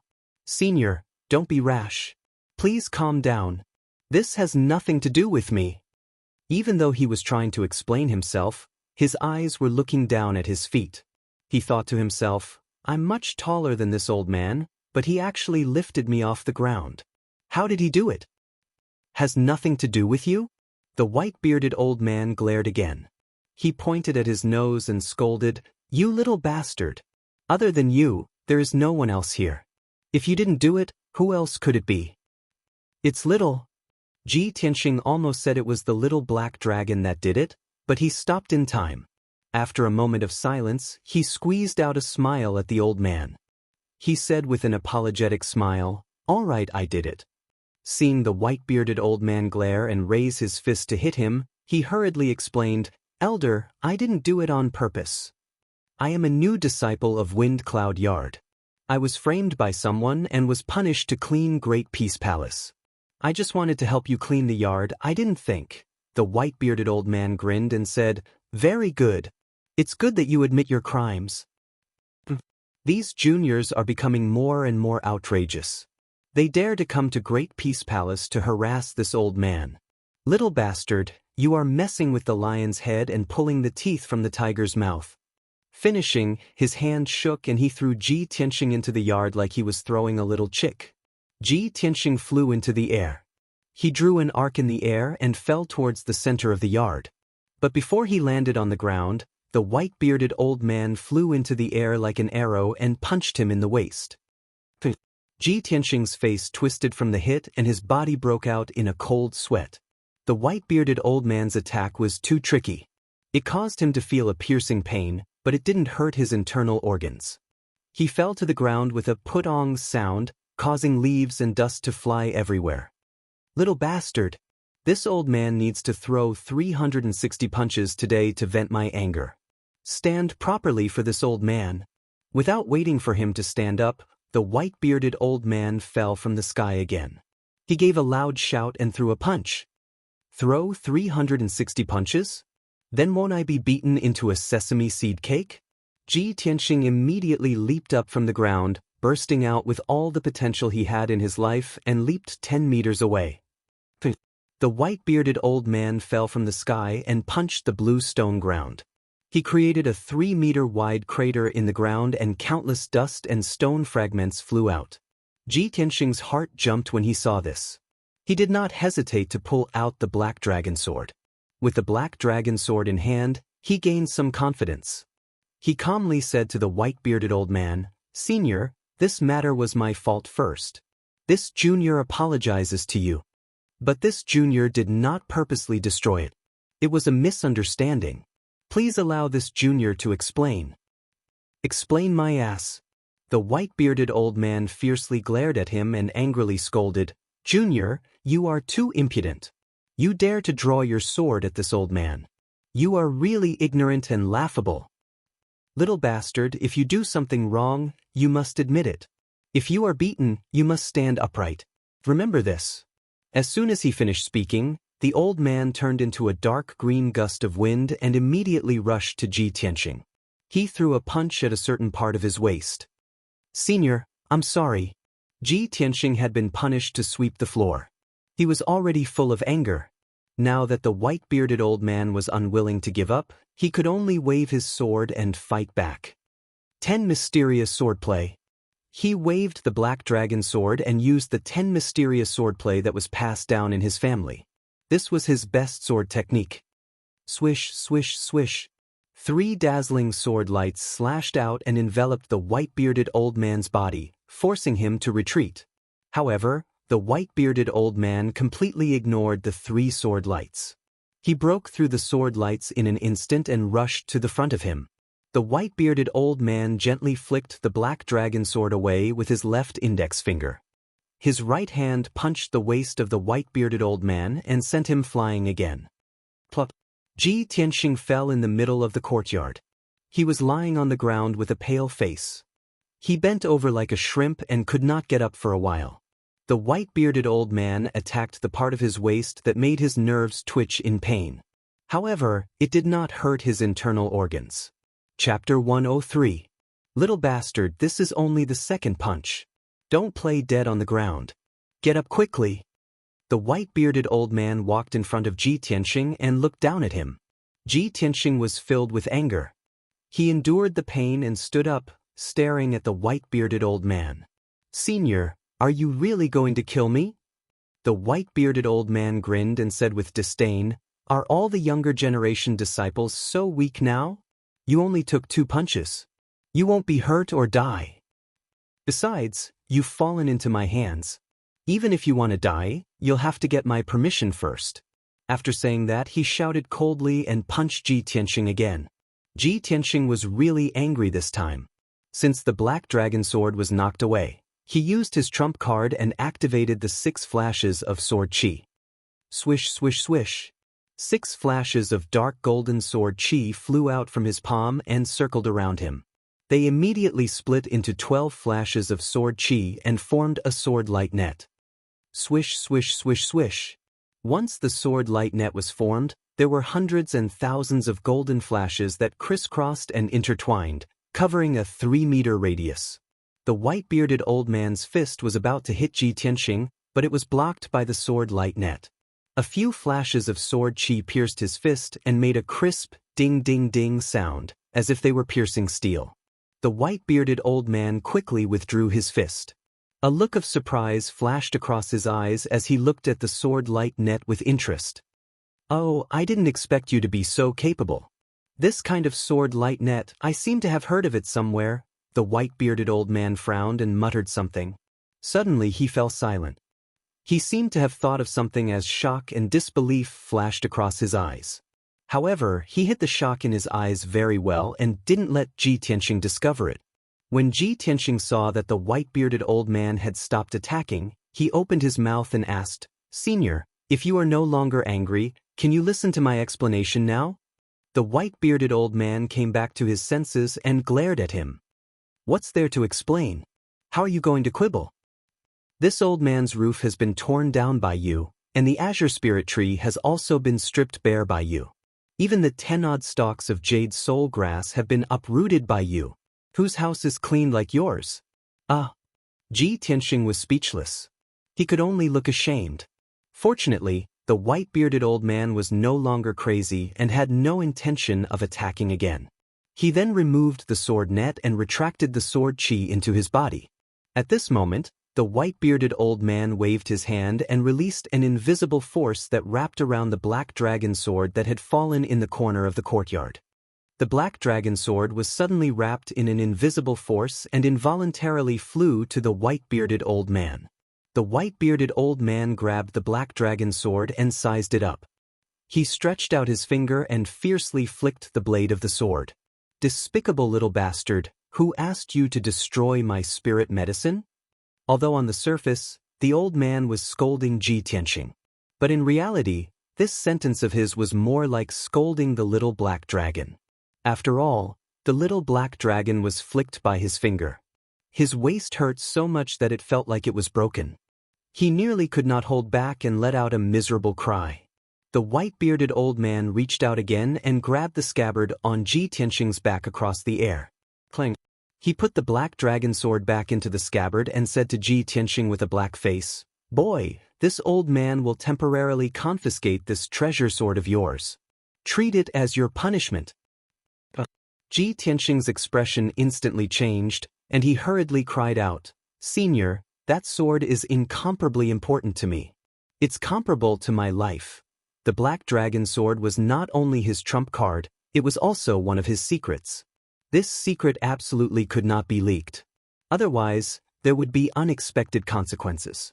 But the white-bearded old man glared at him and shouted with a face full of anger, "Important my ass. Boy, you're currently a criminal. You have no right to discuss conditions with this old man." He pointed at the courtyard covered in leaves and tiles and shouted again, "You made this, so hurry up and clean it up for this old man. And those tiles on the roof, put them back in their original places for this old man, one by one." Ji Tianxing immediately revealed a troubled expression. Filled with grief and indignation, he muttered, "Old man, you're making things difficult for me. Those tiles are all broken." The white-bearded old man angrily glared at him and sneered, "You don't want to take responsibility, do you?" As he spoke, his figure flashed in front of Ji Tianxing and reached out to grab Ji Tianxing's waist. Ji Tianxing instinctively retreated, but he could not escape the white-bearded old man's demonic claws that were as fast as lightning. The white-bearded old man grabbed the 100 treasures brocade pouch that was tied to his waist. Before Ji Tianxing could get angry, the white-bearded old man grabbed the 100 treasures brocade pouch and directly pulled out the little ice fox, Qianyu, who was hiding in the pouch. Poor Qianyu, who was sleeping comfortably in the pouch, was suddenly awakened when it was suddenly pulled out. It opened its long and clear eyes and glanced at the white-bearded old man. Immediately, it began to struggle violently. "Oh my God, where did this white-bearded old monkey come from? Let me go!" Unfortunately, no matter how hard Qianyu struggled, it could not escape from the white-bearded old man's hands. Ji Tianxing's expression changed drastically, and his eyes were filled with a cold light. He had never expected that the white-bearded old man's strength was so unfathomable that he could see through the 100 treasures brocade pouch and know that there was a little ice fox hidden in it. Moreover, the white-bearded old man had seized his black dragon sword. Obviously, he had also seen through the black dragon sword's secret. In front of the white-bearded old man, Ji Tianxing had no secrets at all. Thinking of this, deep fear and vigilance arose in his heart. He stared at the white-bearded old man. He said in a cold tone, "Senior, everyone has their own secrets and trump cards. If there is no enmity between them, they will not rashly expose it. Today I am weak. You are a powerful senior in the sect. If you want to take my sword and pet, I have nothing to say. But one day I will take them back with my own hands." The white-bearded old man glanced at him and sneered disdainfully, "You bastard. Do you think I want to take your sword and pet? What a joke. Although that sword and this little ice fox are very rare, I have roamed the continent for 200 years. What kind of legendary weapons and legendary beasts have I not seen? Why would I care about these mere worldly possessions?" For some reason, when he said these words, Ji Tianqing actually felt an overbearing aura that looked down on the world and looked down on the common people. His thin and short body was actually as majestic as a giant. People could only look up to him. After he finished speaking, the white-bearded old man used his finger to pinch the little ice fox Thousand Moon. Thousand Moon repeatedly opened its mouth to bite his finger, but no matter how hard it tried, it could not bite. He looked up at the sky and calmly said, "Kid, it's getting dark. You should go back to the Wind Cloud Courtyard. I've confiscated your sword and pet, in case you don't want to come back after you leave," the old man said. "If you want to take back your sword and pet, then obediently sweep the floor every day. I will see your performance. When I am in a good mood, I will naturally return them to you." With that, the white-bearded old man took the black dragon sword and the little ice fox Thousand Moon, turned around and walked into the depths of the courtyard. Ji Tianqing subconsciously followed him. He wanted to say something. However, the white-bearded old man casually waved his hand and released an invisible and majestic force. It wrapped around Ji Tianqing and flew him out of the courtyard, landing at the gate 1,000 meters away. Chapter 104. The white-bearded old man's methods were truly unfathomable.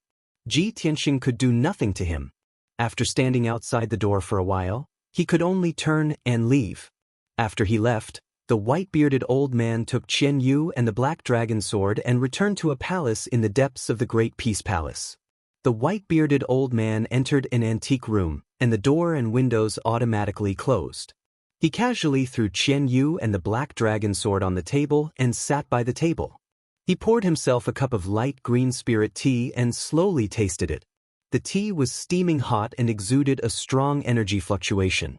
It was clearly of extraordinary quality and effect.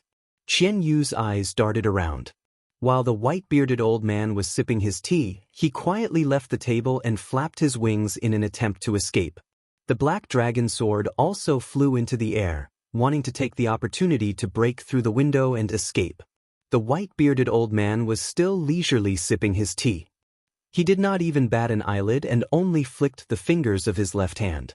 Suddenly, two invisible forces wrapped around Qian Yu and the black dragon sword and pulled them back to the table. The invisible force imprisoned them, making them unable to move. They could only lie on the table obediently. Qian Yu struggled a few times but to no avail. He glared at the white-bearded old man and cursed angrily, "Stupid old man, let me go. You're already so old, why don't you have the demeanor of a senior? Don't think that just because you're strong, we'll submit to you. Don't even think about it." The white-bearded old man was not angry. He put down the teacup and looked at Qian Yu. He smiled and said, "I have a name, not stupid old man. My honorific name is Xiang Wuji. Martial artists call me Wuji Spiritual Master. Little fox, you should call me Senior Xiang or Wuji Spiritual Master." Qian Yu frowned and said angrily, "Old man Xiang. Although you're a highly respected senior, we've decided to follow old Ji. We won't easily change our allegiance. Don't think that you can win our trust by pretending. We won't betray our friends." The black dragon sword also shook a few times and nodded in agreement. Xiang Wuji raised his eyebrows and said to Qian Yu seriously, "You two brats really don't know what's good for you. The rules of the sky-bearing sect forbid foreign races and demon beasts from entering the sect. Once discovered, they will be executed. If this old man hadn't asked you to stay and continued to follow Ji Tianqing, you would have been discovered by others sooner or later. At that time, both of you will be roasted and eaten." Qian Yu's eyes widened in shock and fear, and all 12 of his furry tails stood up. Of course, it could tell that Xiang Wuji was not exaggerating. Seeing that Qian Yu and the little black dragon had calmed down and were no longer struggling to escape, Xiang Wuji flicked his finger and removed the invisible energy binding them. He said with an indifferent expression, "If you still want to escape, this old man will not stop you. But you must know that once you are exposed, not only will you be executed, Ji Tianxing will also be expelled from the sect." The black dragon sword lay silently on the table, not moving at all. Qian Yu obediently lay on the table. After rolling his eyes, he said to Xiang Wuji with a smile, "Old man Xiang, you are a senior expert. Of course we believe your words. Since you are doing this for the good of old Ji and us, we naturally understand your good intentions. Don't worry, we won't run away. We'll stay in your great peace palace. How peaceful and carefree." After saying this, he tapped the black dragon sword and asked, "Little black dragon, don't you think so?" The black dragon sword quickly bounced twice and nodded. Xiang Wuji poked Qian Yu's little head with a finger and said with a smile, "Hee hee, you sly little fox. You really know how to sail with the wind." Then, he touched the black ring on his left thumb and took out a pile of snacks like a magic trick, placing them on the table. "Seeing that you've all lost your life's cultivation, you're quite pitiful. This old man will give you some snacks. You can eat as much as you want."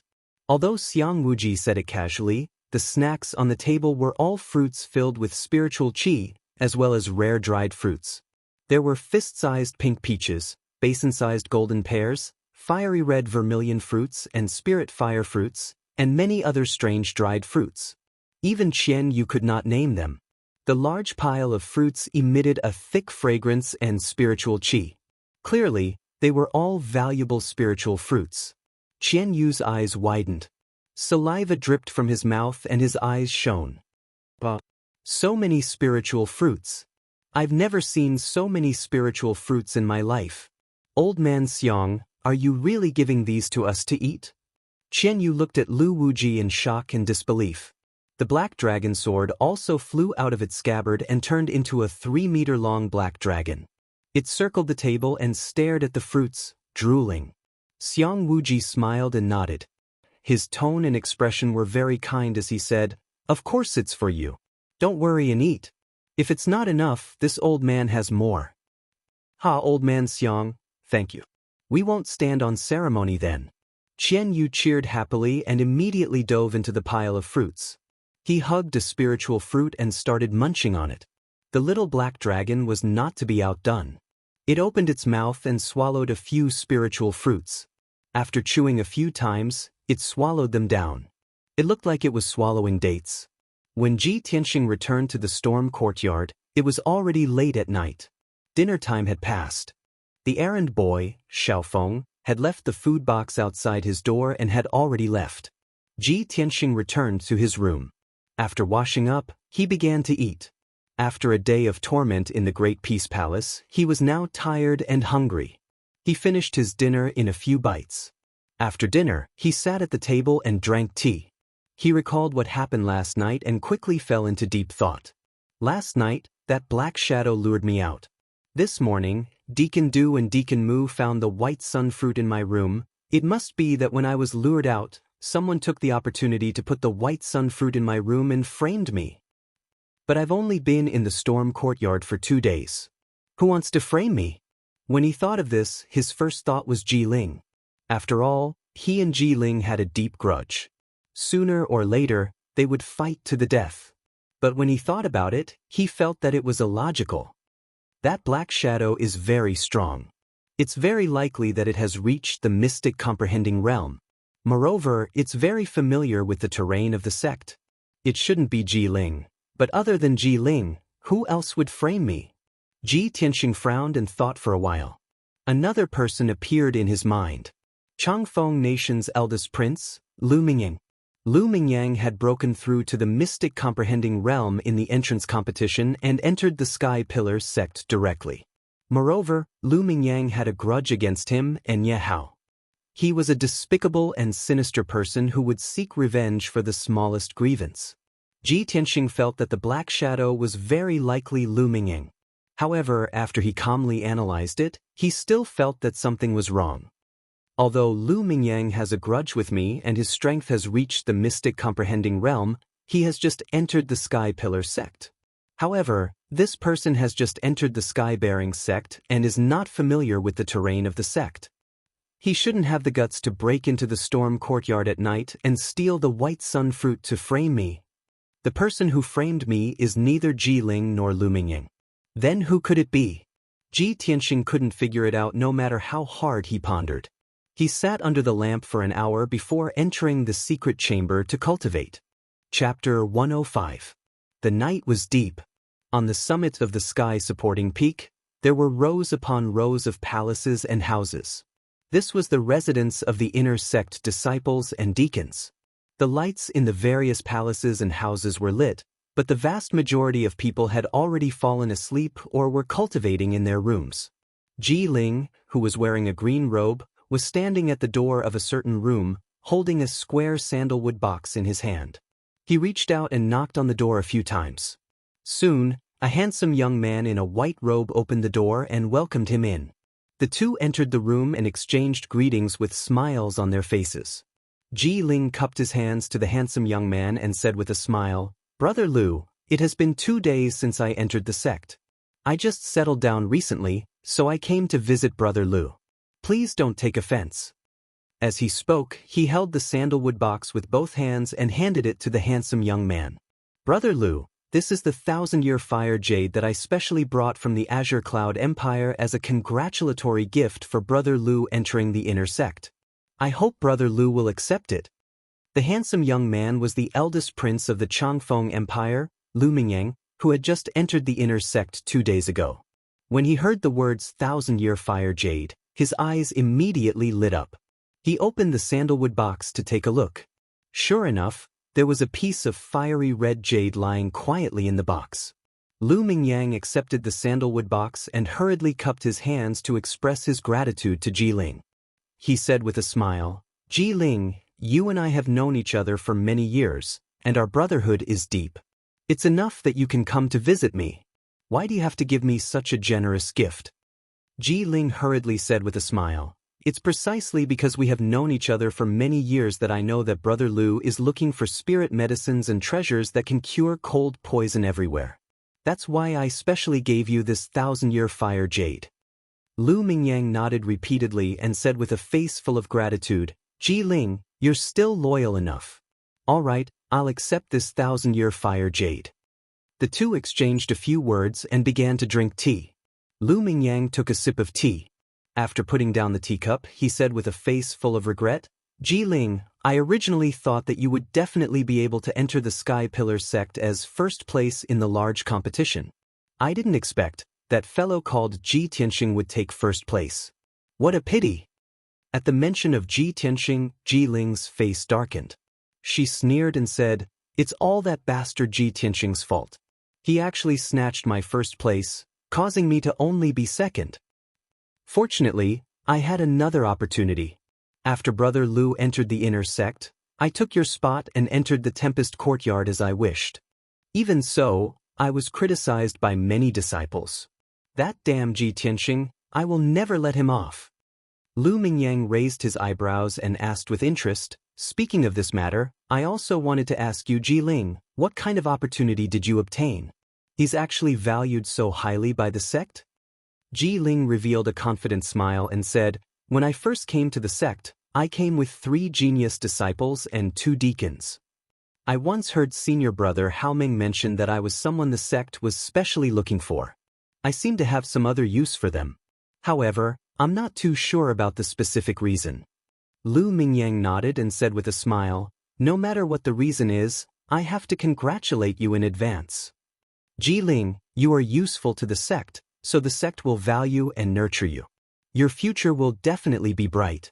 Half a year later, when you pass the examination and enter the inner sect, we will work together and help each other improve." Ji Ling cupped her hands and said with a smile, "Of course." Lu Mingyang was silent for a moment before continuing, "On the day of the entrance ceremony, I saw Ji Tianxing. I actually know that brat. He's quite arrogant." Ji Ling raised her eyebrows and asked with a puzzled tone, "Oh, Brother Lu, how do you know Ji Tianxing? Tell me about it." Lu Mingyang sneered and said, "That was in Fengyang City. That brat Ji Tianxing helped his friend steal the myriad spirit jade pillow that I was determined to obtain, ruining my plan. Since he has also come to the sky-bearing sect, this is exactly what I want. I will definitely punish him severely. Ji Ling revealed a playful smile. Since Brother Lu also has a grudge with him, then he is our common enemy. That's right, that brat Ji Tianxing is also unlucky. On the second day of entering the storm courtyard, he stole a spirit fruit from the spirit medicine garden and was punished by the deacon to sweep the floor for a month. In the examination in a month, he will definitely be at the bottom. Lu Mingyang immediately sneered and said, "There's actually such a thing? Then he really deserves it. I just settled down in the inner sect these 2 days. When I have time, I will also deal with him." Ji Ling glanced at him and the smile on her face became even more playful. "Just now, I was wondering if that matter was done by you, Brother Lu. Now it seems that the two of us haven't even made a move against Ji Tianxing, but someone else has already made a move against him." Lu Mingyang nodded and sneered. "This is called committing many unjust deeds leads to one's own destruction. Ji Tianxing is too arrogant and despotic, making too many enemies. There are still others in the sect who want to deal with him. In this way, sooner or later, he will be killed by someone or expelled from the sky-bearing sect." Ji Ling sneered complacently. "If the result is like this, I am really looking forward to it, ha." After that, the two of them whispered a few more words before Ji Ling left in satisfaction. Early in the morning, after Ji Tianxing finished washing up, he walked out of his room. The other disciples of the storm courtyard were all reading or practicing martial arts in the courtyard. There were also people who carried the 1,000 medicine collection to the spirit medicine garden to study. He could only go to the Grand Peace Palace and continue cleaning the palace. Of course, even if he was punished to sweep the floor of the Grand Peace Palace, he didn't want to fall behind others and carried the 1,000 medicine collection with him. After arriving at the Grand Peace Palace, he greeted the middle-aged mute at the entrance and entered the palace to begin sweeping. In the courtyard of the second courtyard, the ground was still covered with weeds, leaves, and broken tiles. It was a mess. Ji Tianxing held a broom in his right hand and swept the floor. His left hand was still holding the 1,000 medicine collection as he carefully memorized the contents of the book. As a result, the speed at which he swept the floor was much slower, and the efficiency at which he learned to identify medicinal herbs was also not high. An entire morning had passed, and he still hadn't finished cleaning the courtyard. He had only memorized 100 types of herbs in the book. However, there was no other way. He didn't want to be at the bottom of the examination at the end of the month and become the target of ridicule. At noon, the sun was scorching in the courtyard. Ji Tianxing sat on a stone bench under the eaves to rest and focused on reading the 1,000 medicine collection. Suddenly, a sharp sound broke through the air and a cold azure light shot towards him. Ji Tianxing was immediately awakened. Holding the 1,000 medicine collection, he dashed 3 meters away and luckily dodged the attack of the cold azure light. Ding! The cold azure light hit the stone bench and created a fist-sized hole in it. Many stone fragments flew out. Ji Tianxing's pupils suddenly contracted. He looked around with a grave expression, looking for the person who attacked him. Chapter 106. However, just as Ji Tianxing was looking around, a few more rays of green light came from the depths of the palace. Only then did he see clearly that the 3 rays of light were finger-sized green sword rays. The 3 sword rays were aimed at his left, right, and forehead. They were extremely fast and powerful. Ji Tianxing's expression changed. He quickly jumped 4 meters away and jumped into the courtyard from the eaves. He used all his strength and dodged as fast as he could. Only then did he manage to dodge the 3 sword rays. Even so, 1 sword ray brushed past his shoulder and cut a hole in his robe. Ji Tianxing jumped into the courtyard. Just as his feet landed on the ground, before he could even stabilize himself, 3 more green sword rays came at him. Swish, swish, swish. He had no choice but to use all his strength to retreat and avoid the sword rays. Swish, swish, swish. Just as the 3 sword rays dissipated, another wave of sword rays came at him. This time, the angle of the attack was even more tricky and the speed was faster. Ji Tianxing was forced into a corner. He could only jump back and forth in the courtyard and dodge the attacks. Within a short span of 100 breaths, he was attacked by more than 300 sword rays. He did not even have the chance to stop and take a breath. Finally, after 100 breaths, there were no more sword rays coming from the depths of the palace. Ji Tianxing also managed to dodge the attack. He sat on the ground with a pale face and panted heavily. He was in a sorry state. He was sweating profusely and his messy hair was also wet. His green robe was not only soaked in sweat, but also had more than 10 holes in it. He looked like a beggar. In the past 100 breaths, he was dancing on the edge of a knife. He had brushed shoulders with death countless times. There were a few times when he was almost hit by the sword rays and died on the spot. At this time, a thin figure walked out from the depths of the palace and came to the courtyard. This figure was Xiang Wuji. Qian Yu flapped his wings and followed closely beside him. Ji Tianxing saw Xiang Wuji and shouted angrily, "Senior, I have already followed our agreement to clean the palace. Why are you doing this to me?" When the hundreds of sword rays came at him, he had already guessed that it was the white-bearded old man who did it. Of course, Xiang Wuji would not deny it. He stared at Ji Tianxing angrily and scolded him. "Little bastard, do you think sweeping the floor can offset the crimes you've committed? In your dreams. Last night your pet, the little fox, stole and ate my precious spirit fruit. There were cinnabar fruit, fire fruit, ice fruit, dragon fruit, and spirit peach. A total of 28 spirit fruits, all of which are extremely rare and priceless treasures. Bastard, how do you think we should settle this debt?" Xiang Wuji pointed his finger at Qian Yu, one by one. The little ice fox tilted her head and looked at him. She was stunned and had a dull expression on her face. "Of you, Qian Yu, Qian Yu, Qian Yu Qian, Qian's Qian, Qian, Qian Yu, Qian, Qian Qian. Qian Yu, you've eaten so many precious spirit fruits. I can't pay you back even if I sell my entire fortune." Qian Yu came back to its senses. It waved its paws and explained anxiously, "Old Ji, you have to believe me. It's not like that. Listen to me." Before it could finish, it was interrupted by Xiang Wuji.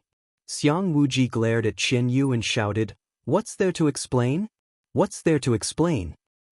Little fox, tell me the truth. Did you eat those spirit fruits last night?" Qian Yu frowned, its eyes filled with grievance. After a moment of silence, it nodded and said, "Yes, I ate those spirit fruits, but what? No buts." Xiang Wuji waved his hand and interrupted it again. Then he shouted at Ji Tianxing angrily, "Bastard, did you hear that? Little Fox has admitted its crime. Tell me, how are you going to compensate me for my loss?" Ji Tianxing was in a dilemma. His face was dark and uncertain. Hundreds of thoughts flashed through his mind. However, the situation was not good. Qian Yu had indeed made a mistake. He could not defend himself. In the end, he could only suppress the anger in his heart. He cupped his hands and said to Xiang Wuji, "Senior, those spirit fruits are priceless. I can't pay you back even if I sell my entire fortune. I can only apologize to you on behalf of Qian Yu. You can punish me however you want." Xiang Wuji's eyes flashed with a smile. However, he still shouted angrily, "Humph! At least you know what's good for you. Of course I'm going to punish you. I'm going to punish you severely. Come with me." Then, Xiang Wuji put his hands behind his back and left the courtyard with Qian Yu. Ji Tianxing could only follow and enter the third courtyard of the Graden Palace. The third courtyard was even more spacious. The courtyard was filled with dust and leaves. There were also weeds that were half the height of a person. Xiang Wuji stood at the entrance of the courtyard. He pointed to the roof of a row of houses in the west and said, "The herbs that are drying on the roof are all ingredients that I use to refine pills. Before the sky turns dark, you have to categorize those dried herbs and put them into the medicine cabinet in the pill room." Hearing his words, Ji Tianxing looked towards the west side of the roof. He saw that the roof of the west side of the row of houses was covered with herbs of different colors. Countless herbs were spread out on the roof. It was 3 meters wide and 30 meters long. It looked like a huge multicolored carpet. Ji Tianxing's expression changed. He looked troubled as he muttered to himself, "There are so many herbs. There must be at least tens of thousands of them? There are still 8 hours before the sky turns dark. How can I complete the task?" Xiang Wuji did not seem to see his expression. He shouted again, "Kid, not only do you have to put the herbs away, you can't make a single mistake. Otherwise, I won't be polite to you." After saying this, Xiang Wuji brought Qian Yu into the main hall. He sat in the armchair and drank tea, closing his eyes to rest. Ji Tianxing smiled bitterly and helplessly. He could only work obediently. He came to the west side of the courtyard and looked up at the roof. He could not help but frown. This row of houses was simple and grand. It was wide and tall. The roof was 5 meters above the ground. With his strength, he could jump onto the roof in one leap. But he had to take care of tens of thousands of herbs. If he jumped up and down tens of thousands of times, how could his body take it? Thus, Ji Tianxing turned to look for a wooden ladder in the room. Xiang Wuji, who was sitting in the main hall drinking tea, shouted without looking up, "You are a true energy realm martial artist. You need to find a ladder to go up to the roof? Don't you feel embarrassed? Also, you don't need to find one. I don't have one in my Great Peace Palace." Ji Tianxing frowned. He felt even more depressed. He could only walk back to the west side of the row of houses and jump onto the roof. But just as he jumped into the air, Xiang Wuji's cold and angry voice came from the main hall. "Kid, be gentler. If you dare to break a single tile, I will hang you up and beat you." Ji Tianxing was in the air. When he heard this, his face turned green with anger. But he did not dare to lose his temper. If he really broke the glazed tiles on the roof, the stinky old man would definitely flip out. He could only take a deep breath and infuse his body with true energy. His body lightly landed on the roof. As a result, the glazed tiles were completely undamaged. He had to maintain the circulation of true energy and walk on the roof like he was using qigong to collect the herbs. Chapter 107. These herbs are blood spirit grass, and those are illusory sun grass. These herbs are evil heart flowers, and they are highly poisonous. I can't touch them with my hands. Ji Tianxing stood on the roof, bent down to identify the herbs, and carefully tidied them up. He had studied the 1,000 medicine collection diligently before, and now he could identify more than 1,000 herbs. Therefore, he was no stranger to the tens of thousands of herbs on the roof. When he had to tidy up the evil heart flowers, he had to tear a piece of cloth from his robe and wrap it up to avoid being poisoned if he touched it with his hands. After a while, he jumped from the roof back to the courtyard with a dozen herbs in his left hand and a dozen evil heart flowers wrapped in cloth in his right hand. The alchemy room was next to the lobby, and it was an extremely spacious and bright room. After Ji Tianxing entered the alchemy room, he saw 3 alchemy furnaces of different sizes in the center of the room. The smallest alchemy furnace was only the size of a wash basin, and it was made of brass and other materials. The largest black alchemy furnace was more than 3 meters tall, and it looked ancient and very mysterious. On the 4 walls of the alchemy room, there were rows of hidden compartments of different sizes, and each compartment was engraved with the name of a herb. There were at least 3,600 hidden compartments on the 4 walls, and they were used to store more than 3,600 kinds of herbs. Obviously, these were the alchemy room's medicine cabinets. Ji Tianxing stared at the countless hidden compartments on the wall, and after searching for a full quarter of an hour, he found the hidden compartment that stored the blood spirit grass, illusory sun grass, and evil heart flowers, and put these 3 herbs in. Then he walked out of the alchemy room, jumped to the roof on the west side, and bent down to continue identifying the herbs. Although he could recognize most of the herbs, there were a few that he had not seen before. He could only flip through the 1,000 medicine collection and identify the herbs that he did not recognize. Time passed quietly, and the sun in the sky gradually set in the west. After 2 hours, Ji Tianxing had only tidied up more than 400 herbs and identified more than 50 kinds. At this speed, it would take him at least 3 days to finish tidying up the tens of thousands of herbs on the roof. There was nothing he could do about it. During this period of time, he encountered 2 medicinal herbs that he did not recognize. He could only patiently read through the 1,000 medicine collection to find the answer. At this moment, Xiang Wuji's voice came from the hall again. The old man was clearly getting impatient. "Brat, how long will it take for you to finish cleaning up the herbs if you keep dawdling like this?" Ji Tianxing was also a little anxious and angry. He held a palm-sized dark brown herb and explained to Wuji, "Senior, this junior has already done his best. However, when I encounter herbs that I don't recognize, I can only look at the 1,000 herb collection to identify them. I don't dare to place them randomly." Xiang Wuji sneered and said contemptuously, "You don't even know the 5 lights Ganoderma, and you still have the nerve to say that you've seen the 1,000 medicine collection? The 5 lights Ganoderma grows on dry rocks facing the sun. It contains earth and fire elemental energy of heaven and earth. It's the main ingredient for refining the wind-fire Xian pill and good dust Xian pill."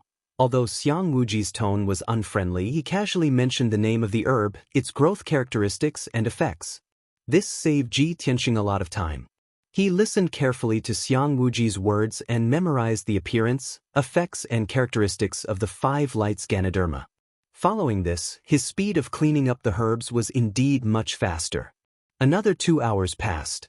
Ji Tianxing had cleaned up another 1,000 herbs and identified more than 70 herbs. However, he quickly encountered more than 10 herbs that he didn't recognize. He wanted to ask Xiang Wuji, but when he thought of Xiang Wuji's bad attitude and tone, he dismissed the idea. He squatted on the roof and flipped through the 1,000 herb collection, trying to find the answer in the book. 15 minutes passed. Ji Tianxing found a herb called the demon spirit flower in the 1,000 herb collection. It was very similar to the herb in his hand. However, after careful identification and comparison, he realized that the herb in his hand wasn't the demon spirit flower. It was just very similar. Ji Tianxing had no choice but to continue flipping through the 1,000 herb collection. Very quickly, an hour passed. He finished flipping through half of the 1,000 herb collection, but still found nothing. At this time, Xiang Wuji's voice rang out in the hall. "Kid, don't waste your time. Even if you turn the 1,000 herb collection upside down, you won't find the answer. The herb in your hand is very precious. It's called the God Flame herb. This herb isn't recorded in the 1,000 herb collection, nor in the spiritual herb garden." Ji Tianxing silently listened. He memorized the appearance of the God Flame herb and what Xiang Wuji said. Unknowingly, 8 hours passed. The sun had set and the sky was dark. Night was about to fall. Ji Tianxing worked hard for 8 hours. In total, he had cleaned up more than 5,000 herbs and identified more than 700 types. However, even with his hard work, he had only completed a third of the task. His heart was a little uneasy. He was secretly guessing how the damned old man would react. After a while, Xiang Wuji brought Qian Yu out of the hall and into the courtyard. He glanced at the herbs on the roof and said calmly, "It's getting dark. You should go back to the storm courtyard. Come back tomorrow and continue working." Ji Tianxing was a little surprised. He didn't expect Xiang Wuji to not be angry. He hesitated and asked, "Senior, the herbs are still on the roof. There will be dew at night. It won't do to soak the herbs." Before he could finish his words, he saw a shocking scene. Xiang Wuji casually waved his hand and sent out an invisible force. It wrapped around the countless herbs on the roof. The 10,000 herbs flew in front of Xiang Wuji and flowed into the black thumb ring on his left hand. In the blink of an eye, Xiang Wuji had collected the 10,000 herbs. The whole process was very easy. To him, it was as simple as eating and drinking. After collecting the herbs, Xiang Wuji turned and left with Qian Yu. Ji Tianxing stared at Xiang Wuji's back in shock. After a long time, he came back to his senses. That damned old man. He could have collected all the herbs with a wave of his hand, but he made me jump up and down on the roof for the whole afternoon. He's doing this on purpose. Too hateful. Ji Tianxing was very angry and ashamed. He clenched his fists and roared in his heart. A moment later, Xiang Wuji and Qian Yu disappeared into the depths of the palace. Ji Tianxing could only suppress the anger in his heart and leave the Greaten Palace before it got dark. When he returned to the Wind Cloud courtyard, it was already dark. When he returned to his room, he collapsed on the bed to rest. He didn't even want to move a finger. Today in the Graydon Palace, he had been attacked by the old man's sword energy and had almost used up all his true essence. Then he had been punished to collect the herbs on the roof. He had jumped up and down a few hundred times. He was already exhausted. Fortunately, after he ate dinner, he recovered his strength. After eating, he sat at the table and thought about what had happened during the day. Although today in the Graydon Palace, I was miserably messed with by that damned old man. I was so tired that my bones were about to fall apart. But thinking about it carefully, I remembered more than 1,000 herbs today. I also recognized 2 herbs that were not in the 1,000 medicine collection. That damned old man attacked me with his sword energy and forced me to use a light body technique on the roof. It also increased my reaction and speed a lot. I can also use the light body technique more easily. It seems that a difficult situation can train a person. If I had been in secluded cultivation in my room, I wouldn't have been able to achieve this effect.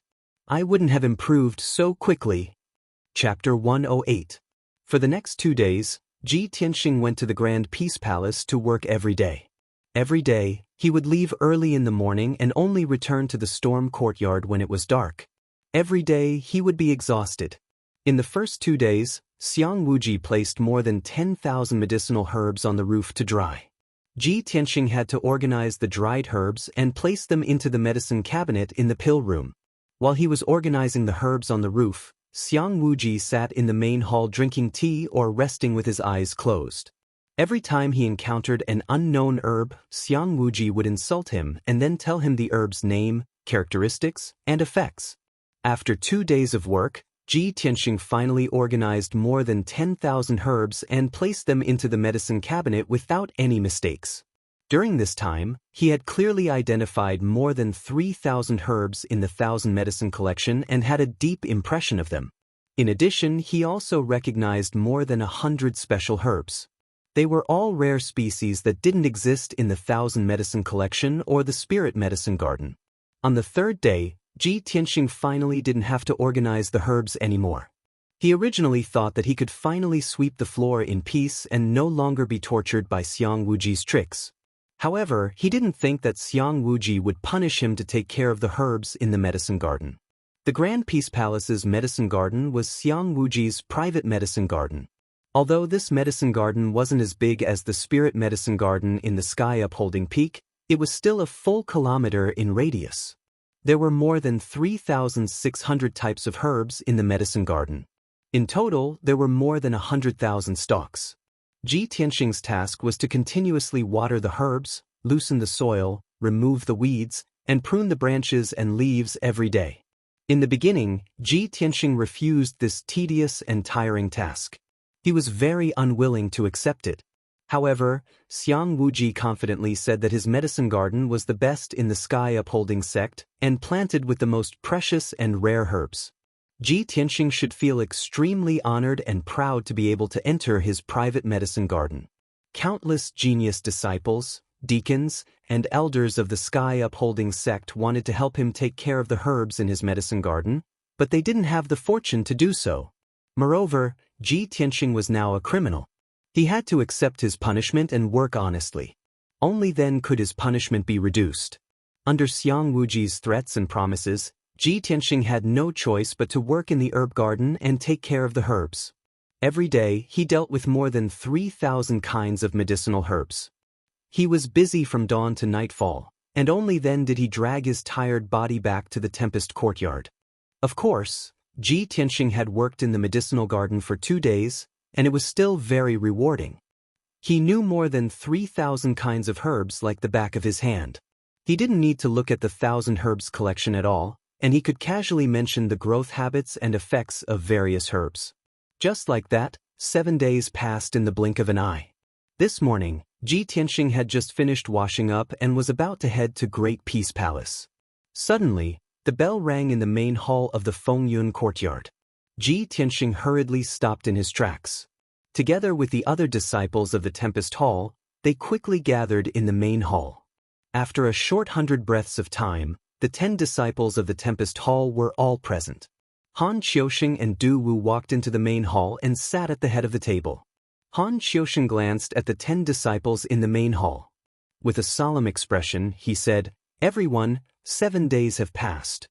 I believe that after 7 days of study, you have all memorized the 1,000 Herbs collection by heart. You all have a clear understanding of the contents of the book." The disciples didn't open their mouths to speak, but most of them revealed confident smiles. They had a posture of having a card up their sleeve. Han Qiusheng saw everyone's reaction and nodded his head in satisfaction. He then continued, "Today, I want to test you all. Have you studied diligently in the past 7 days? The one with the best performance will be rewarded with a special overflowing origin pill." Hearing the 3 words overflowing origin pill, the disciples were stunned for a moment. Their faces were filled with pleasant surprise and excitement. The reward is actually a overflowing origin pill? That's great. I've long heard of the miraculous effects of the overflowing origin pill. This is a profound level high-grade pill. After taking it, it can greatly enhance one's cultivation. It's equivalent to a year of our bitter cultivation. Deacon Han is really generous. It's just a small test, but he's actually willing to take out such a miraculous profound level pill. I must obtain the overflowing origin pill. If I can take a overflowing origin pill, I'll definitely be able to reach the profound understanding realm within half a year. Several disciples were discussing in low voices. Their faces were filled with excitement and anticipation, especially Shi Jingqing and Emo. They were determined to obtain the overflowing origin pill. The 2 of them didn't put the other disciples in their eyes. They only regarded each other as competitors. Their eyes were filled with hostility. At this time, Han Qiusheng took out a palm-sized black cloth bag from his sleeve and placed it on the table. He stretched out his hand and touched the black cloth bag. Out of thin air, he took out a dark green herb. "Everyone, do you know what kind of herb this is?" Ji Tianxing and the other disciples immediately stared at the herb and carefully observed it. The herb was as long as a chopstick. It had a cluster of white roots and 6 leaves. It was dark green all over and emitted a faint spiritual qi. Everyone instantly recognized the herb and said in unison, "This is the spirit void herb." Han Qiusheng nodded and looked at Nie Hao. "Nie Hao, tell us about the characteristics and effects of this spirit void herb." Nie Hao said calmly, "The spirit void herb is commonly seen in swamps filled with miasma. It needs to grow for 8 years to mature." After he finished speaking in an orderly manner, Han Qiusheng revealed a satisfied smile. He put the spirit void grass back into the black cloth bag, and then took out a half-meter long dark brown herb from the bag. Seeing this, Ji Tianxing immediately understood that Han Qiusheng's black cloth bag was the same as his 100 treasures brocade pouch. They were both storage treasures with space inside. Han Qiusheng held the herb and asked calmly, "Everyone, do you know what kind of herb this is?" This time, everyone frowned and carefully observed for a moment before someone answered one after another. "This is the yellow tooth whisker." "Yes, this is the yellow tooth whisker." Han Qiusheng called out Ji Ling's name and let Ji Ling explain the characteristics and effects of the yellow tooth whisker. Ji Ling revealed a confident smile and said in a confident tone, "The yellow tooth whisker usually grows in the yellow soil halfway up the mountain.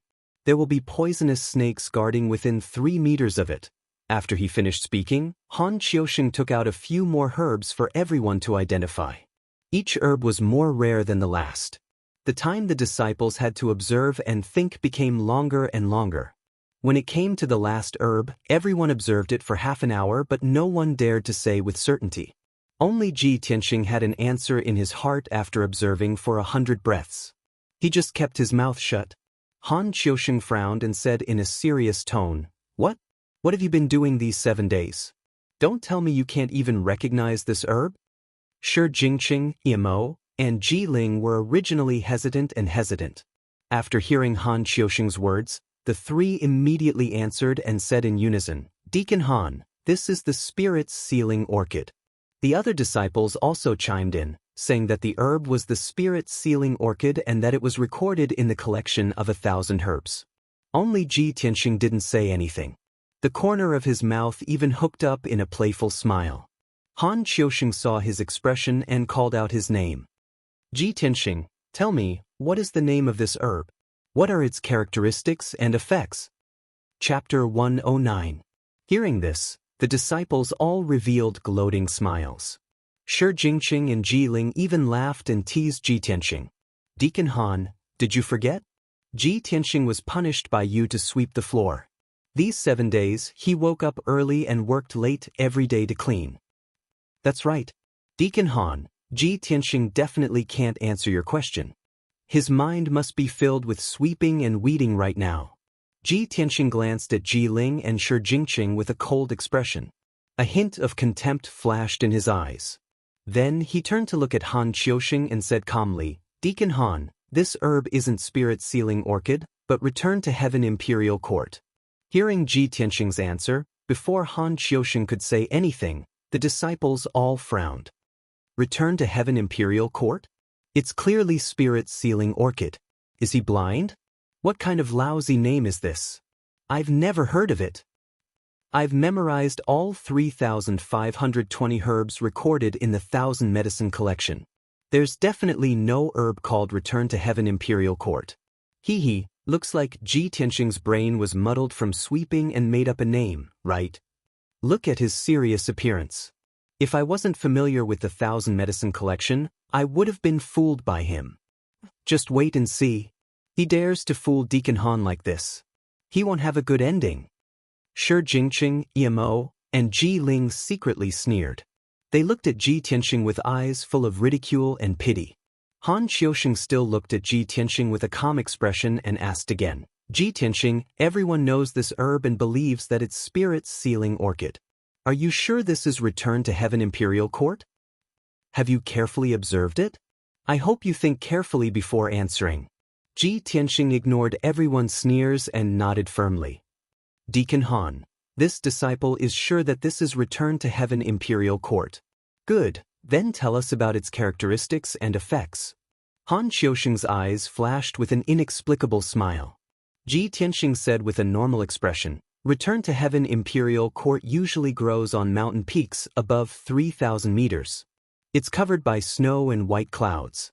It has the effect of refining the soul and promoting spiritual sense. Although its appearance is very similar to spirit-sealing orchid, even many alchemy masters would mistake it if they didn't look carefully, it is indeed different from spirit-sealing orchid. The roots of the spirit-sealing orchid are milky white and grow outwards, while the roots of the heaven-returning palace are snow-white and converge inwards. Han Qiuxing quietly, he listened to Ji Tianqing's narration. The expressions of Shi Jingqing, Emo, Ji Ling, and the other disciples changed drastically. In the beginning, everyone was sure that Ji Tianqing was talking nonsense, and they all looked like they were waiting to see a good show. But when they heard Ji Tianqing speak with assurance and reason, the sneers on their faces disappeared.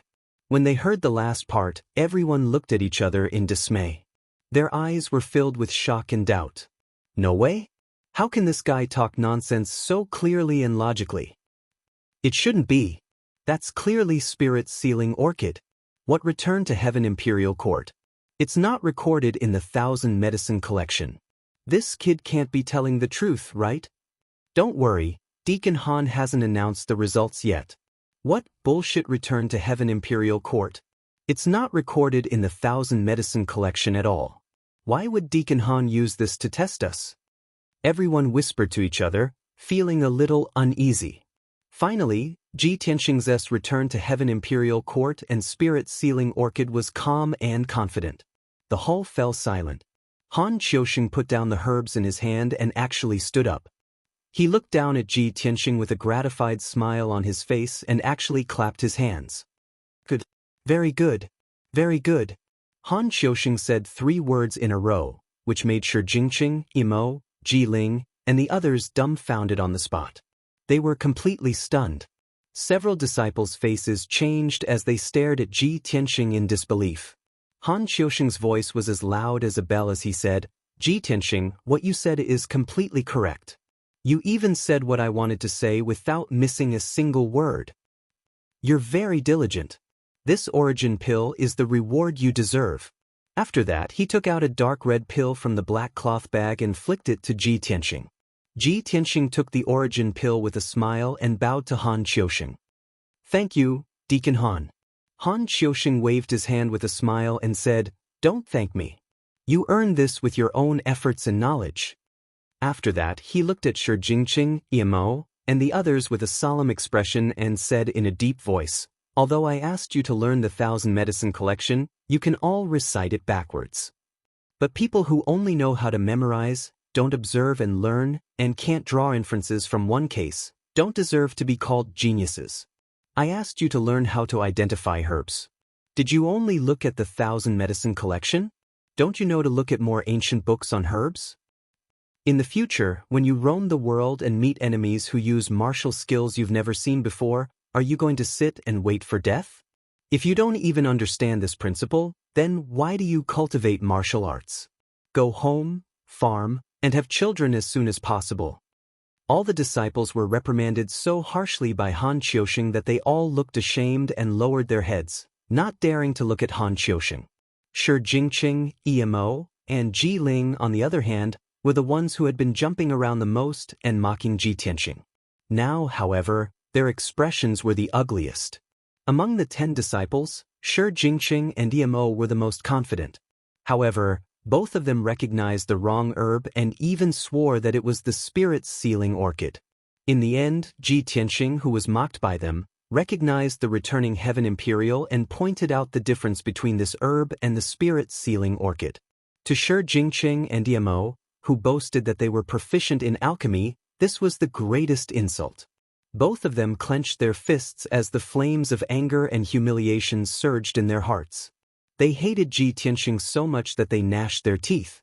If Ji Tianqing didn't give the answer and show off in front of everyone, they wouldn't have been reprimanded by Deacon Han like this.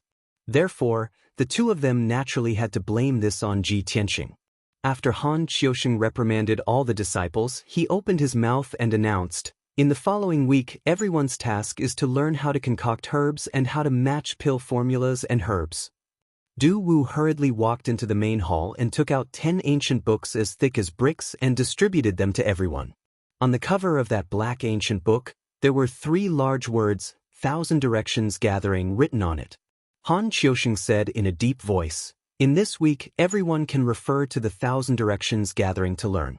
A week later, this seat will assess again." Saying that, he brought Du Wu and left the main hall. All the disciples held onto the 1,000 Directions Gathering, but their hearts were filled with mixed feelings. Shi Jingqing and Emo, in particular, were glaring coldly at Ji Tianqing, as if they were burning with rage. Seeing Ji Tianqing about to turn and leave the main hall, Shi Jingqing walked up with a black face and blocked his path. "Ji Tianqing, don't think that you can hold your head high just because you guessed a herb correctly and received Deacon Han's reward. So what if you know how to identify herbs? Wait until the end of the month assessment and you'll have to start refining pills. At that time, I'll definitely trample you under my feet." Emo also walked in front of him, his face filled with anger as he coldly shouted, "Ji Tianqing, don't be complacent. The future is long. You little thief who stole the spirit fruit, sooner or later you'll be kicked out of the storm courtyard." Ji Tianqing was in a good mood and was in a hurry to rush back to his room to take the Chaoyuan pill and improve his cultivation. Shi Jingqing and Emo suddenly showed up and scolded him without giving him any chance to explain. His face suddenly became gloomy, his eyes coldly glanced at the two and sneered, "Ha, I have no enmity with the two of you, but you're insulting me for no reason. Were the two of you bitten by a mad dog when you were young and contracted the mad dog disease, so you bite everyone you see?" Chapter 110. Shi Jingqing and Emo were so angry that their lungs were about to explode. They stared at Ji Tianqing with livid faces. "Ji Tianqing, how dare you insult me? You damn bastard, I'm going to teach you a lesson." Both of them were bursting with anger and fighting spirit. They clenched their fists and were about to teach Ji Tianqing a lesson. Ji Tianqing was not afraid at all. He sneered, "Ha, a mad dog is indeed a mad dog. You're angry out of shame and you want to fight?" Shi Jingqing and Emo could no longer hold back their anger. They waved their fists and smashed at Ji Tianqing. "Ji Tianqing, you're courting death. Bastard, get down on the ground." They besieged Ji Tianqing from both sides. Their fists were shining with the light of true essence, blowing a violent wind. Ji Tianqing's figure flashed and dodged Shi Jingqing's attack. He was about to use his palm to meet Emo's fist. At this moment, Nye Hao suddenly appeared beside him. With a deep shout, he threw a punch at Emo. Their fists collided with each other, making a muffled sound and exploding violent chi. Nye Hao stood still and did not step back. Emo, however, was pushed back 3 steps. 2 against 1? What kind of man are you? Fight me one-on-one if you have the guts. Nye Hao stared at Emo indifferently. His whole body was surging with a strong fighting spirit. Emo frowned and looked at him. A hint of fear flashed through his eyes. He shouted angrily, "Nye Hao, it's none of your business. Get out of my way." Shi Jingqing also stared at Nye Hao angrily. He sneered, "Nye Hao, you're meddling in other people's business. Do you want to be our enemy?" Nye Hao did not care about their threats at all. He waved his fist with a sneer. "Ji Tianxing is my friend. If you want to bully him, ask my fist first." "Nye Hao, let's wait and see." Shi Jingqing and Emo were furious. They glared at Nye Hao and left the hall unwillingly. Ji Tianxing's eyes flashed with a cold light as he watched the two leave. He turned his head to look at Nye Hao and nodded with a smile. "Nye Hao, thank you for your help." Nye Hao smiled and waved his hand. "Brother Ji doesn't need to thank me. In fact, with Brother Ji's strength, even if I didn't make a move, the two of them wouldn't be able to do anything to you." Ji Tianxing only smiled faintly and declined to comment. The two exchanged a few pleasantries before they left the conference hall and returned to their respective rooms. After returning to his room, Ji Tianxing entered the secret chamber and took out the Chaoyuan pill to examine it carefully. This dark red Xian core contained surging yuan qi and emitted a bright red light. This pill was refined by the Sky Pillar Sex alchemists. It was absolutely impossible to buy it in a mundane kingdom. Its effects were extremely powerful, and consuming one pill could increase one's cultivation by a year. Of course, the effects of the Chaoyuan pill would be the best the first time. After that, the effects would be greatly reduced. If one consumed more than 4 Chaoyuan pills, they would completely lose their effects. Ji Tianxing held the Chaoyuan pill in his hand and thought to himself, "I didn't expect Administrator Han to take out the returning Heaven Imperial Court, which isn't recorded in the 1,000 Medicine Collection, to test everyone. Fortunately, when I helped the stinky old man collect the herbs, I recognized many herbs that aren't in the 1,000 Medicine Collection. Otherwise, I would have been stumped just now and wouldn't have been able to obtain this Chaoyuan pill. It seems that although I worked very hard in the Great Peace Palace, I was able to learn a lot of things." Thinking about it this way, Ji Tianxing felt that the suffering he had gone through in the Great Peace Palace was worth it. He finally had his reward. After collecting his thoughts, he consumed the Chaoyuan pill and began to circulate his energy to refine the medicinal effects. When the Chaoyuan pill entered his stomach, it was catalyzed by his true essence and immediately emitted surging heat waves that surged through his limbs and bones. Ji Tianxing hurriedly circulated his energy and guided the medicinal effects into his meridians. They turned into majestic true essence and gathered in the sword embryo. Time passed quietly, and his power was also increasing rapidly. Unknowingly, an entire day had passed. Ji Tianxing finally completely refined the Chaoyuan pill. His cultivation had increased by about 4 times, and the sword embryo in his body had also doubled in size. The powerful effects of the Chaoyuan pill allowed his strength to reach the 6th level of the true essence realm. Ji Tianxing finished his cultivation and walked out of the secret chamber. Only then did he realize that it was already the morning of the next day. The morning sun had just risen. The faint morning light scattered over the storm courtyard, reflecting the dew on the flowers and leaves, refracting a dazzling brilliance. Yesterday, I was cultivating in the secret chamber and didn't go to the Great Peace Palace for the entire day. The stinky old man is definitely going to flip out. Ji Tianxing frowned and hurriedly left the storm courtyard. He brought the 1,000 Directions village and hurried to the Great Peace Palace.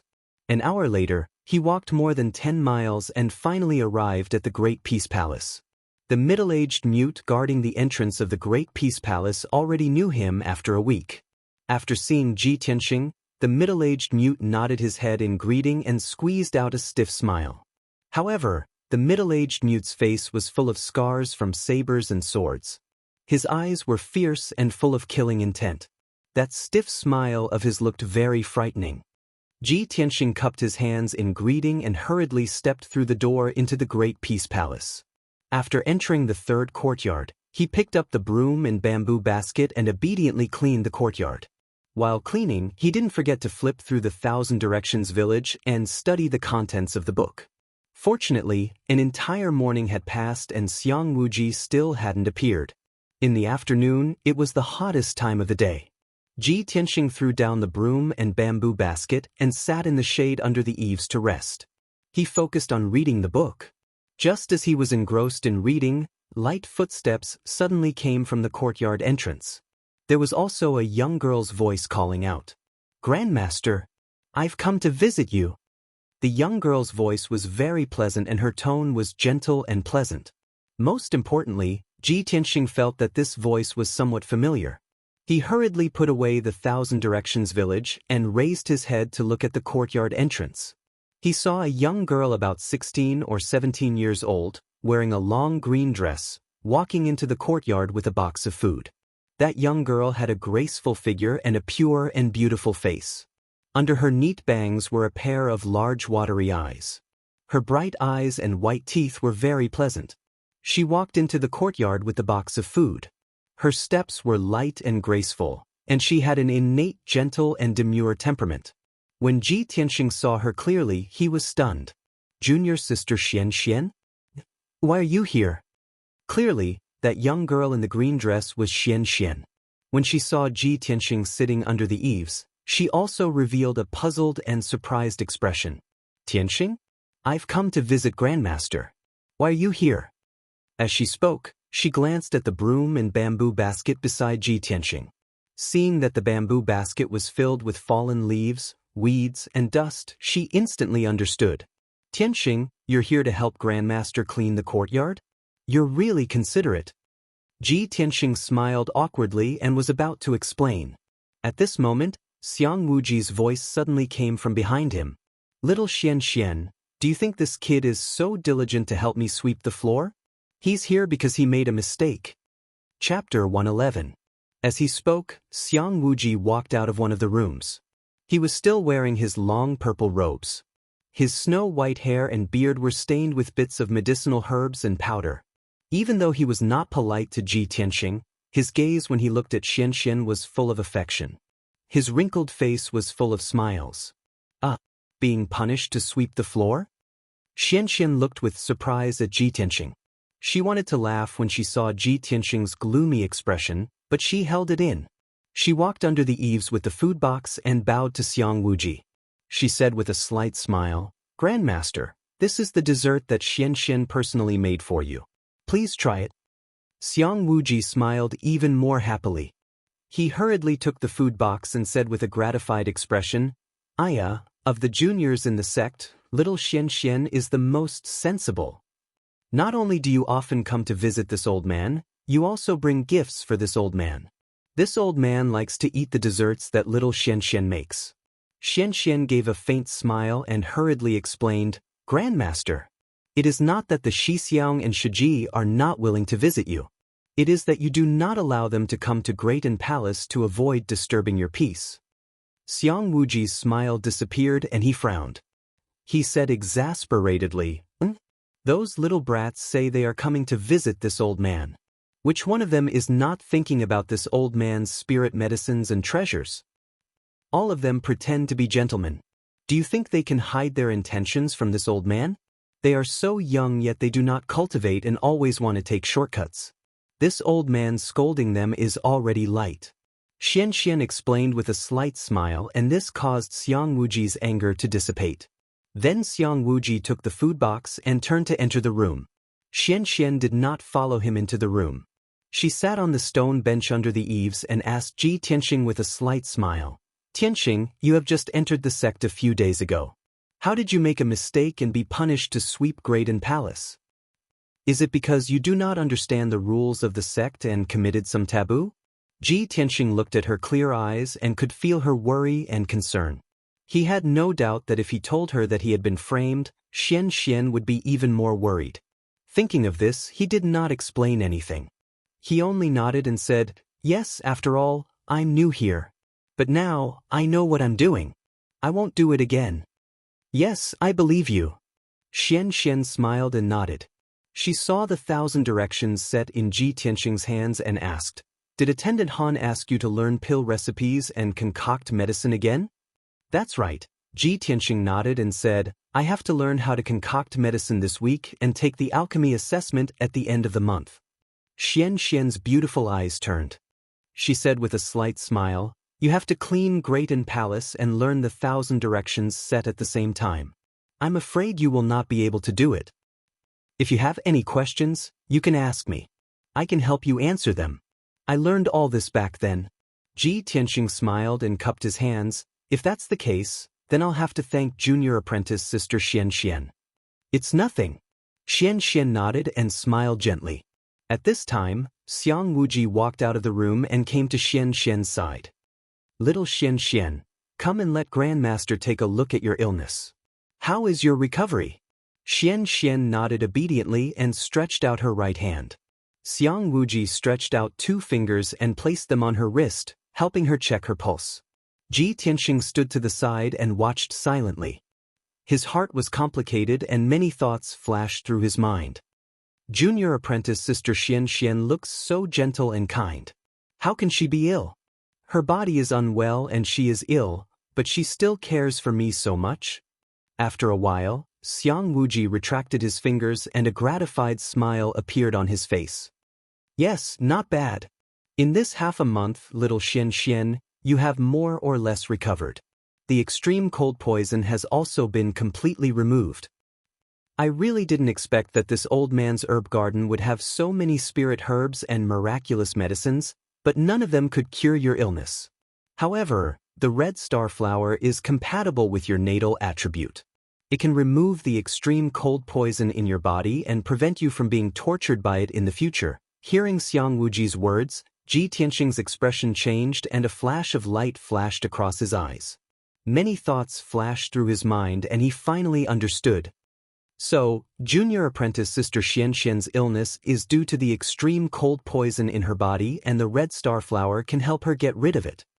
This means that when Yun Yao obtained the red star flower's stamen, she used it to treat junior apprentice Sister Xian Xian's illness. Both Xian Xian and I have consumed the red star flower and our bodies have been transformed by the red star flower's medicinal power. No wonder when I first met her, I felt an inexplicable sense of closeness. So, the two of us are fated to be together. Ji Tianqing finally understood the reason. He also vaguely guessed that Xian Xian and Yun Yao must have a close relationship. After checking on Xian Xian's condition, Xiang Wuji gave a few more instructions and turned around to get busy in the alchemy room. He originally wanted Xian Xian to go to the alchemy room with him and help him look after the alchemy furnace and learn alchemy at the same time. However, Xian Xian found an excuse to reject him. After Xiang Wuji left, Xian Xian stayed in the courtyard to accompany Ji Tianqing and help him explain the contents of the 1,000 Directions book. With Xian Xian's help, Ji Tianqing did not need to flip through the 1,000 Directions book and saved a lot of time. As he cleaned the courtyard, he listened to Xian Xian's explanation of alchemy and learned more deeply and thoroughly. He was also in a good mood. Unknowingly, an afternoon passed. After the sun set, Ji Tianqing and Xian Xian walked out of the Great Palace side by side and were about to return to their respective residences. However, just as the two of them reached the entrance of the Great Palace, they were stopped by a handsome young man in a white robe. This handsome young man was Lu Mingyang, who had just entered the inner sect. Lu Mingyang held a sandalwood box in his hands and it was obvious that he had been waiting outside for a long time. When he saw Xian Xian walk out of the door, he immediately welcomed her with a face full of smiles. Just as he was about to speak, he suddenly saw Ji Tianqing, who was beside Xian Xian. Seeing Ji Tianqing and Xian Xian talking and laughing as they walked side by side, the smile on his face instantly froze and his eyes turned gloomy. At this time, Ji Tianqing and Xian Xian also saw Lu Mingyang and stopped in their tracks. The two of them did not speak as they calmly looked at Lu Mingyang.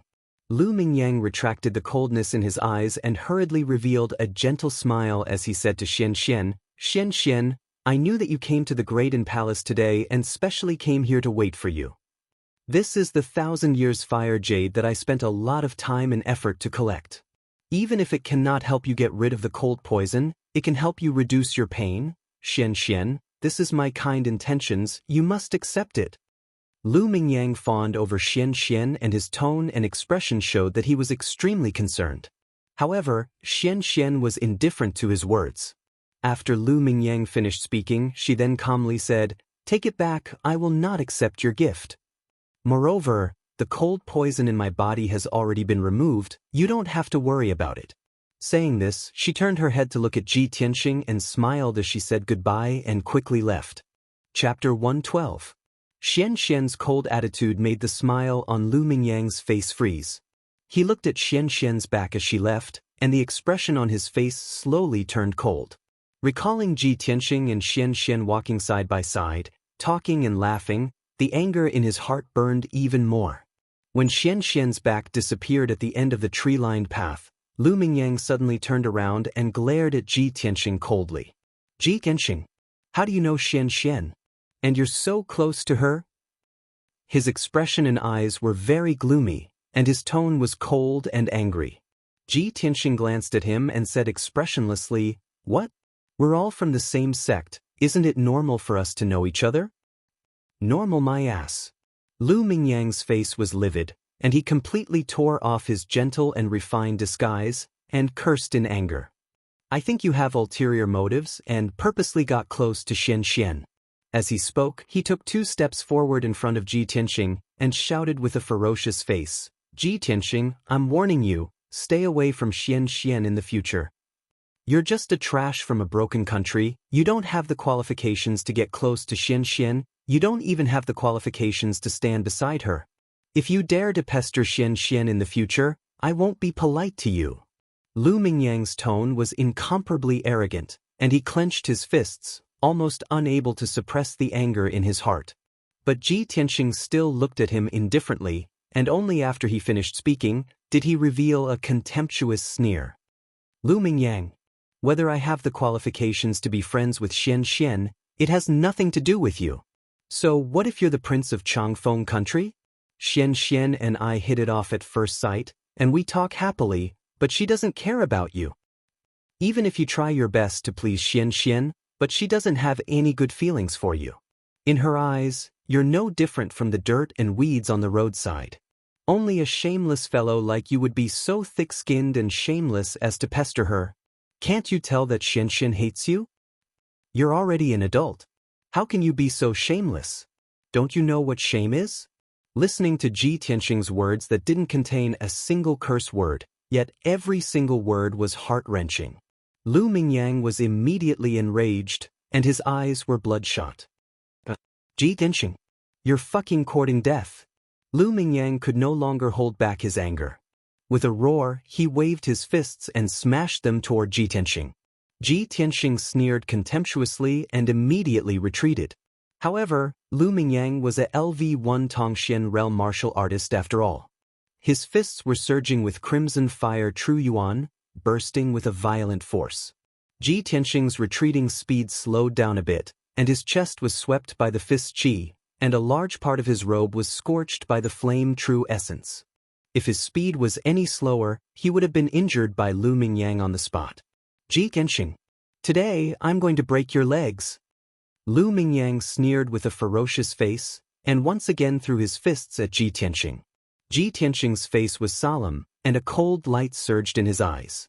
Even though he had reached LV6 True Energy Realm, without the Black Dragon Sword, he was still no match for Lu Mingyang. At this critical moment, he could only use his trump card and activate the sword qi in his body. Swoosh swoosh swoosh. 6 streaks of dark golden sword qi flew out from his palms, and instantly split into 12 streaks. They circled around his body and formed a sword net. Swoosh swoosh swoosh. The dense golden sword qi and sword light enveloped a 3-meter radius around him, making a sharp piercing sound. Lu Mingyang's fists smashed into the sword net, and the crimson fire true yuan blasted a large hole in the sword net, and several streaks of sword qi were sent flying. Those dark golden sword qi pierced Lu Mingyang's fists, but were unable to hurt him. "Ha! Little bastard, continue to be arrogant? Now do you know the difference between true energy realm and mystic realm? If you know what's good for you, kneel down and beg for mercy. Lu Mingyang swung his fists at the sword net and sneered at Ji Tianxing. Ji Tianxing's face was as cold as ice. He clenched his teeth and silently controlled the sword net to block Lu Mingyang's fierce attacks. Bang bang bang. A series of muffled noises burst out one after another as Lu Mingyang blasted out large holes in the sword net of flowing light. Ji Tianxing was forced to retreat, and his face was getting paler and paler. Finally, after 36 consecutive punches, Lu Mingyang roared and used his ultimate move. Raging Flame Fist. Dazzling flames surged out of his body, and he gathered all his power on his fists, forming two balls of crimson fire, and punched towards Ji Tianxing. With a muffled bang, the sword net was shattered by the two balls of scarlet flames. Ji Tianxing did not have time to dodge, and was about to be hit by the two balls of crimson fire. At this critical moment, a dark green sword aura flew out from Greaton Palace, and quickly arrived between the two of them. Phew! That 2-meter-long green sword aura carried a terrifying power, and instantly hit Lu Mingyang's fists. Ji Tianxing only saw a green light flash in front of his eyes, and heard a bang sound. Then he saw Lu Mingyang being sent flying. Lu Mingyang drew an arc in the air, and fell into the forest 5 meters away. He rolled a few times before coming to a stop. He struggled a few times before crawling out of the forest. Blood flowed from the corner of his mouth, his hair was messy, and his white robe was stained with mud. He looked very pathetic. He looked at Greaton Palace with fear and then staggered away. But before he left, he glared at Ji Tianxing with hatred. He clearly remembered this grudge, and would definitely find a chance to take revenge in the future. Ji Tianxing looked at Lu Mingyang's retreating figure. His face darkened, and he secretly clenched his fists. He knew very well that if the stinky old man had not saved him at the critical moment, he would have been injured by Lu Mingyang. At this moment, his heart was filled with a strong desire to become stronger. No matter what, he had to increase his strength and reach the mystic comprehending state as soon as possible. Swoosh! A green light flashed, and Xiang Wuji suddenly flew out from Greaton Palace, and landed beside Ji Tianxing. Ji Tianxing came to his senses and hurriedly bowed. He said sincerely, "Thank you for saving me, senior." Xiang Wuji did not reply. He glared at him angrily and scolded, "You little bastard, you are really stupid. You are infuriating me. Such a miraculous sword chi, but you used it so crudely and crudely. What a waste of such a great talent.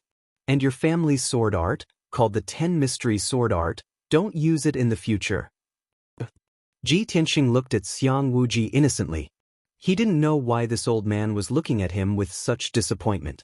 "What are you looking at?" Xiang Wuji glared at him again and scolded, "Don't go back to the Wind Cloud Courtyard tonight. Come with me, I will teach you 2 sword arts." Begging for recommendation tickets, begging to be added to the bookshelf, please everyone. Chapter 113. Stupid old man wants to teach me swordsmanship? Ji Tianxing was stunned. He could not believe it. Xiang Wuji had always been strict with him. He would scold him if he did not get his way. If Xiang Wuji could talk to him nicely, he would be thanking the heavens. He did not expect that Xiang Wuji would take the initiative to teach him swordsmanship. Although he was not sure of Xiang Wuji's identity, he had seen Xiang Wuji's moves. They were truly mysterious and unheard of. How could he not be surprised and excited that such a mysterious expert was going to teach him swordsmanship? What are you waiting for? Come in quickly. Xiang Wuji walked into Great Peace Palace with his hands behind his back and shouted impatiently. Ji Tianxing regained his senses and hurried into the Great Peace Palace. He followed Xiang Wuji into the 3rd courtyard. The sky was already dark and night was about to fall. Xiang Wuji stood in the middle of the courtyard. His feet stepped on the limestone floor and he exuded a mysterious and powerful aura. "Kid, I am going to teach you the Flying Star Sword technique. This sword technique has a total of 9 moves.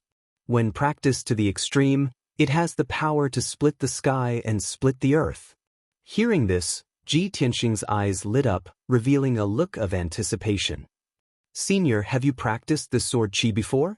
Is the flying star sword technique also a sword technique to control sword chi? Xiang Wuji glanced at him and said in a low voice, Of course, I did not have the opportunity to practice the sword chi in your body. Otherwise, I would have broken through the shackles and entered a higher realm. The flying star sword technique that I am going to teach you is a sword technique that I created in 20 years. It is used to control sword radiance. Although only primal core realm experts can practice and use the flying star sword technique, your sword chi is very special. However, your sword chi is very special, so you can also cultivate this sword technique. After hearing his explanation, Ji Tianxing was enlightened. He nodded to show that he understood. He thought to himself, It seems that the stupid old man has heard of the way of the sword that I practice. He just did not have the opportunity to practice it. My Tao of the sword heart is even more miraculous than ordinary martial arts. With my strength at the true energy stage, I can actually cultivate a Yuan Dan stage sword technique. If I can master the flying star sword art, I will definitely be stronger than an ordinary martial artist using the flying star sword art. At this moment, Xiang Wuji said seriously, Kid, I'll teach you the first 2 moves of the flying star sword technique tonight. As for the remaining 7 moves, it will depend on your comprehension ability before I decide whether to teach them to you. You have to open your eyes wide and watch carefully. This old man will only display it once. Whether or not you can master it will depend on your talent and comprehension ability. Ji Tianxing immediately restrained his thoughts and did not dare to think about it anymore. He stared at Xiang Wuji with his eyes wide open, afraid that he would miss some moves in the dark. Xiang Wuji stood there with a serious expression for a moment. He secretly activated the true Yuan in his body and prepared to practice the flying star sword art. An incomparably majestic true essence rushed through his body, and it actually emitted a thunderous rumbling sound. Obviously, its power was extremely terrifying. Brat, watch carefully. First move, Thousand Feather Blade. Xiang Wuji suddenly roared and waved his hands, sending out 3 dark green sword lights. As his hands danced, he formed a sword seal and drew a mysterious arc in the air, and the 3 green sword lights also danced in the air. Swoosh, swoosh, swoosh. The 3 streaks of green sword light dispersed and launched an incomparably swift and fierce attack from different angles and directions. Although the 3 sword lights danced within 10 meters of him, each sword light's attack path and trajectory were different, leaving behind a trail of green light in the night. As Xiang Wuji's hands moved, the 3 sword lights attacked continuously in midair at the speed of lightning. All of a sudden, with Xiang Wuji as the center, a radius of 10 meters was illuminated by the dazzling sword aura, filled with crisscrossing green flowing light. In just 5 breaths, the 3 sword lights attacked from different angles and directions over 1,000 times. Ji Tianxing's eyes widened in shock, and his heart raced. He felt that this was unbelievable. In 5 breaths, the 3 sword lights attacked over 1,000 times. No wonder this move is called Thousand Feather Blade. No matter how strong the opponent is, he can't block over 1,000 attacks in 5 breaths. He will definitely be shredded into pieces by the sword lights. The power of this Thousand Feather Blade is too terrifying. The flying star sword art is indeed powerful. At the same time, Xiang Wuji finished practicing the Thousand Feather Blade. The 3 green sword lights flew back to him and quietly floated in the air. Xiang Wuji turned to Ji Tianxing and shouted, Brat, did you see it clearly? I will give you 100 breaths to remember and analyze. Ji Tianxing didn't speak. He closed his eyes and silently recalled. Every movement and detail of Xiang Wuji's Thousand Feather Blade appeared in his mind one by one. After a full 100 breaths, over 1,000 images appeared in his mind, and he finally remembered all the details of the Thousand Feather Blade. Just as he opened his eyes and was about to speak, Xiang Wuji growled again. Brat, look carefully. The second move, Wind and Thunder Strike. Xiang Wuji waved his hands again. His index and middle fingers closed together to form a sword technique. He drew a mysterious path in front of him. The 3 green sword lights in front of him suddenly turned into 2 and became even bigger. They were at least 2 meters long. Swoosh, swoosh. The two huge sword auras flew out 10 meters away and slashed at the ground from midair, erupting with an incomparably terrifying power. At that moment, the two sword lights shone brightly and created a violent hurricane. The entire yard was filled with sand and pebbles. Boom! A deafening noise. The blinding light and the hurricane blended together. Like a shocking thunder, the sword lights slammed into the green stone floor. Instantly, a 3-meter-wide crater appeared on the bluestone floor, with gravel and dust flying everywhere. The terrifying power traveled into the ground and caused the entire yard to shake violently. It was as if there was an earthquake. In the blink of an eye, the two green sword lights flew back to Xiang Wuji and disappeared into his palms. He had finished practicing the second move, Wind and Thunder Strike. Even though this move was simpler and more violent than the Thousand Feather Blade, its power was even more terrifying. Ji Tianxing stared dumbfoundedly at the huge pit in the courtyard and the dust that filled the air. His heart was filled with shock. He silently fantasized about when he could reach such a level of power. One sword move could shake the earth. At this time, Xiang Wuji turned around and walked back under the eaves. Seeing his face full of shock and yearning, he said indifferently, "You're right. I don't want to destroy my own yard. I only use 10% of my power. Study it well. After 100 breaths, show it to me."